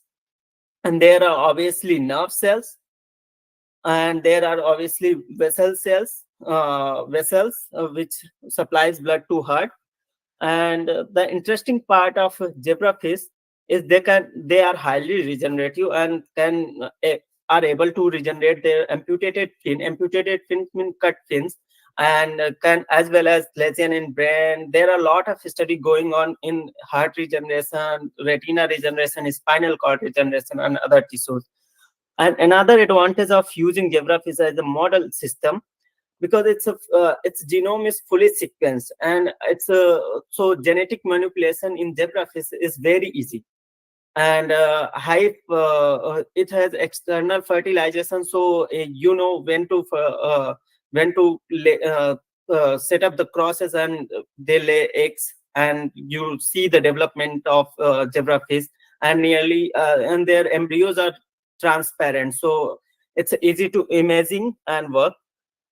So going through the tissue regeneration, so what happens in mice or animal or human after myocardial infarction? If we talk about the myocardial infarction is pathogenic stage of heart, where due to some heart artery blockage, the blood supply is stopped, and if blood supply is stopped, the oxygen level goes down, and due to the hypoxia condition, the low oxygen condition, cells start dying. And when cells start dying, it is causes injury kind of situation, and which leads to when it gets repaired, the collagen rich matrix, I spoke about it in earlier slide. Collagen rich matrix get deposited. How it happens? Like in healthy myocardium, I told myocardial cells, healthy myocardial cells, and resident fibroblasts, which are supporting cells like stromal cells, epicardial and endocardial cells. And then after injury, it leads to death of cardiomyocytes. And what happens in mammals? Resident fibroblasts differentiated into myofibroblasts, which are responsible for the scarring and fibrosis. which leads to the scarring. And mostly 90 to 95% there in this population, 90 to 95% are it's a fibroblast rich and collagen rich matrix. While on other hand, if you talk about the zebrafish, it is a uninjured herd. Uninjured herd, when we do injury, there is a transient deposition of collagen rich matrix. Myocardium is stained by the red and collagen matrix is blue. So transient deposition of collagen rich matrix at 20 days post cryo injury, and after 90 days post cryo injury, there is very little or no deposition of collagen rich matrix, which suggests the regeneration. How does it happen in zebrafish? Like I told in earlier, a healthy myocardium residence fibroblast remains, and after injury, the cardiomyocyte death happens, but activated stroma like blastema kind of de-differentiation happens, and which leads to the again redifferentiation like stem cell can redifferentiate in different kind of different kinds of cell. So this is what is happening here. It converted into healthy myocardium and residence fibroblast, which leads to the regeneration. So question arises, what are the downstream mechanism of scar-free regeneration? So downstream mechanism here means there are different signaling pathways which controls the regeneration, like and development of the tissue and cell division. Like in cancer, if you relate it with the cancer, in cancer there are the different signaling pathway which lead to the proliferation of cancer and maintenance of cancer microenvironment. Similarly here, to check what are the key responsible factors which are regulating the regeneration in zebrafish, we went ahead and we did some RNA analysis, RNA sequence. We did the RNA sequencing and we analyzed it. RNA sequencing is basically when DNA transcribed to RNA and RNA transcribed to protein. So in between, we see if the DNA is expressed, if the gene is expressed, their RNA will be there.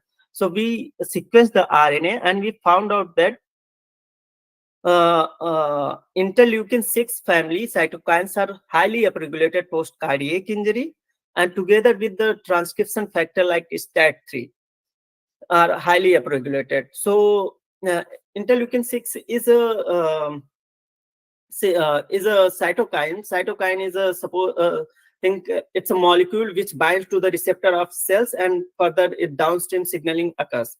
Like interleukin-6, which act through the JAK-STAT pathway, directly act through the JAK-STAT pathway, we call it canonical, and non-canonically act through the MEK-ERK and PI3K pathway. So we went ahead further, as interleukin-6 family has a different cytokines, different members. So we went ahead, what is the particular member of the interleukin-6 family are responsible for the regeneration in zebrafish. So we did again RNA-seq analysis after 1 hours post-cryo injury, and we found out that interleukin-11 and interleukin-11 A and B cytokines are very high after injury. So we knew that how interleukin-11 is now regulating the regeneration in zebrafish. So we further went ahead to check if interleukin-11 is really responsible or not. For that, we created a mutant. We created interleukin receptor mutant. What is receptor? Where the interleukin-11 A and B binds and further signaling occurs. So we created interleukin-11 receptor. So when there is no interleukin-11 receptor, the effect of interleukin-11 A and B won't be anymore. And we found out, surprisingly, there is in wild type condition, wild type is in no mutation condition, heart can regenerate completely after 90 days, but in mutant condition, you can see the scar. This transparent thing is a scar in the heart. So it can't regenerate, and mammalian-like scar formation occurs. And we went ahead to do a fog staining where the brown is a muscle and blue is a collagen-rich matrix, and we analyze it, quantify it, and we found out that in IL-11 receptor mutant, the scar collagen area is quite high after post 90 days injury. So now we know that IL-11 is responsible regeneration, but we don't know what is the function of IL-11. How is it regulating the regeneration, and what happens when the IL-11 is not there? For that, we did the bulk RNA-seq analysis after 96 hours post prior injury of interleukin-11 receptor mutant and wild type condition, and we found out that as we did the mutation of IL-11 RA, there is no IL-11 RA expression in IL-11 receptor mutant. Further, regenerative genes like FN1B, fibronectin FN1B is the one matrix protein, and ALDH1 is one of retinoic acid signaling. Sorry part. to interrupt you, Nizam sir. Sir, kindly conclude so that other participant can also present their. Am I taking too long? No, but actually it's getting late. That's why I'm asking you. Okay, I'll just take 2-3 more Thank minutes. you very much. 5 minutes. Yeah. So fibronectin is quite high in a wild type condition, which is not case in mutant condition. Similarly, the LDH1 is high after injury in wild type condition and not in mutant condition.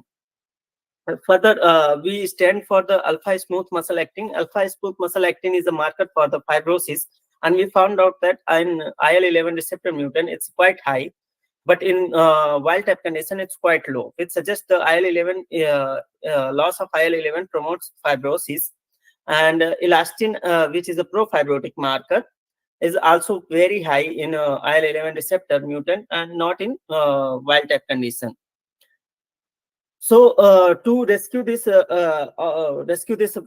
scar formation and regeneration, we went ahead to re-express the IL-11 receptor in endocardial, and we found out that alpha smooth muscle actin positive cells are down quite means rescued after IL-11 re-expression.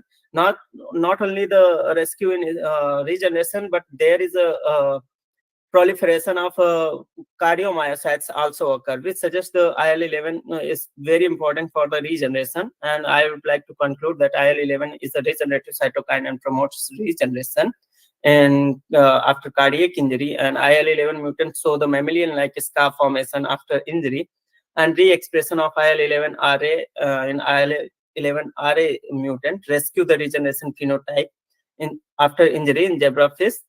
I would like to thank my supervisor, Dr. Sven Raishawa and Dr. Srinivas Alanki, who is currently in UK, and other lab members, and Cardiopulmonary Institute and my university and funding agency, Pulmonary Hypertension and Core Pulmonary. Thank you so much. Thank you so much, Mr. Vindhya, for a nice presentation. So we have Thank you, sir. from your audience, anyone having doubt or any sort of questions? Okay, thank you. Thank you, Nizam. Okay, so we have one next invited talk by Dr. Rupam, sir. Rupam, ma'am. So, Dr. Rupam Gupta is affiliated with Information Technology, Rajiv Gandhi Pradyogiki Vishwavidyalaya, where Dr. Rupam Gupta is currently working as professor in IT department, UIT RGTV. Dr. Rupam Gupta has authored and co-authored several national and international publications, and also worked as a reviewer for the reputed professional journals. Dr. Rupam Gupta has an active association with different societies and academies around the world. Her major research interest involves communication and network. So we would like to thank Dr. Rupam Gupta for being a part of this conference, and I would like to invite her for the presentation. Dr. Rupam Gupta.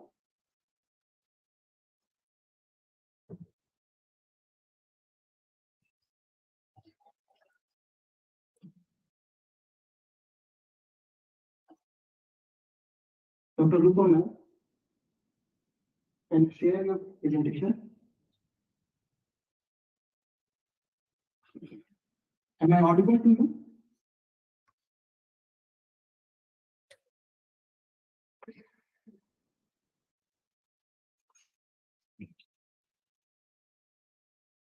I think this is schedule for packaging. Join कराया हमारी तरफ। आप join करवाइए, link share कर दिए sir आपने। Others में आपसे अदर्स सेकंड कंट्रीब्यूटिंग कर लेते हैं, कंट्रीब्यूटिंग कर लेंगे। कंट्रीब्यूटिंग नहीं है, इनवाइटेड नहीं तो करा लें।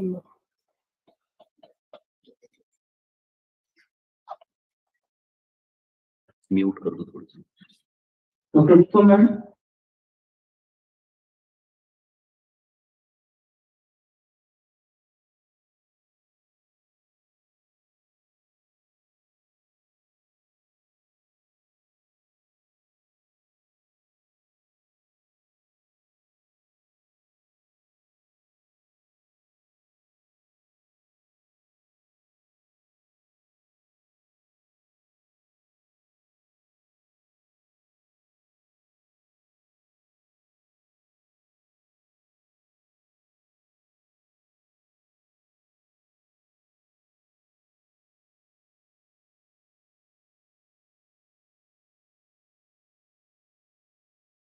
वो करवा दीजिए ना, फोन नहीं उठाते हैं तो वो करा दो, दूसरे को करा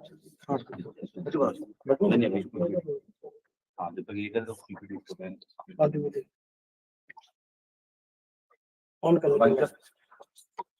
Hello. On Hello. Now I want to invite Saju, Dr. Sangeeta. His research article is the computational analysis on a non-Markovian single unit redundant system having server value. Please welcome Dr. Sangeeta. Hello, am I audible, sir? Yes, ma'am. Hello.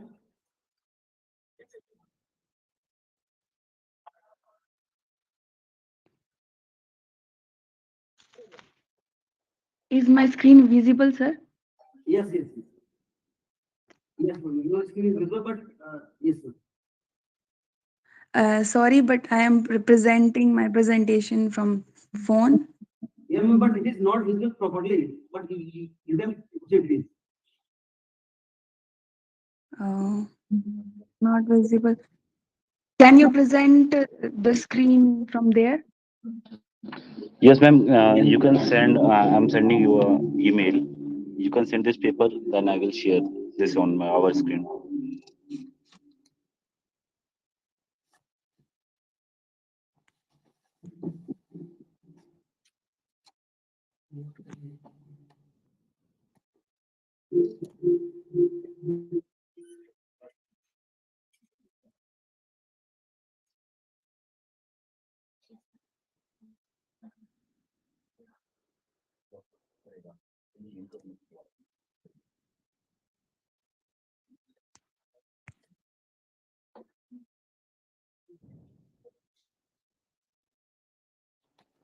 Ma'am, please share your presentation in this mail ID.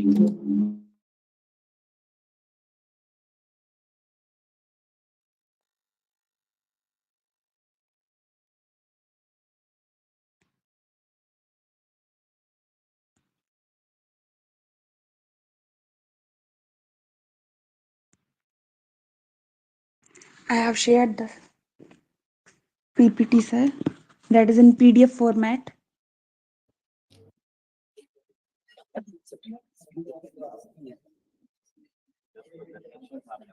Now please wait for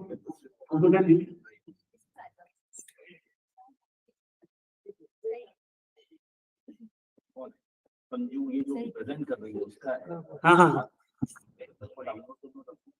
अच्छा अरे यार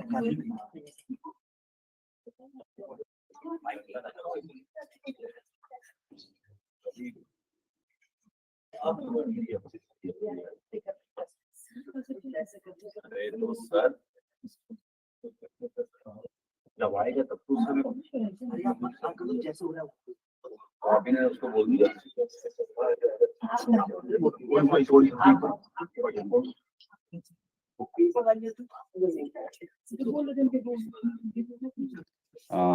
Sanju ma'am, please continue with your screen.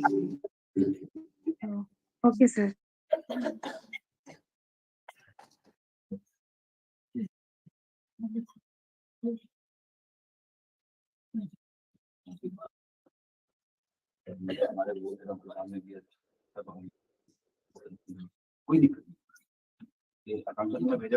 Good evening, everyone. My topic of today's presentation is the computational analysis of non-Markovian single-unit redundant system having server failure. Non-Markovian is a reliability model.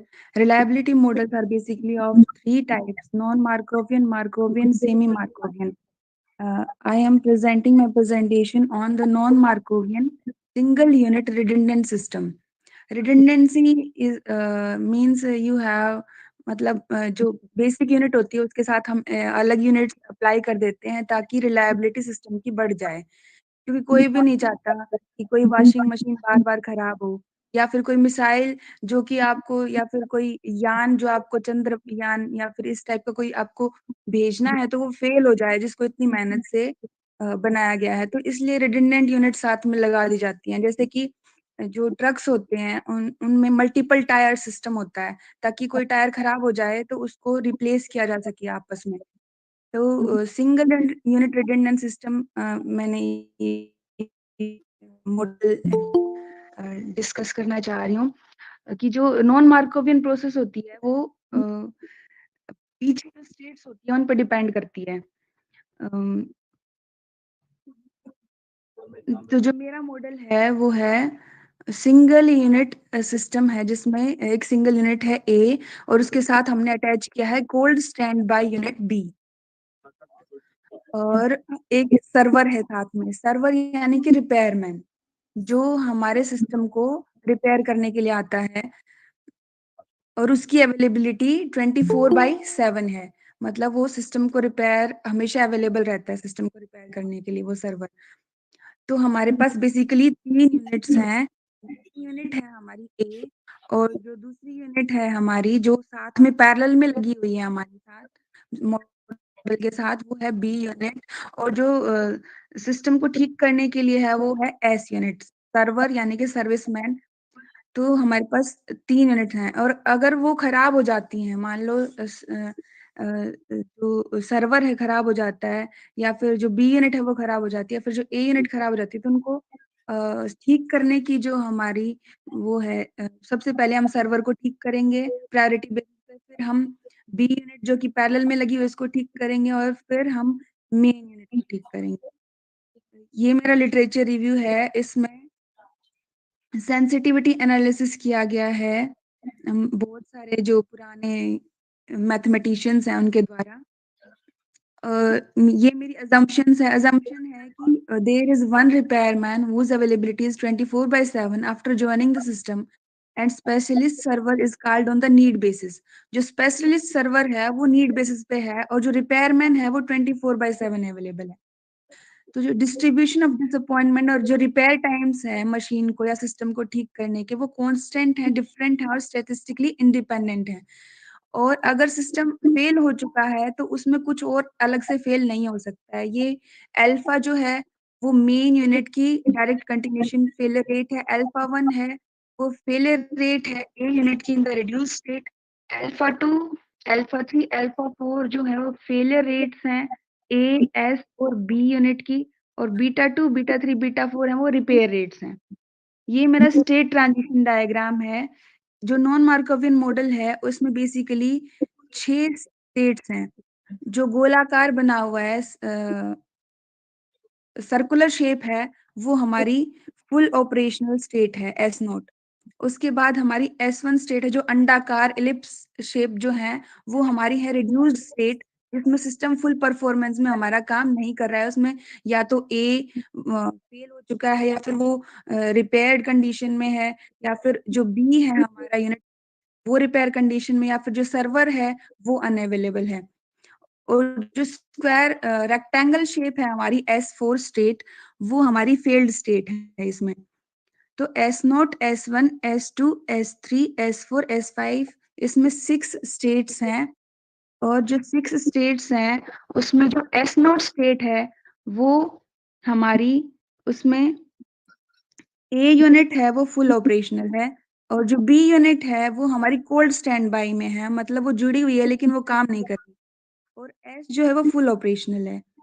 जो S2 state है उसमें जो हमारा A है वो small a यानी कि failed, मतलब जो हमारी A यूनिट है वो फेल हो चुकी है, B यूनिट और S यूनिट काम कर रही हैं।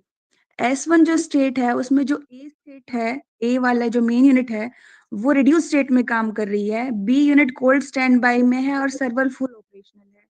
जो S2 स्टेट है, सॉरी S3 जो स्टेट है हमारी उसमें सर्वर फेल है, और जो S4 स्टेट है हमारी उसमें मेन यूनिट और जो कोल्ड स्टैंड बाई यूनिट है वो दोनों फेल्ड हैं। S5 में ओनली B ऑपरेशनल है। ये मॉडल डिस्क्रिप्शन है, और इस मॉडल को हम ऑपरेशनल करने के लिए उसमें कुछ डाटा हमें इनपुट करना पड़ेगा, तो उसके लिए पहले डाटा कलेक्ट करना पड़ेगा, उसको प्रोसेस करेंगे, फिर हम मॉडल सेलेक्ट करेंगे। तो हमने 3 मॉडल सेलेक्ट किए हैं, एडाम, SGD, RMS प्रोब। इसके बाद हम तीनों मॉडल्स में डाटा डालेंगे और फिर मॉडल को इवेलुएट करेंगे, ताकि हम RPGT टेक्निक से जो सिस्टम की कॉस्ट है हमारी, जो प्लांट हमने लगाया है उसमें जो मशीनरी लगाई है उसकी कॉस्ट को मिनिमाइज किया जा सके। उसके बाद सेंसिटिविटी एनालिसिस किया जाएगा कि भाई वेदर कंडीशन या फिर कोई इनपुट यूनिट खराब हो जाए तो उसको रिप्लेस करना है, ठीक रहेगा, या फिर पूरी यूनिट को रिप्लेस करना पड़ेगा, या फिर कुछ पार्ट को रिप्लेस करना पड़ेगा, ताकि कॉस्ट को मिनिमाइज किया जा सके और परफॉर्मेंस को ऑप्टिमाइज किया जा सके, और उसके बाद रिजल्ट्स को इंटरप्रेट किया जाएगा।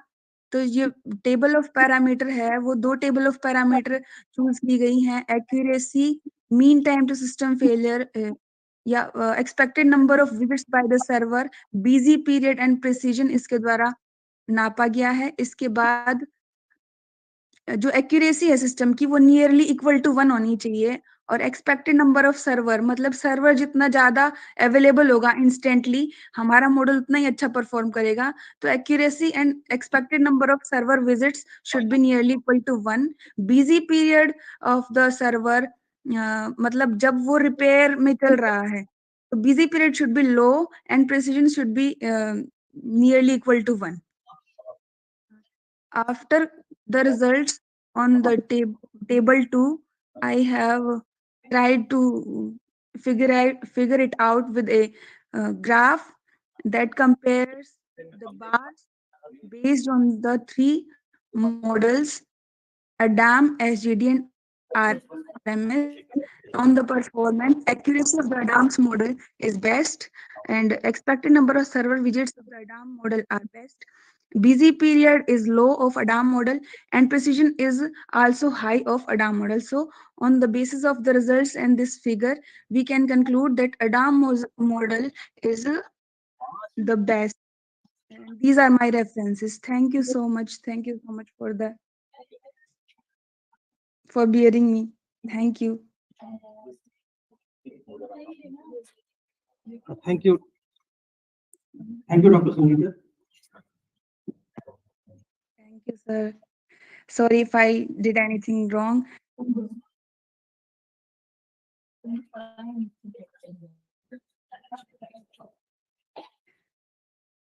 So this was my presentation. If any queries, if I can explain. Any queries from audience, sir? There is no queries. Thank you. Thank you. Thank you, sir. Next talk, invited talk of Dr. Rupam Gupta. Ma'am, are you there? Dr. Rupam, ma'am. Yes. Thank you.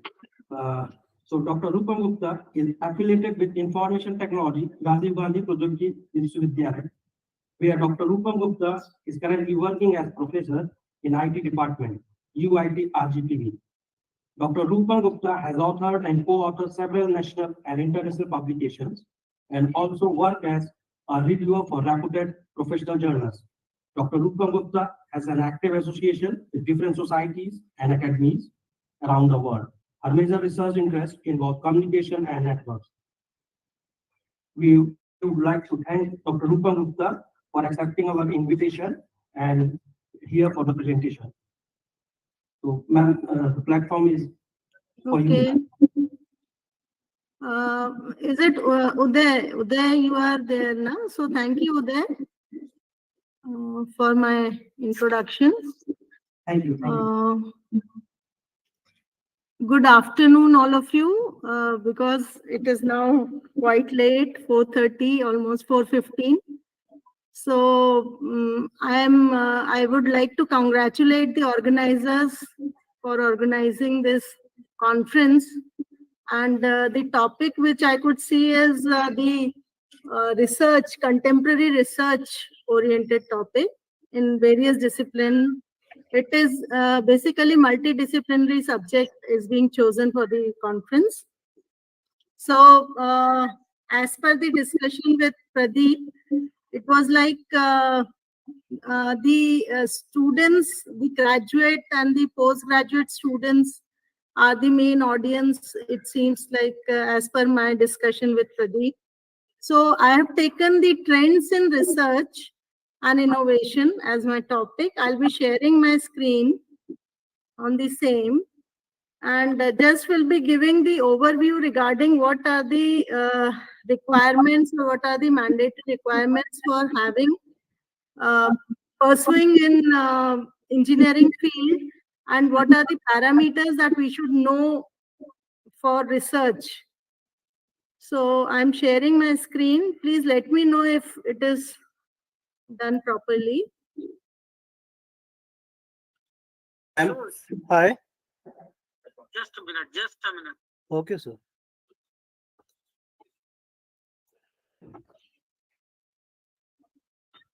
Is my screen visible? Okay, thank you, sir. Yes, sir. Is my screen visible? Yes, ma'am, you are visible, ma'am. Okay. So this is Trends to Research and Innovation. I am presently professor in IT department in UIT, RGPV Bhopal. So these are the contents basically which I'll be covering in this talk. There is some Rupa, ma'am, who is Yes? delivering his presentation here. Sorry? Ma'am, who is going to present here at this very moment? Because I'm being asked to present your topic here. You're getting my screen? I'm getting a screen, but I have been asked to make your presentation here. Yes, I'm making my presentation. Ma'am, we continue. Murtaja has joined us from another group. Acha. By mistake. Okay. So I can continue? Yes, ma'am. Okay. The screen is visible, Uday? Yes, ma'am. Okay. So these are the contents of my presentation, which includes responsible research and innovation, Google Scholar, impact factor, all the terminologies which we are using in research, right? So what is the C score? What is impact factor? How do we calculate this? What is H index? What is I index? Then what are the various publications which is treated as a good one in our research field, and what are quartile journals also. So to start with, this is responsible research and innovation is the terminology. It is also called as in brief RRI, which is said to be as dynamic iterative process, whereby all stakeholders are involved in the research. Who are stakeholders? Stakeholders are we all are stakeholders, and we are contributing something to research. So all stakeholders involved in the research and innovation practice. so that it becomes mutually responsive and share the responsibility regarding the outcomes and process requirements. So it refers to also engaging the public in the research process, because why we are doing research? Research is basically to serve the society. So with the needs of the society and to address the societal challenges. So basically research compromise, the main component of research is that we have to address the society and the societal challenges also.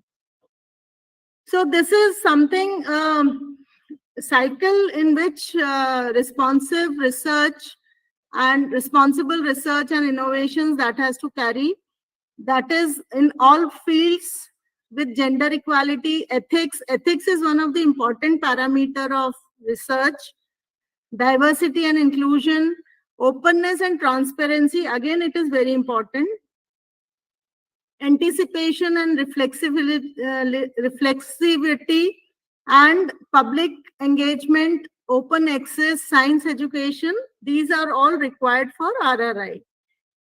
This is some steps which the students should know, that what are the steps to be followed in research. First of all, whenever we go for any problem, it can be for society, it can be for our technical input. So identifying the problem is the first criteria, that you have to find out what problem you are going to basically represent, or you are going to call for, you are going to give the solution for. So for one is the identifying the problem, second is literature review, then third is that how you are setting the objectives and hypothesis, then study the design part is very crucial, designing on the sample design, deciding on the sample design. Then important parameter is from where you are collecting the data. So data collection is one of the major, because sometimes the student, what they do is they just collect 10 samples or 5 samples, just some names of the students, and they do their work and say that this is the testing done on the project. So this is not good. You have to go to some standard URLs, and then you have to take the data set. Kaggle वगैरह पे आजकल बहुत data set available है. Yeah, then you can go for the standard data set. You go for the standard data sets and then do the experimentation, processing and analyzing the data, and writing the report, which is again very important part, because writing the report, writing the papers, it goes for the publications. So this is again the cycle, identify the research topic, design project, then you carry out the project, analyze it, and present and publish the results.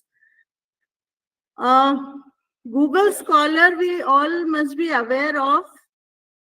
Should I ask how many of you know Google Scholar?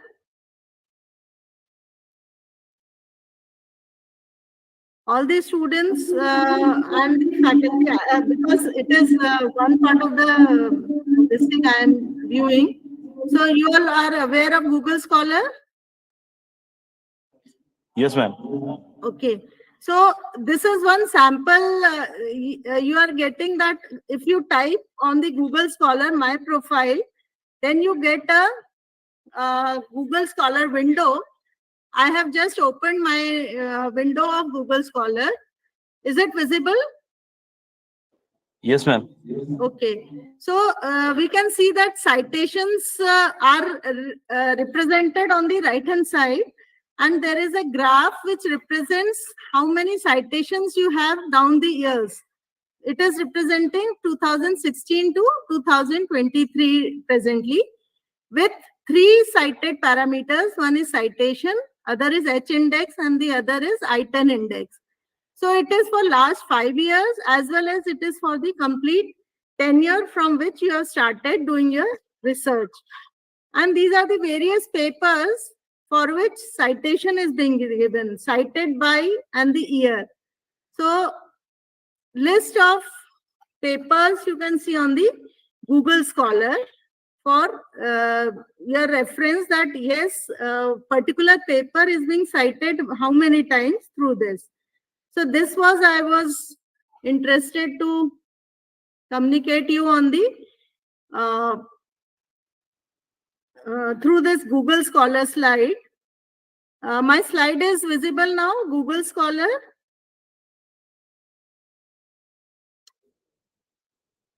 Slide is visible.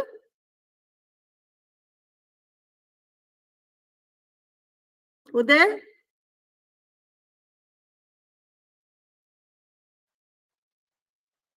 Okay. So through this, you can have the complete information regarding the particular researcher, and that calculation of H index and other matrices can be made using this. For example, if I want to know the site score of a journal, then the site score of the journal is number of citations received in that year and previous 3 years divided by total number of published documents.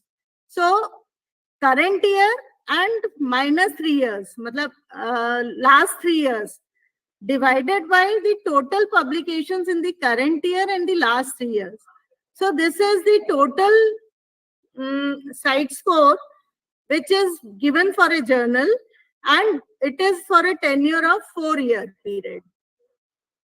Then there is a comparison of impact factor with site score. Impact factor is normally, nowadays it is taken over by Thomson Router, and Thomson Router provides the impact factor of every journal, and it has a window of 2 years. So impact factor adopts a 2-year window, and it includes all the documents which is indexed by Scopus, including articles. Site score is the score which is included by all the articles, reviews, conference papers, data papers, book chapters, etc. Scopus is again one of the important parameter. All the students who are going for, who are doing their projects like MTech thesis and for this major project work, they should try to publish their work through these journals. So these journals are one of the major index part is the Scopus journals.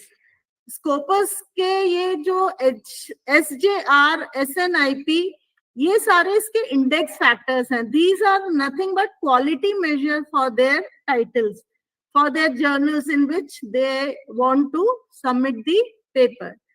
So according to this, Scopus includes 5,000 publishers, in various countries, 105 different countries, and they include all fields like sciences, health sciences, social sciences, life sciences, and they are having so many data, various data, so many titles they are available, so many journals they are having on these headings of health sciences, social sciences, life engineering, engineering also. 7.7 million conference papers, mainly engineering and computer sciences. So these are vast data which the Scopus handles. One more thing, how can we know that what journals, what papers are being cited in my Scopus? So again, if I go live, sharing another screen, for example, if I type Scopus preview, then I get a page like this, in which, can you see this is Scopus preview page? All of you, is it visible? Uday? Sir. Can you see it on that screen? Yes, ma'am. So in this Scopus preview, you can see that there is a title called Cancer Journal for Clinicians, and the site score is 642.9, and the percentile is 99%. 99% means, percentile means that this journal is among the top 1% of the world's journal, as far as Scopus is concerned. And the citations it has taken is from 2019 to 22. So this all data is being collected by the Scopus database and is reflected here in the Scopus preview. So we can directly go to this site scopus.com and then we can find out. Now how I can find about my this thing. Similarly, there are a number of journals which are being listed here. If you could see on your screen that site, it will be good, because site score, then highest percentile. So further, if I am saying Q1, Q2, Q3, Q4, so these are the percentiles in which the journal is rated.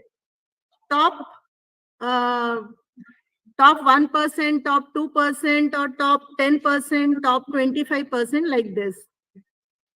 Now, through this, if I want to search about my name, for example, I'm just using this to find out my search. For example, I've given this.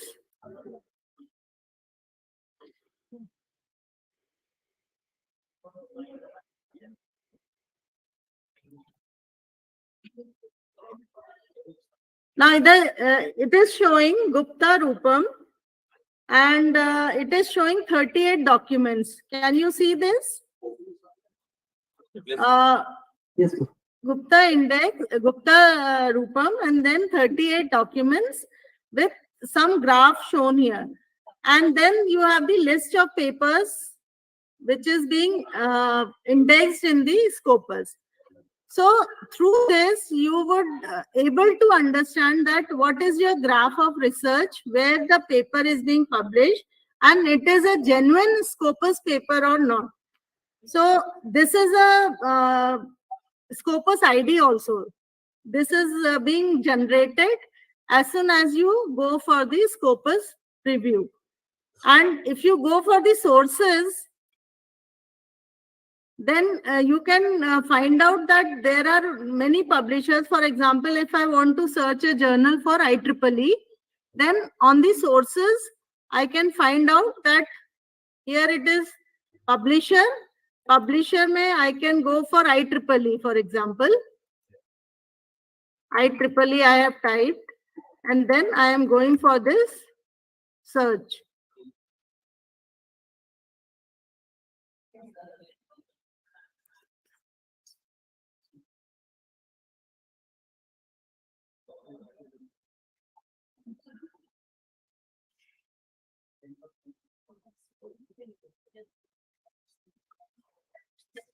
I think there is some, it is not going very fast.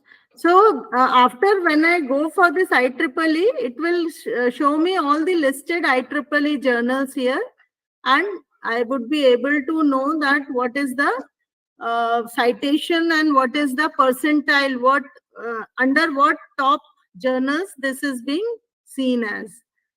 So continuing my presentation, you can go for a Scopus through Scopus preview and find out actual listing of your papers and which journal will have what impact factor or what percentile indexing, quartile indexing of your paper.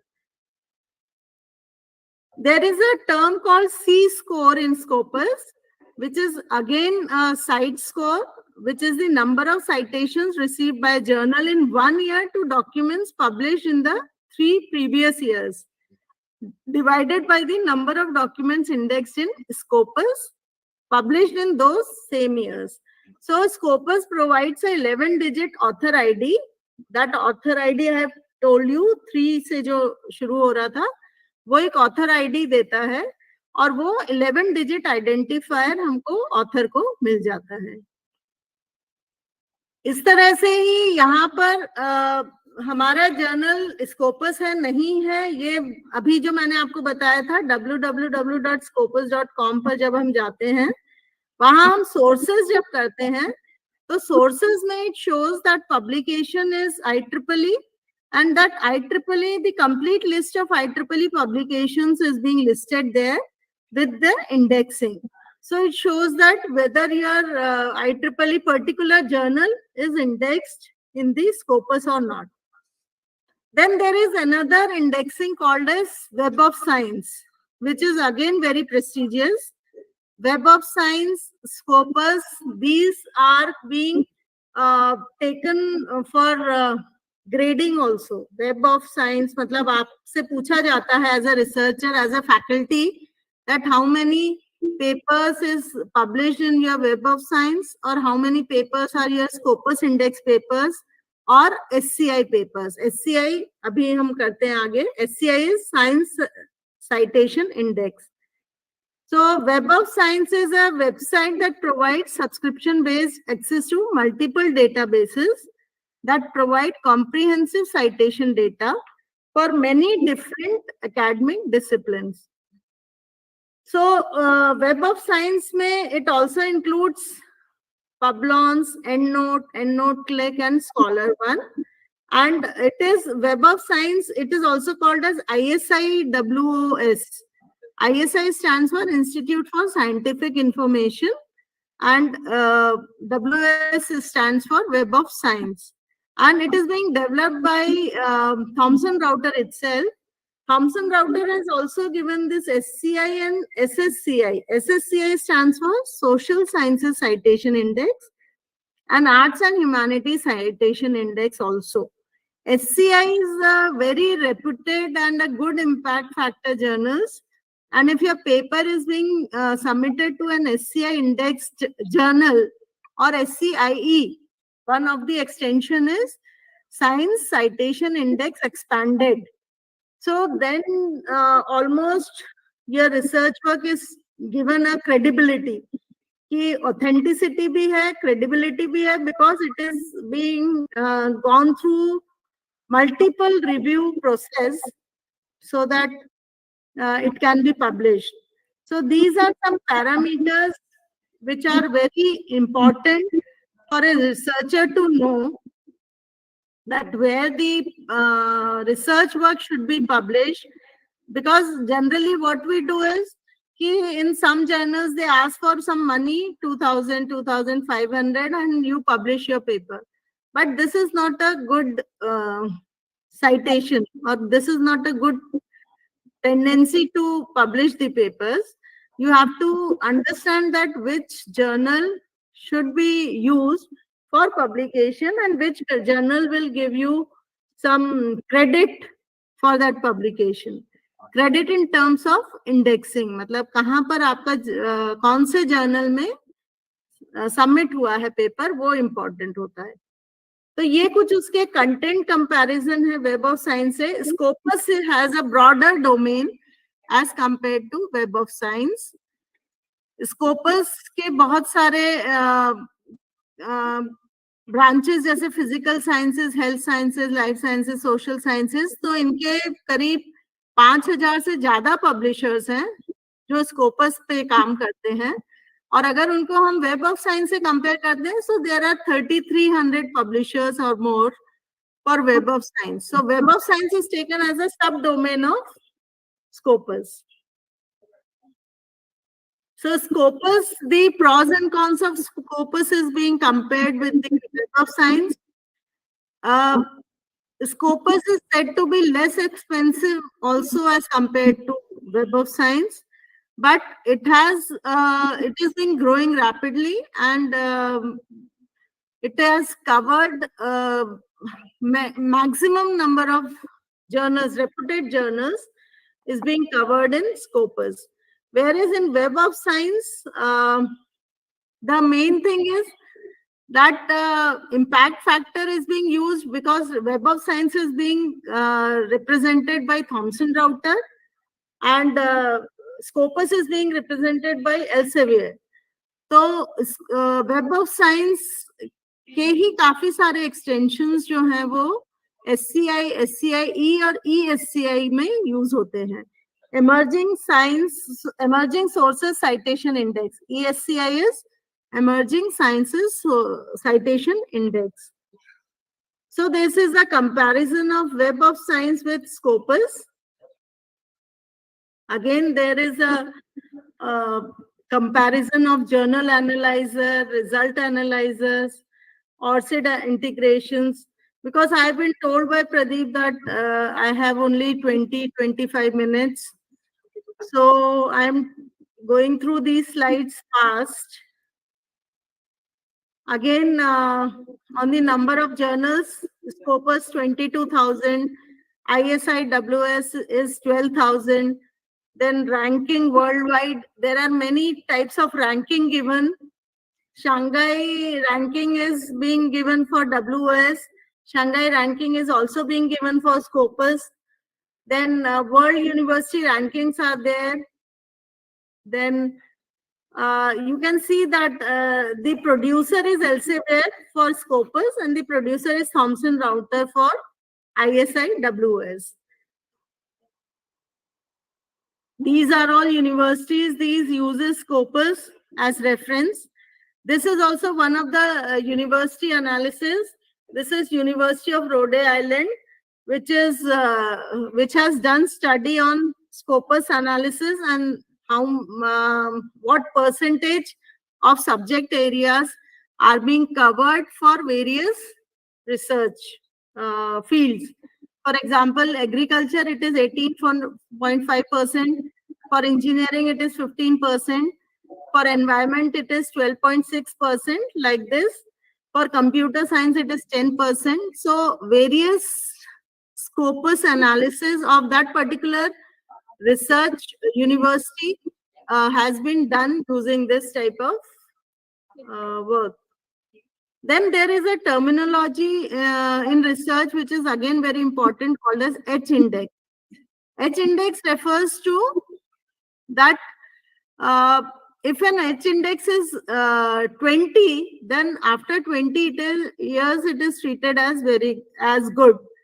40 is outstanding and 60 is exceptional. So H-index, matlab there should be, if a research is good, then it should have a good H-index. Similarly, you have H5 index, which represents articles published in the last 5 years, 5 complete years. For example, if H published, if I am calculating H index for 2018 to 2023, then it should have at least H citations. H citation means if I have an H index of 8, then it should have every year for the last 5 years should have at least 8 citations for that particular article. So that is considered as H5 index. Last 5 years के लिए जो H index है आपका, वो consider किया जाता है कितने articles पर वो citations है. At least that number of citations. That is treated as H5 index. So to boost that H index, what is required is that you should start working on good work, which is required.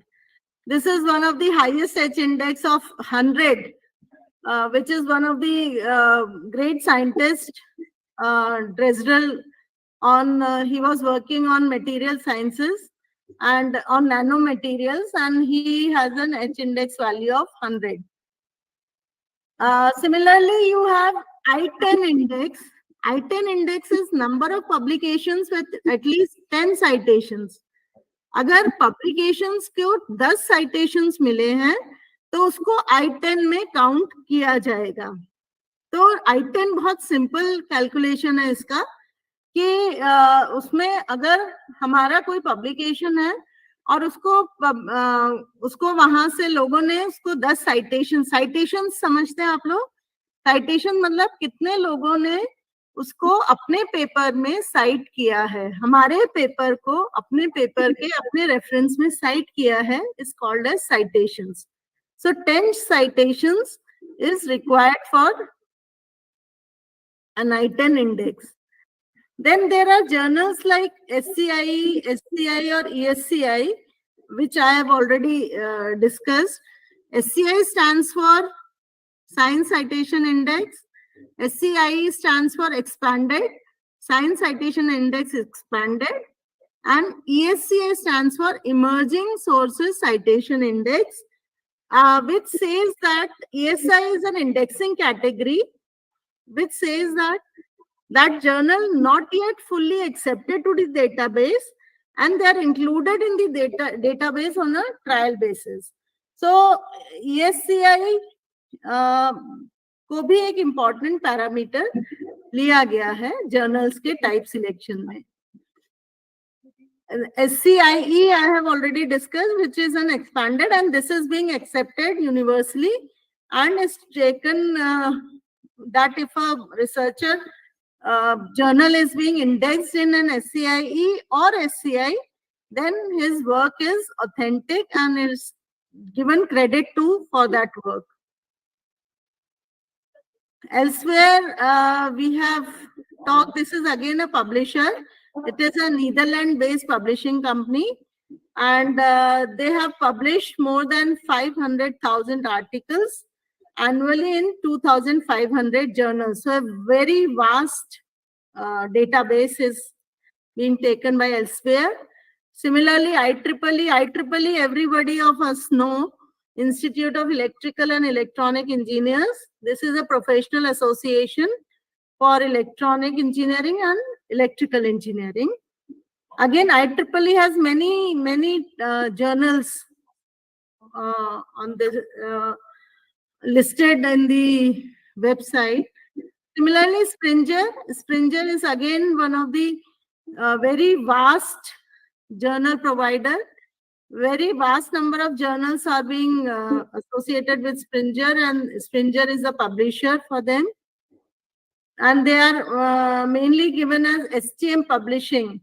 Springer का STM publishing के से भी दिया जाता है.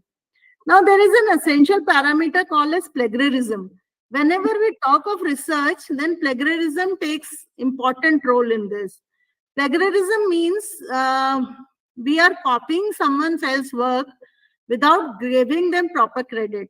What are references? We don't take advantage of references. Means students don't understand what is references. References is that we are giving credit for a particular work to that reference author.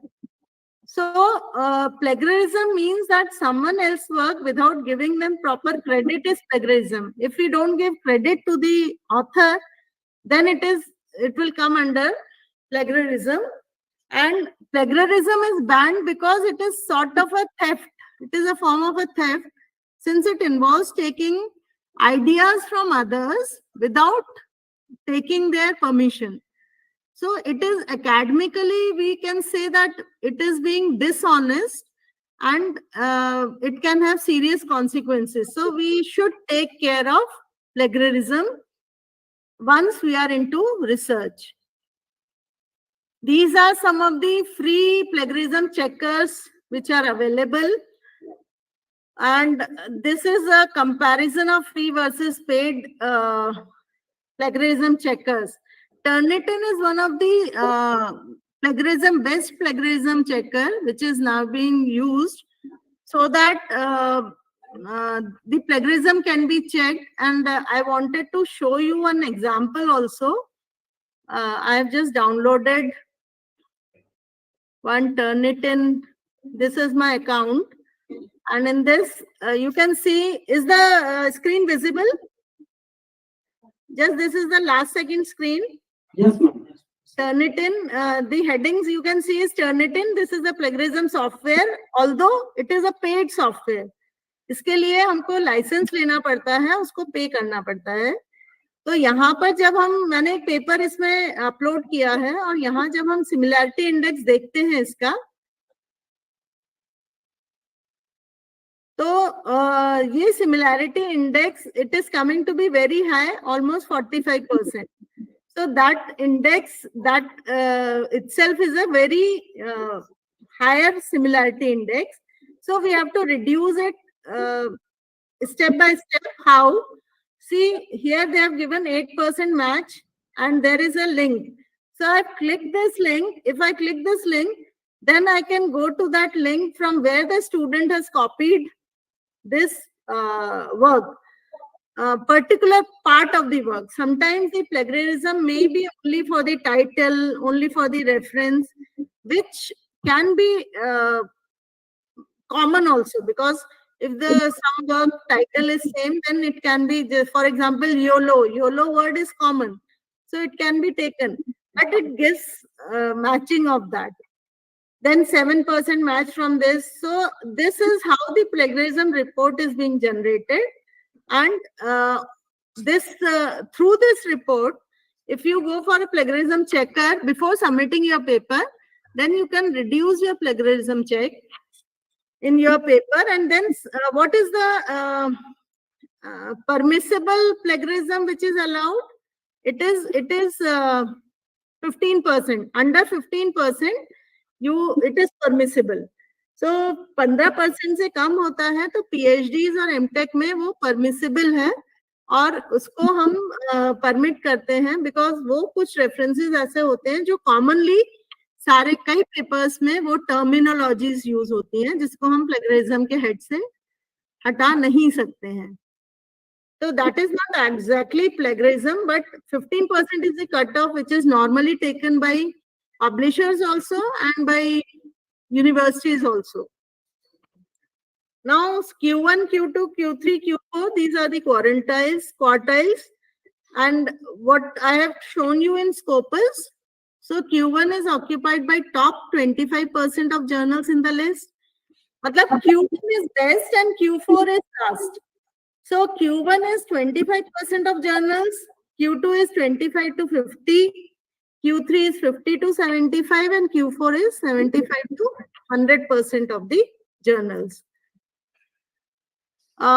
Innovation is yes. Yes, Uday? Okay. Innovation, there is nothing more to, because this was the just, sorry.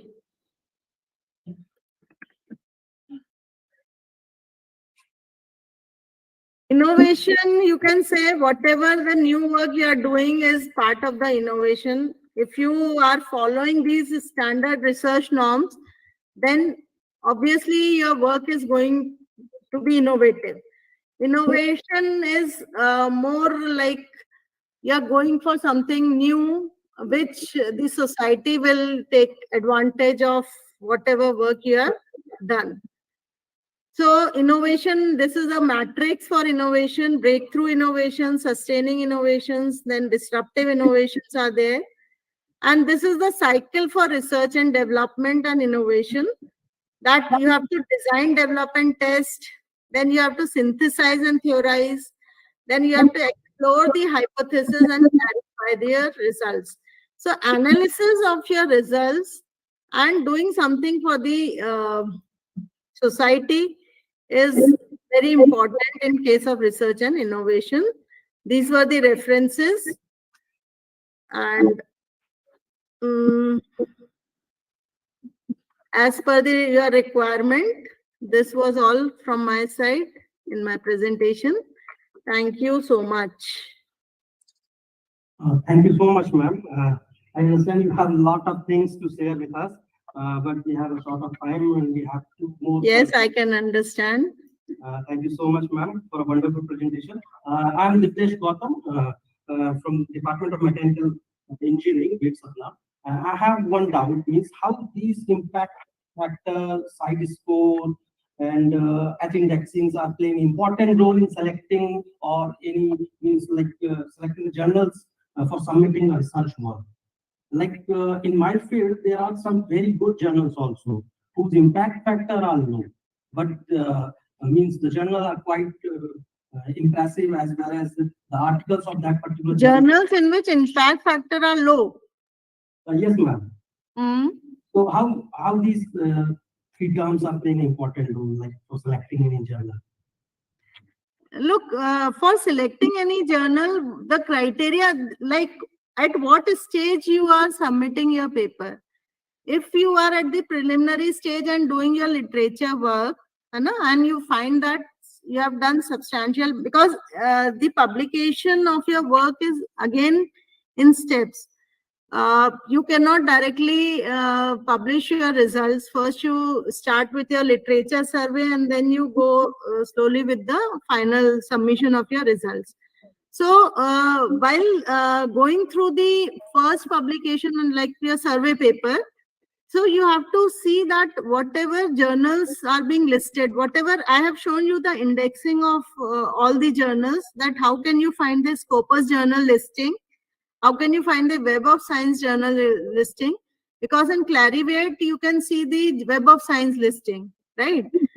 So in Scopus preview, you can see the listing for various publishers. There is a title sources पर जाओगे आप, तो title में वहां पर लिखा रहेगा और वहां पर उसकी इंडेक्सिंग से वो क्वार्टाइल भी आ जाएगा कि what percentage of quartile it goes to. जैसे मैंने बताया था 99% है, तो it is top 1% of the journal. तो उस तरह से आप उसमें लेकिन आपको उसमें एक चीज और देखनी पड़ेगी कि आपका टॉपिक क्या है और वो जर्नल का स्कोप में आता है कि नहीं आता. अगर वो जर्नल के स्कोप में नहीं आएगा तो वो जर्नल में मतलब वो लोग उसको रिफ्यूज करेंगे उसमें लेने के लिए. They may suggest some journals, but in that particular journal they may say that we are sorry, we can not include your paper. तो आपको सिलेक्शन प्रोसीजर तो आपको सर्च करना ही पड़ेगा, इसके थ्रू आप कर सकते हो. Yes, ma'am. Yes, ma'am. Sure, sure. Thank you. Thank you so much, ma'am. Thank you, ma'am. Your shared talk is really inciting and knowledgeable and genuinely appreciated. We hope to see you offline in the bits premises sometime for exchanging some more knowledge. Thank you, ma'am. Thank you. Thank you so much. Shall I leave? Yes, ma'am. Sure. Okay. Thank you. Thank you. So we have next contributing author, Sakshi Singh, Uday Singh Kushwaha, Pradeep Tripathi, Akansha Singh. A comparative analysis of WAN routing protocol, DSDV, DSR, AODV, AOMDV, LR, and AOMDV ID.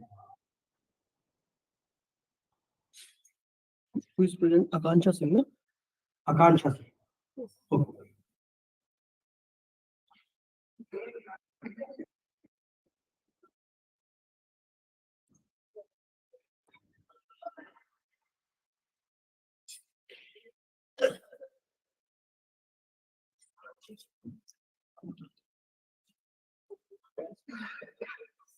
Good evening, everyone. I'm Akansha Singh from Department of Computer Science. I am here to presenting this presentation on the topic of the comparative analysis of wireless routing protocols, DSDV, DSR, AODV, AOMDV, AOMDV LR, and AOMDV ID.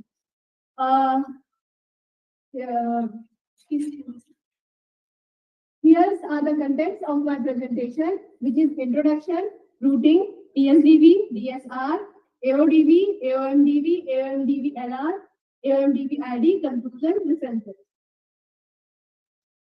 Here's the introduction. Backlog Adaptive Network. Backlog Adaptive Network, BANnet, is an emerging subclass of BANnet, BANnet Mobile Adaptive Network. BANnet is deployed on the road where vehicles constitute mobile nodes. The next point is backlog adaptive network. BANnet consists of a group of moving or stationary vehicles connected by a wireless network. The digital transmission amongst vehicle and roadway equipment is necessary for the realization of intelligent transportation system. Here are some benefits of BANnet. The benefits are enable vehicles to connect to the internet to obtain real-time news, traffic, and weather reports. This is also helpful for safe driving, intelligent traffic system, early warning signals for motorists that could be minimized road mishaps, increased road condition advertisement. The next point is online vehicle entertainment such as gaming and file sharing via the internet or the local adaptive network. This is less expensive than traditional networks. Here's the standard diagram of backlog adaptive network. Here you can see that S is the source node and D is the destination node. And the dark line is the active path which is true about all the alternate paths. This is the one of backlog adaptive network. The left side is routing. Routing. Active security and intelligent transportation are important application of WebNet, which needs suitable vehicle-to-vehicle communication technology, especially routing technology. This is some routing protocols. Routing protocols is a set for selecting paths in network along which to send network traffic. It is two types: table-driven proactive protocols, one demand protocol, which is also called reactive protocol. Here's the flow chart of the routing protocol. First is proactive and second is reactive, and there are some more types. The next slide is DSDB.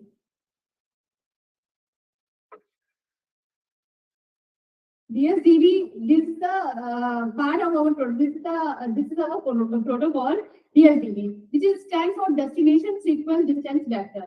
Here are some key features to elaborate it. First is table-based routing. Second, periodic updates. Third, sequence number, and fourth is but not the least, route stability. First, table-based routing. There are 2 points. First is maintain a routing table at each node, and the second one is entries including destination, address, test scope, sequence number, and port counts. The next point is periodic updates. Periodic updates. First, periodically send full routing tables, updates to neighbor. Second point, help in keeping the network topology information correct. Third is the sequence number. Here's some point. First, utilize sequence to distinguish old routes from fresh ones. And second is enhance the loop free operation and minimize the chance of stale routers. Last one, route stability. Aims for stable route by selecting path with the highest sequence number. This is our next protocol, which is DSR, which is stand for Dynamic Source Routing. The key features of Dynamic Source feature are here: on-demand routing, and second one the routing discovery and maintenance. The 2 points of on-demand routing is: first one, routes are established only when needed, reducing network overhead. Second, well suited for environment with changing network dynamics. Second, route discovery and maintenance. First, initiate route discovery by broadcasting a route request. And second one is route are maintained through route replay and route error packets. AODV. This is our next protocol, which is stand for ad hoc on-demand distance vector. The key features of ad hoc on-demand distance vector is on-demanding routing, the first point, and the second point, route discovery and maintenance. First, routes are established when needed, reducing network overhead. And second, suitable for scenarios with a sporadic communication requirement. The second point is route discovery and maintenance. It utilizes route requests and route replay packets for route stability. Second point is routes are maintained through periodic hello messages and route error packets. This is our next protocol, AOMDB, which is stand for ad hoc on-demand multi-path distance vector. The key features of this protocol is as follows: multi-path routing, the first point, and the second point, route discovery and maintenance. Multi-path routing. First point, establish multi-path routing between source and destination nodes. And second, increase network reliability by utilizing alternate paths. Route discovery and maintenance, the second point. And there are some sub-points. First, users route request, route replay, and route error packets. Periodic hello messages and dynamic route packets for efficient maintenance. This is our next protocol, AOMDB-LR, which is stand for ad hoc on-demand multi-path distance vector and local repairs. The key features of this protocol is proactive and reactive routing. First, utilize proactive routing for existence route in the routing table. And second one is implement reactive routing using route request and route replay for on-demand path discovery. Local repair mechanism. Incorporate local repair to swiftly address link or node failures. Second, minimize packet loss and maintain connectivity during failures. This is our next protocol, AOMDB-ID, which is stand for ad hoc on-demand multi-path distance vector and intelligent decision. The key features of this protocol is multipath routing, establish multiple routes between source and destination node, increase network reliability by utilizing alternate paths. Second, route discovery and maintenance. Uses route request, route libre, and route error packets. Second point, periodic hello messages and dynamic route update for efficient maintenance. This is the conclusion of our overall presentation in as follows. In conclusion, the study presented a comprehensive overview and comparison of several vehicular ad hoc network blended routing protocols, including DSDB, PSR, AODV, AOMDV, AOMDV-NR, AOMDV-ID. Each protocol has its own strength and weakness, catering to different scenarios and network dynamics. Despite the advancement made in blended routing protocol, there are several avenues for future research improvement, such as security enhancement, scalability, machine learning integration, real-world development. And here are some references which are used in our research paper. Thank you so much. Okay. Thank you so much, Akansha. I have one question. What was your motive for this study? So, the motive of this study is to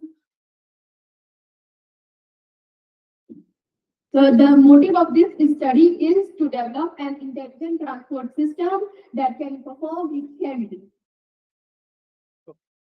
Thank you. Thank you so much.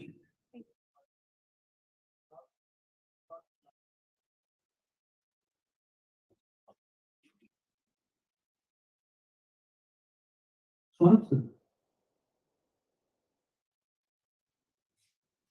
Saurabh sir, is there any more contributing author left for presentation for day one?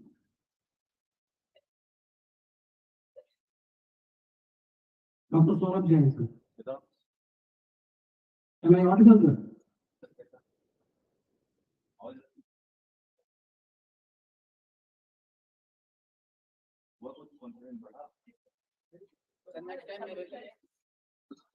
उधर अपने से बात करो सौरभ जैन साहब से। Saurabh sir. Can I start with Saurabh sir?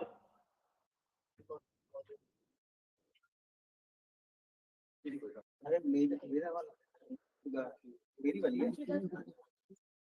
I think there is no more contributing author for day one. So we can close day one ceremony here, and we will gather again tomorrow for day two, and we will start our technical session 3A along with the panel session 3B also. And we have a opening inviting talk of Dr. Subodhi Bose, who is associate professor in the Department of Electrical and Electronics, NIT Raipur, Chhattisgarh. And we will gather here and start our day two schedule from 10:15 onwards. Thank you everyone for joining us. Thank you.